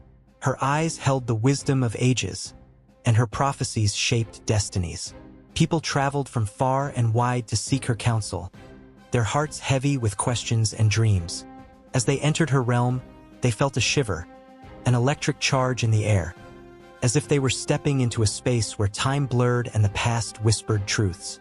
Sabina spoke in riddles, her words weaving a tapestry of fate that left listeners spellbound. She knew the power she held and used it to elevate the voices of women, urging them to rise and claim their place in the world. The myths of the 7 hills were not just tales of gods and heroes. They were woven with the threads of the women who lived and breathed within them. Their stories intertwined with those of men, creating a rich fabric of life filled with passion, ambition, and love. Each woman was a chapter, a tempest in her own right, challenging the norms and breaking boundaries. As darkness fell over the hills, the fires lit up the night, casting flickering shadows that whispered secrets of the past. Gathered around the flames, the villagers shared stories of women who had defied expectations, tales that sent shivers down spines and brought tears to eyes. They spoke of the mother who sacrificed everything for her children, her love fiercer than any warrior's sword. They remembered the sister who stood beside her brother in battle, her spirit unyielding even as the odds stacked against them. Each story was a spark, igniting a sense of pride and resilience within the hearts of those who listened. In the quiet moments of reflection, the villagers often pondered the legacy of these women. What would become of their stories? Would they be forgotten, lost to the winds of time? Or would they continue to inspire future generations, reminding them of the strength that lay within every woman? The uncertainty hung heavy in the air, yet the flickering flames seemed to promise that these tales would endure, echoing through the ages. Amidst the tales of courage and sacrifice, there was also the story of betrayal, a reminder that not all women stood together. The political intrigues were as fierce as any battle, with alliances forged and broken like fragile glass. Rivalries simmered beneath the surface, driven by jealousy and ambition. The air was thick with tension, and the shadows felt alive as whispers of treachery curled around the ears of those who dared to listen. And so, the stories of the women echoed through the hills, a haunting melody of strength and vulnerability, woven together like a delicate tapestry. The women who had lived and fought and loved became eternal, their spirits lingering in the whispers of the wind and the rustle of leaves. They became symbols of resilience, their legacies etched into the very stones beneath the feet of those who walked the hills. As the night deepened, the stars twinkled above like distant dreams, and the stories continued to swirl in the air. The role of women in the myths of the Seven Hills was far from over. It was merely the beginning of a new chapter waiting to unfold. The echoes of their laughter, their cries, and their whispers intertwined with the lives of those who followed, a testament to the enduring power of the feminine spirit. Each heartbeat resonated with the pulse of history, drawing everyone closer to the next tale that awaited them, just beyond the horizon. The sun dipped low in the sky, casting a golden hue over the ancient landscape of Rome, igniting the seven hills in a warm, ethereal glow. Each hill stood like a sentinel, bearing witness to the ebb and flow of a civilization that birthed empires and shaped the course of history. Here, on these storied mounds, the very essence of place pulsated with life, echoing the dreams and struggles of countless souls who walked the cobblestone paths, leaving their mark on the canvas of time. Palatine Hill rose majestically, a cradle of power where Romulus founded the city that would conquer the known world. The air was thick with legends. Whispers of divine intervention and the weight of destiny hovered like the mist of dawn. It was here that the first walls were raised, not just of stone and mortar, but of ambition and fervor. The concept of place resonated deeply within the hearts of the Romans. To them, each hill was not merely a geographical feature. It was a testament to their identity, a symbol of their resilience. The spirits of the past lingered in the rustling leaves, urging the living to honor their legacy. Capitoline Hill, crowned with temples dedicated to Jupiter and Juno, stood as the religious heart of Rome. The air crackled with divine energy, and the rituals performed atop its sacred grounds bridged the gap between mortals and gods. The Romans believed that by honoring their deities in these elevated spaces, they secured favor and protection for their city. Sacrifices were made, incense wafted through the air, and prayers echoed against the stony walls. Each stone, each prayer, wove a tapestry of hope and devotion, binding the community together in a shared sense of purpose. As dusk settled, Aventine Hill whispered tales of love and longing. It was here, amid the fragrant gardens, that the plebeians gathered, sharing stories, laughter, and dreams under the stars. The vibrant life of the people thrummed through the streets, their voices mingling with the gentle rustle of olive trees. The hill became a sanctuary, a place where social boundaries faded away, and the heartbeat of the city pulsed in unison. The Romans understood the power of place. It was not merely the physical location, but the emotions and connections that defined it. They held dear the notion that their hills were alive, each one breathing and resonating with the stories of its inhabitants. Then there was Quirinal Hill, a haven for the elite, adorned with luxurious villas and lush gardens. The grandeur of the Roman aristocracy shimmered like a jewel against the backdrop of the city. Yet, beneath the surface of opulence lay a simmering tension, the constant push and pull between the powerful and the powerless. The hill's beauty belied the struggles that unfolded within its shadows, where ambition clashed with morality.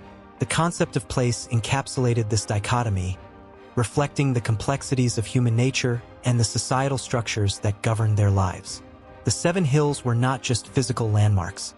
They were a living map of the Roman psyche, a reflection of their values, conflicts, and dreams. Each hill stood for something greater, embodying concepts of power, faith, community, and identity. The Romans believed that these elevations were imbued with the spirit of their ancestors, who watched over them like guardian spirits, guiding their decisions and shaping their destinies.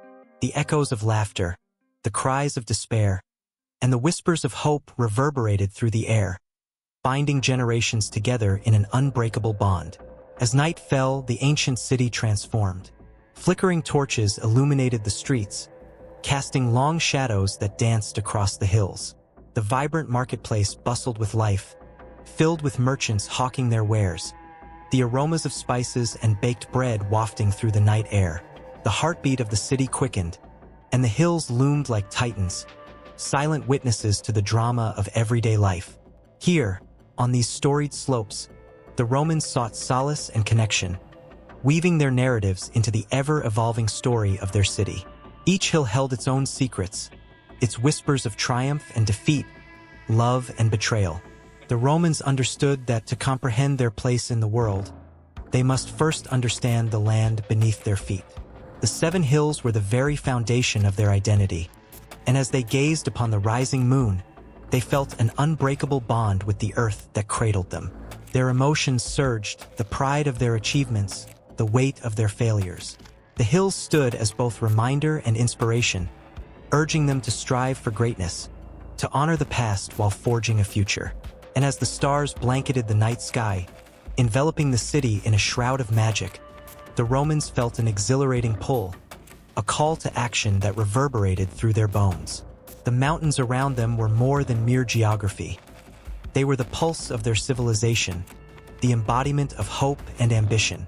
The concept of place was alive with possibility, a tapestry woven with threads of history and emotion, binding the people to their land and to each other.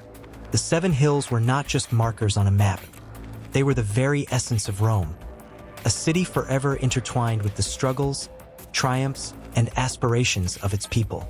As the night deepened, the whispers of those who had come before lingered in the air, promising that their stories were far from over. The hills awaited the next chapter, ready to cradle the dreams of those who dared to walk their paths. The city pulsed with life, and the narrative of Rome continued to unfold, one heartbeat at a time. As the sun dipped below the horizon, casting a golden hue over the Seven Hills, a haunting whisper filled the air. It was a blend of memories, dreams, and lost voices woven into the fabric of this storied landscape. Once, the hills cradled the laughter of children and the murmur of lovers walking hand in hand. Now, the distant sound of machinery rumbled ominously, threatening to drown out the echoes of history. Once upon a time, this section was a tapestry of rich farmland and sprawling orchards. The scent of ripe apples and sweet peaches wafted through the air, carried by gentle breezes. Families would gather to celebrate harvests, their hearts swelling with gratitude for the land that provided for them. But now, the plows that once tilled the earth were replaced by bulldozers, their relentless advance compelling the soil to surrender its treasures to the unyielding desires of urban development. In the cool shade of an ancient oak tree, a woman named Clara sat, her fingers tracing the gnarled bark as if seeking solace in its strength. Her family had lived in the Seven Hills for generations, a lineage steeped in the stories that painted the landscape. Clara's grandmother told tales of the first settlers, brave souls who carved their lives from this rich earth, who whispered secrets to the wind as they tended their crops. Those stories were now slipping away, one layer of earth at a time, as concrete and steel replaced the green pastures they once knew. The rhythmic thud of a hammer echoed through the air, each strike a reminder of the change that was upon them. The new housing developments loomed like dark clouds on the horizon, swallowing the hills whole. Clara felt the ache in her heart, a mournful throb that resonated with the pulse of the land itself. Each day, she walked through the remnants of what once was, a patch of wildflowers here, a stone wall there, clinging to the memories as if they were lifelines. Across the street, An elderly man named Mr. Thompson sat on his porch, holding a faded photograph of the Seven Hills from decades past. He recalled the summer fairs, with ribbons fluttering in the breeze, laughter ringing out as children raced to win prizes. Now, he watched as the fairgrounds were transformed into a labyrinth of townhouses, uniform and sterile, erasing the vibrant spirit that once thrived there. The laughter had faded, replaced by the sterile sounds of construction. The night was thick with anticipation as the community gathered at the local town hall to voice their concerns. The air crackled with tension, a palpable energy that surged through the crowd. Faces filled with worry, anger, and hope flickered under the dim lights. Clara stood at the front, her voice trembling as she shared her fears. What happens to our history? What happens to the stories of our ancestors? Are we to be forgotten? As her words hung in the air, the room filled with murmurs of agreement. The tension rose as a developer stood to speak, his polished shoes clicking against the floor. He painted a picture of progress, promising jobs and modern conveniences. But those promises felt like shadows, fleeting and insubstantial. The community felt the weight of history pressing in, a cacophony of voices urging them to resist. Days turned into weeks, and the construction continued relentlessly, devouring the hills. Clara could hardly bear to look as her beloved hills transformed before her eyes. The quaint beauty of nature was replaced by rows of identical houses, each one a bland imitation of the last. The heart of Seven Hills was being stripped away, and with it the soul of its people. One stormy evening, as thunder rumbled in the distance, Clara ventured to what remained of the orchard. The wind howled around her, carrying with it the voices of the past, laughter, songs, and the rustling of leaves. She closed her eyes, allowing the memories to envelop her. In that moment, she understood that urban development wasn't merely about buildings. It was about the loss of identity. Each brick laid was a story buried. Each street paved a chapter erased.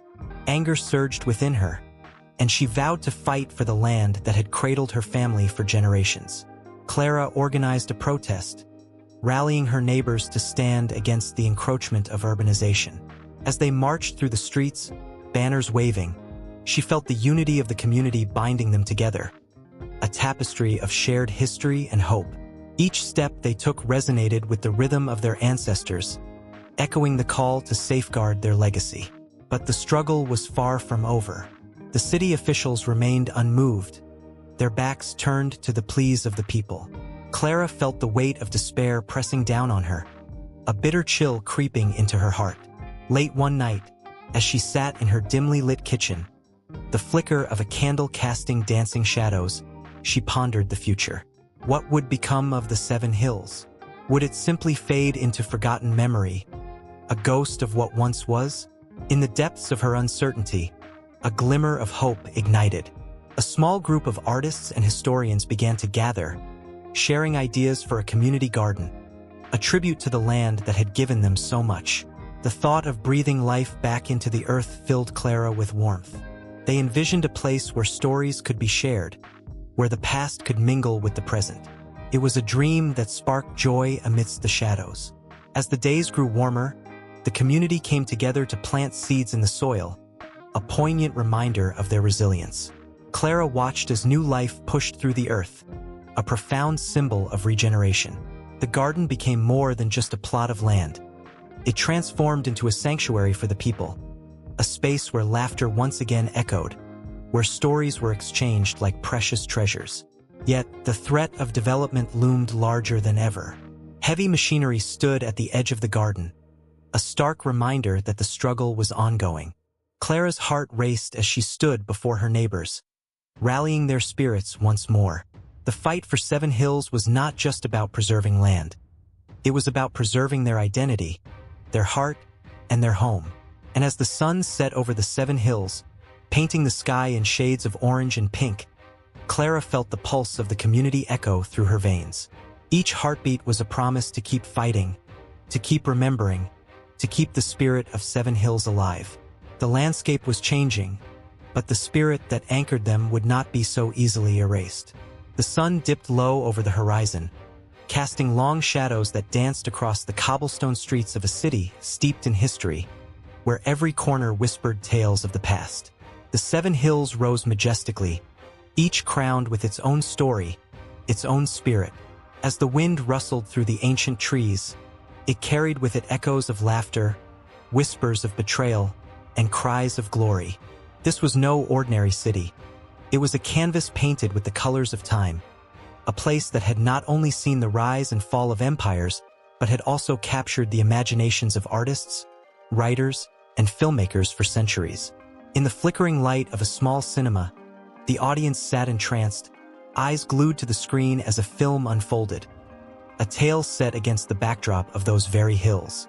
A lone figure stood atop the Palatine, gazing down upon the ruins of what was once the heart of Rome. The protagonist, burdened with the weight of destiny, felt the spirits of the past swirling around him. The cinematography was breathtaking, each frame a love letter to the crumbling stone and ancient pathways that had shaped the lives of so many. The hills had served as the stage for grand dramas, both fictional and real. The film spooled out scenes of fierce gladiatorial battles in the Colosseum, each clash of steel echoing the valor of the warriors who had fought for honor and freedom. The audience could feel the heat of the sun beating down on their brows, could almost taste the dust of the arena as they cheered for the champions who had risen from the ashes of defeat. The 7 hills had witnessed their struggles, their victories, and their downfalls, and now they were immortalized on the silver screen. In the cozy corners of the city's many bookstores, lovers of literature found solace in the words of poets and novelists who had been inspired by the hills. The bookshelves groaned under the weight of timeless tales, stories of a forbidden romance that bloomed in the shadow of the Capitoline, a tragedy that unfolded at the foot of Aventine. Authors painted vivid scenes of emperors and common folk, their lives interwoven like threads in a rich tapestry. Each page turned seemed to breathe life into the characters, urging readers to lose themselves in their joys and sorrows.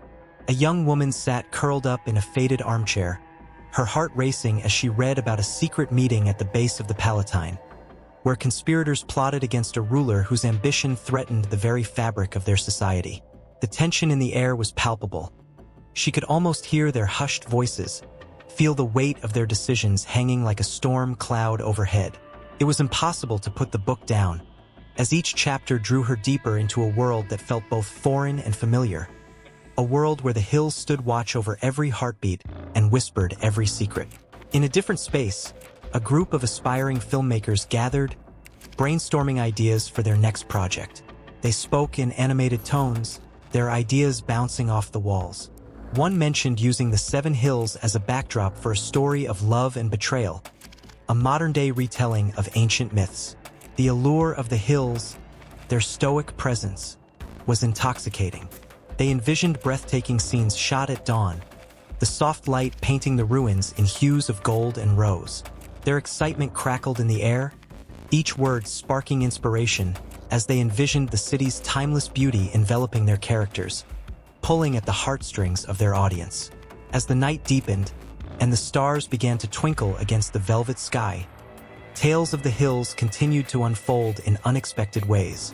A famous song echoed through the streets, lyrics celebrating the romance and mystery of the 7 hills, capturing the essence of lovers who walked hand in hand under the moonlight, their dreams illuminated by the glow of ancient lanterns. Musicians sang of the hills' power, their melodies weaving through the air like silk, touching the hearts of passers-by who paused to listen, to remember. In the realm of theater, actors took to the stage with fervor, bringing to life stories rich with passion and betrayal. The audience was transported to a time when the Senate's power ruled supreme, and whispers of revolution filled the air. Each monologue resonated with the weight of history, evoking shivers as the characters grappled with their fates against the backdrop of the hills that had witnessed it all. The performers poured their souls into every line, and the audience hung on their every word, hearts racing with the realization that the hills were not just a setting. They were alive, breathing with the memories of countless souls. The 7 hills became more than mere geographical features. They morphed into symbols of resilience, of humanity's unyielding spirit. They were the embodiment of dreams and despair, the silent witnesses to the rise and fall of countless lives. The hills echoed in the hearts of those who lived and created around them, infusing their work with a depth that was impossible to replicate in any other place in the world. As the night wore on, a new story was being woven in a small coffee shop, where an author scribbled furiously in a notebook. Her words flowed like a river, inspired by the hills that loomed outside the window. They sparked her imagination, igniting her creativity as she crafted characters who lived, loved, and struggled within the shadows of those ancient giants. Each word was laced with emotion, a tapestry of humanity that would intertwine with the stories of the past and echo into the future. In that moment, the hills were not just part of history. They were a living, breathing entity, feeding the souls of those who dared to dream, to create, to share. The stories of the Seven Hills would never be finished. They would continue to inspire generations, pulling at the threads of time and reminding everyone who walked their paths that they were part of something much larger. A continuum of life, love, and history that would resonate endlessly. The hills stood tall, ever watchful, as the stories unfolded, each one a promise of new beginnings, new tales waiting to be told, drawing in every heart with the magic only they could conjure. As the sun dipped below the horizon, casting a golden hue over the rolling hills, a sense of quiet reverence enveloped the land. The hills, ancient and wise, stood as silent witnesses to the passage of time. They had seen the rise and fall of countless civilizations, felt the weight of battles fought for their very soil, and cradled the whispers of dreams long forgotten. Today, they still bear the scars of history, yet they pulse with a new energy, a vibrant heartbeat that echoes with the hopes of modern guardians. In a world that often rushes forward, the guardians of these hills, those who call this rugged landscape home, are a tapestry of stories woven together by threads of the past and present. They walk the same paths their ancestors did, grounded in tradition yet unafraid to reach for the future. The hills are not just a backdrop. They are alive, breathing, and nurturing the spirit of a community that holds both reverence for history and hope for tomorrow. As twilight deepened, shadows danced across the hills, and the air crackled with the sound of laughter and music. A festival was underway, celebrating the rich tapestry of cultures that now call this region home. People gathered, some with familial ties that stretched back generations, others newly arrived, all drawn together by a shared love for this sacred land. Their voices, a mixture of languages and dialects, rose in harmony, echoing the sentiments of unity that the hills have long inspired. Yet, amid the joy, there lingered a palpable tension, a reminder of the struggles that had shaped these hills. The land had endured exploitation and neglect, its resources stripped bare in the name of progress. The modern guardians understood this weight. They wore it like a cloak, an ever-present reminder of their duty to protect and nurture the very essence of the hills. They sought not just to preserve the beauty of the landscape, but to cultivate its spirit, ensuring that it remained a sanctuary for future generations. In the flickering light of bonfires, stories were shared, tales of ancestors who had roamed these hills with courage and resilience. Elders recounted the legends of the land, where every rock and stream held a story waiting to be told. The younger generations listened with wide eyes, their imaginations ignited by the rich history that surrounded them. They felt a connection to something greater than themselves, a bond that transcended time and space. The hills, with their intricate patterns of flora and fauna, were not merely a picturesque landscape. They were a living archive of biodiversity, a testament to the delicate balance of nature. The guardians understood this truth. They took it upon themselves to fight for sustainability, to advocate for the land that had given so much. Their actions spoke louder than words. Community gardens sprang to life, wildlife corridors were established, and festivals celebrated the cycles of nature. Each initiative was a step toward healing, a promise to the earth that they would honor its gifts. Yet, the guardians faced challenges.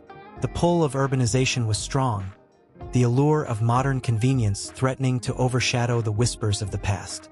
Developers circled like hawks, ready to swoop down on the land, eager to pave over memories and history in the name of progress. But the guardians stood resolute, armed with the knowledge of their ancestors and the passion of their hearts. They rallied together, voices raised in a chorus of defiance, reminding the world of the value of preserving what is sacred. As the festival continued, a young girl named Emma watched in awe. Her eyes sparkled with curiosity as she absorbed the stories and traditions being shared around her. She felt the pulse of the hills beneath her feet, vibrant and alive. Emma's heart swelled with pride knowing that she was part of this lineage of guardians. She envisioned herself as a protector of the land, carrying the torch of responsibility passed down from generations before her. In her imagination, the hills transformed into a canvas where she would paint her own legacy, one of love, respect, and stewardship. The emotional tide surged as night fell, the sky ablaze with stars that had witnessed the history of the hills. In the distance, a low rumble echoed, a reminder of modernity intruding upon this sacred space. The guardians paused, their joy momentarily stilled by the uncertainty of the future.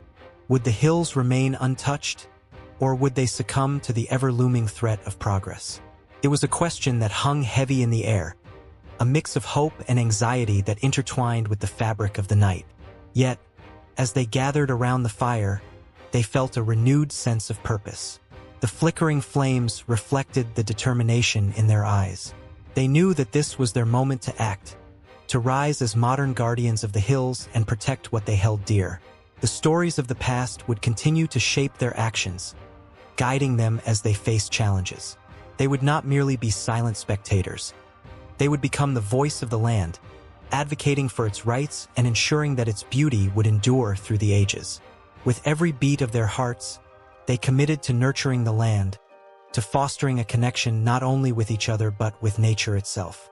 It was a promise, a pledge born from the longing to protect the legacy of the hills, ensuring they would stand tall and proud for generations to come. The festival transformed into a declaration of intent, a unifying moment in the history of the Guardians. As the fire crackled and the stars twinkled overhead, the hills seemed to listen, their ancient wisdom wrapping around the Guardians like a warm embrace. The night was alive with possibility, the air thick with unspoken dreams and hopes. The Guardians felt the weight of history on their shoulders, yet it was not a burden. It was a mantle of honor. The hills were not just a backdrop to their lives. They were a part of their very being, a living entity that demanded respect and love. And so, as the celebration continued, the Guardians of the Hills stood firm, ready to write the next chapter in the ongoing saga of this land. The whispers of the past mingled with the laughter of the present, weaving together a story that refused to end. The hills, steadfast and eternal, awaited the modern Guardians, who would shape their future with courage, compassion, and unwavering determination. The sun began to dip beneath the horizon, casting a golden hue over the ancient city, its streets whispering stories that echoed through time. The air shimmered with a sense of anticipation, as if every stone and cobblestone held a secret waiting to be uncovered. A group of eager pilgrims, breathless with excitement, stood at the foot of the 7 hills, their hearts racing with the thrill of history yet to unfold. As they embarked on their pilgrimage, the first hill loomed before them. Palatine Hill, where legends were born. The cradle of Rome. It was here that Romulus and Remus were said to have been suckled by a she-wolf, their cries a call to greatness. The ruins scattered across the hill told tales of emperors and gods, echoing laughter and lament in the wind. The pilgrims felt the weight of the past, a palpable energy that sent shivers down their spines. This was not merely a walk. It was a communion with the spirits of those who had walked before. The next hill, Aventine, offered moments of reflection. A peaceful garden welcomed the weary travelers, its tranquility a contrast to the bustling city below. Here, they marveled at the simple beauty of life. Children playing, lovers whispering sweet nothings, and the fragrant blossoms swaying gently in the breeze. It was easy to forget the world outside this oasis. Yet a sense of yearning filled the air. Each face told a story of seeking, of a deeper connection to something timeless. As they crossed to the Capitoline Hill, the atmosphere shifted. The grand architecture of the Piazza del Campidoglio rose majestically, invoking awe and reverence. Statues of fierce gladiators and wise senators stood sentinel, their eyes seeming to follow the pilgrims with an intensity that sent goosebumps racing across their arms. Here, power had once thrummed through the very stones, and the air crackled with the energy of revolution and valor. A distant echo of cheers and the clash of swords danced in their imaginations. Who were they to stand in such a venerated place? Then came the Quirinal Hill, where the opulence of palaces met the rugged stones of ancient temples. The pilgrims wandered through narrow alleys, each turn revealing a slice of history, perhaps the very spot where Julius Caesar had once walked. The tales of glory and tragedy intertwined like the vines that clung to the walls, each whispering of ambition, betrayal, and the relentless march of time. They could almost feel the pulse of the city, beating strongly beneath their feet, compelling them to listen, to learn. Transitioning to Viminal Hill, an unexpected tranquility blanketed the group. This hill, lesser known yet rich in its own right, offered a moment of respite. The gentle sounds of rustling leaves and distant laughter filled the air. Here lay the baths of Diocletian, remnants of a world where relaxation and socializing intertwined. The pilgrims touched the warm stones, feeling the ghostly impressions of those who had once soaked in the healing waters. In this moment, they were reminded of the simple joys of life, the shared humanity that bound them across ages. The sixth hill, Esquiline, brought a burst of color and sound. The vibrant markets thrived with life, and the aroma of spices and fresh bread filled the air. As they walked through this bustling scene, the pilgrims felt a connection to the common people of ancient Rome, those who lived outside the palaces and temples, who shared laughter over meals and whispered dreams under the stars. This was the beating heart of the city, where history was woven into the very fabric of everyday life. It was intoxicating, the thrill of feeling so close to the past. Finally, they reached the last hill, Celian. This hill, with its quiet grandeur, offered a view that took their breath away. The skyline, dotted with ancient churches and domes, was breathtaking. Here, the pilgrims felt the weight of centuries pressing down, inspiring them to reflect on their own lives and journeys. The sun dipped lower, casting an ethereal glow, and for a moment, time stood still. They stood shoulder to shoulder, connected by a shared experience that transcended words. The world outside faded, and nothing mattered but the moment. The laughter, the tears, the bonds forged in the face of history. As night fell, the group gathered atop the final hill, the city below a tapestry of lights twinkling like stars scattered across the earth. Each flicker told a story, and as they shared their thoughts and dreams, laughter mingled with solemnity. They understood that this pilgrimage was not just about visiting places. It was about feeling the pulse of history beneath their feet and recognizing their place within it. But the night was still young, and as the moon began its ascent, the allure of the streets beckoned them once more. Adventure was still waiting to be written, and the Seven Hills had more to reveal, more connections to forge. The whispers of the past still echoed in the cool night air, urging them onward, promising that the journey had merely begun. The energy was electric, and with hearts full of anticipation, they stepped into the night, ready to embrace whatever adventures lay ahead.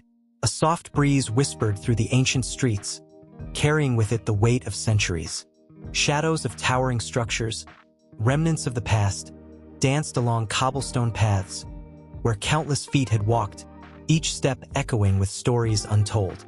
The air was thick with both history and myth, a palpable reminder that the legacy of the Seven Hills was not just a collection of ruins, but a living, breathing tapestry woven through time. Beneath the majestic arches of the Colosseum, a spirited crowd once roared, their voices mingling with the cries of gladiators fighting for glory. Now that same arena stood still, a silent witness to the passage of time. Children laughed and played nearby, their joy a stark contrast to the echoes of a brutal past that lingered, binding the present to the shadows of ancient warriors.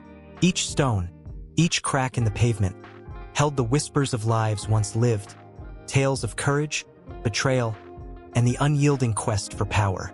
Walking through the Roman Forum, the remnants of temples dedicated to Jupiter, Mars, and Vesta seemed to shimmer in the sunlight, their majesty still intact despite the ravages of time.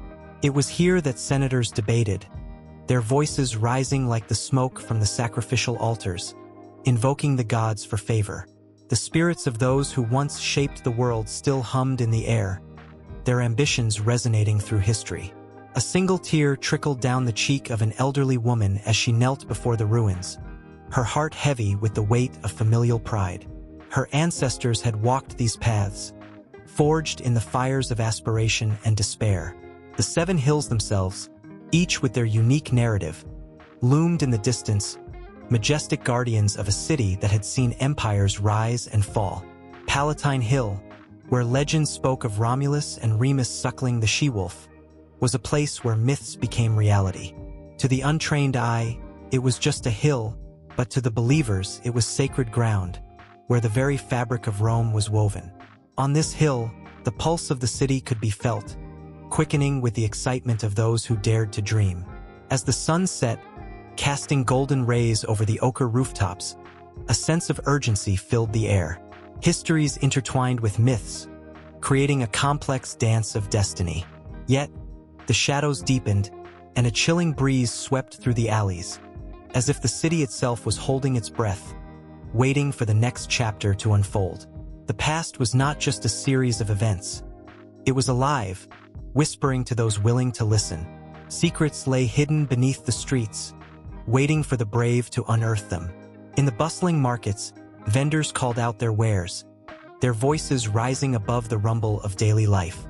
Yet, amidst the clamor, an old man sat quietly, his eyes reflecting the wisdom of ages.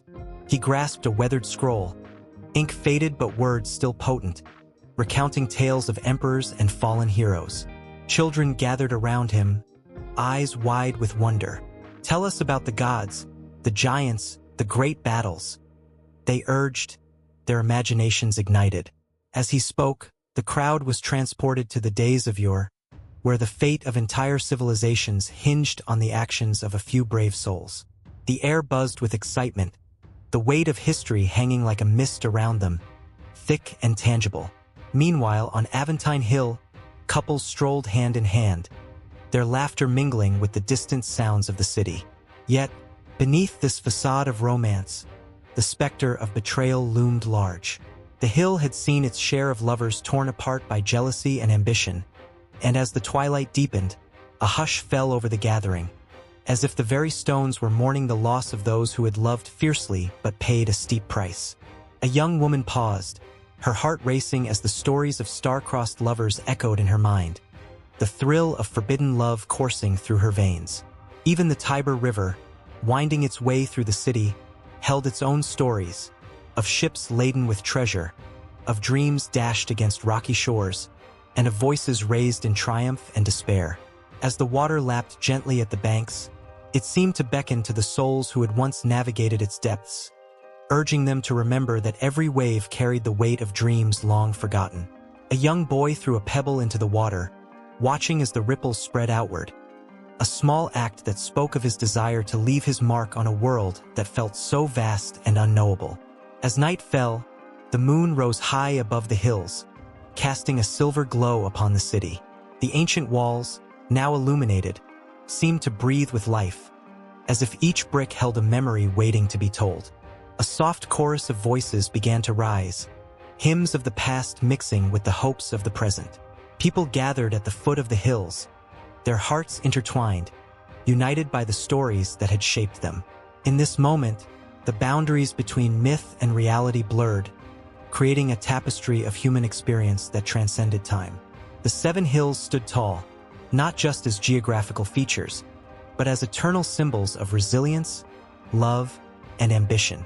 Each hill whispered secrets that were meant to be shared, tales that ignited the fire of inspiration in every heart. As the night wore on, the city pulsed with a rhythm as ancient as the stars above, drawing its inhabitants closer to the truth that history was not confined to the past. It lived on in every heartbeat, every breath. And amid this symphony of voices, a new story was beginning to unfold. An echo of triumph and tragedy, a promise that the legacy of the Seven Hills would continue to resonate through the ages, carrying with it the weight of dreams yet to be realized. Just beyond the horizon, where shadows danced with light, the future awaited, shimmering like the stars that watched over the city, unyielding and eternal.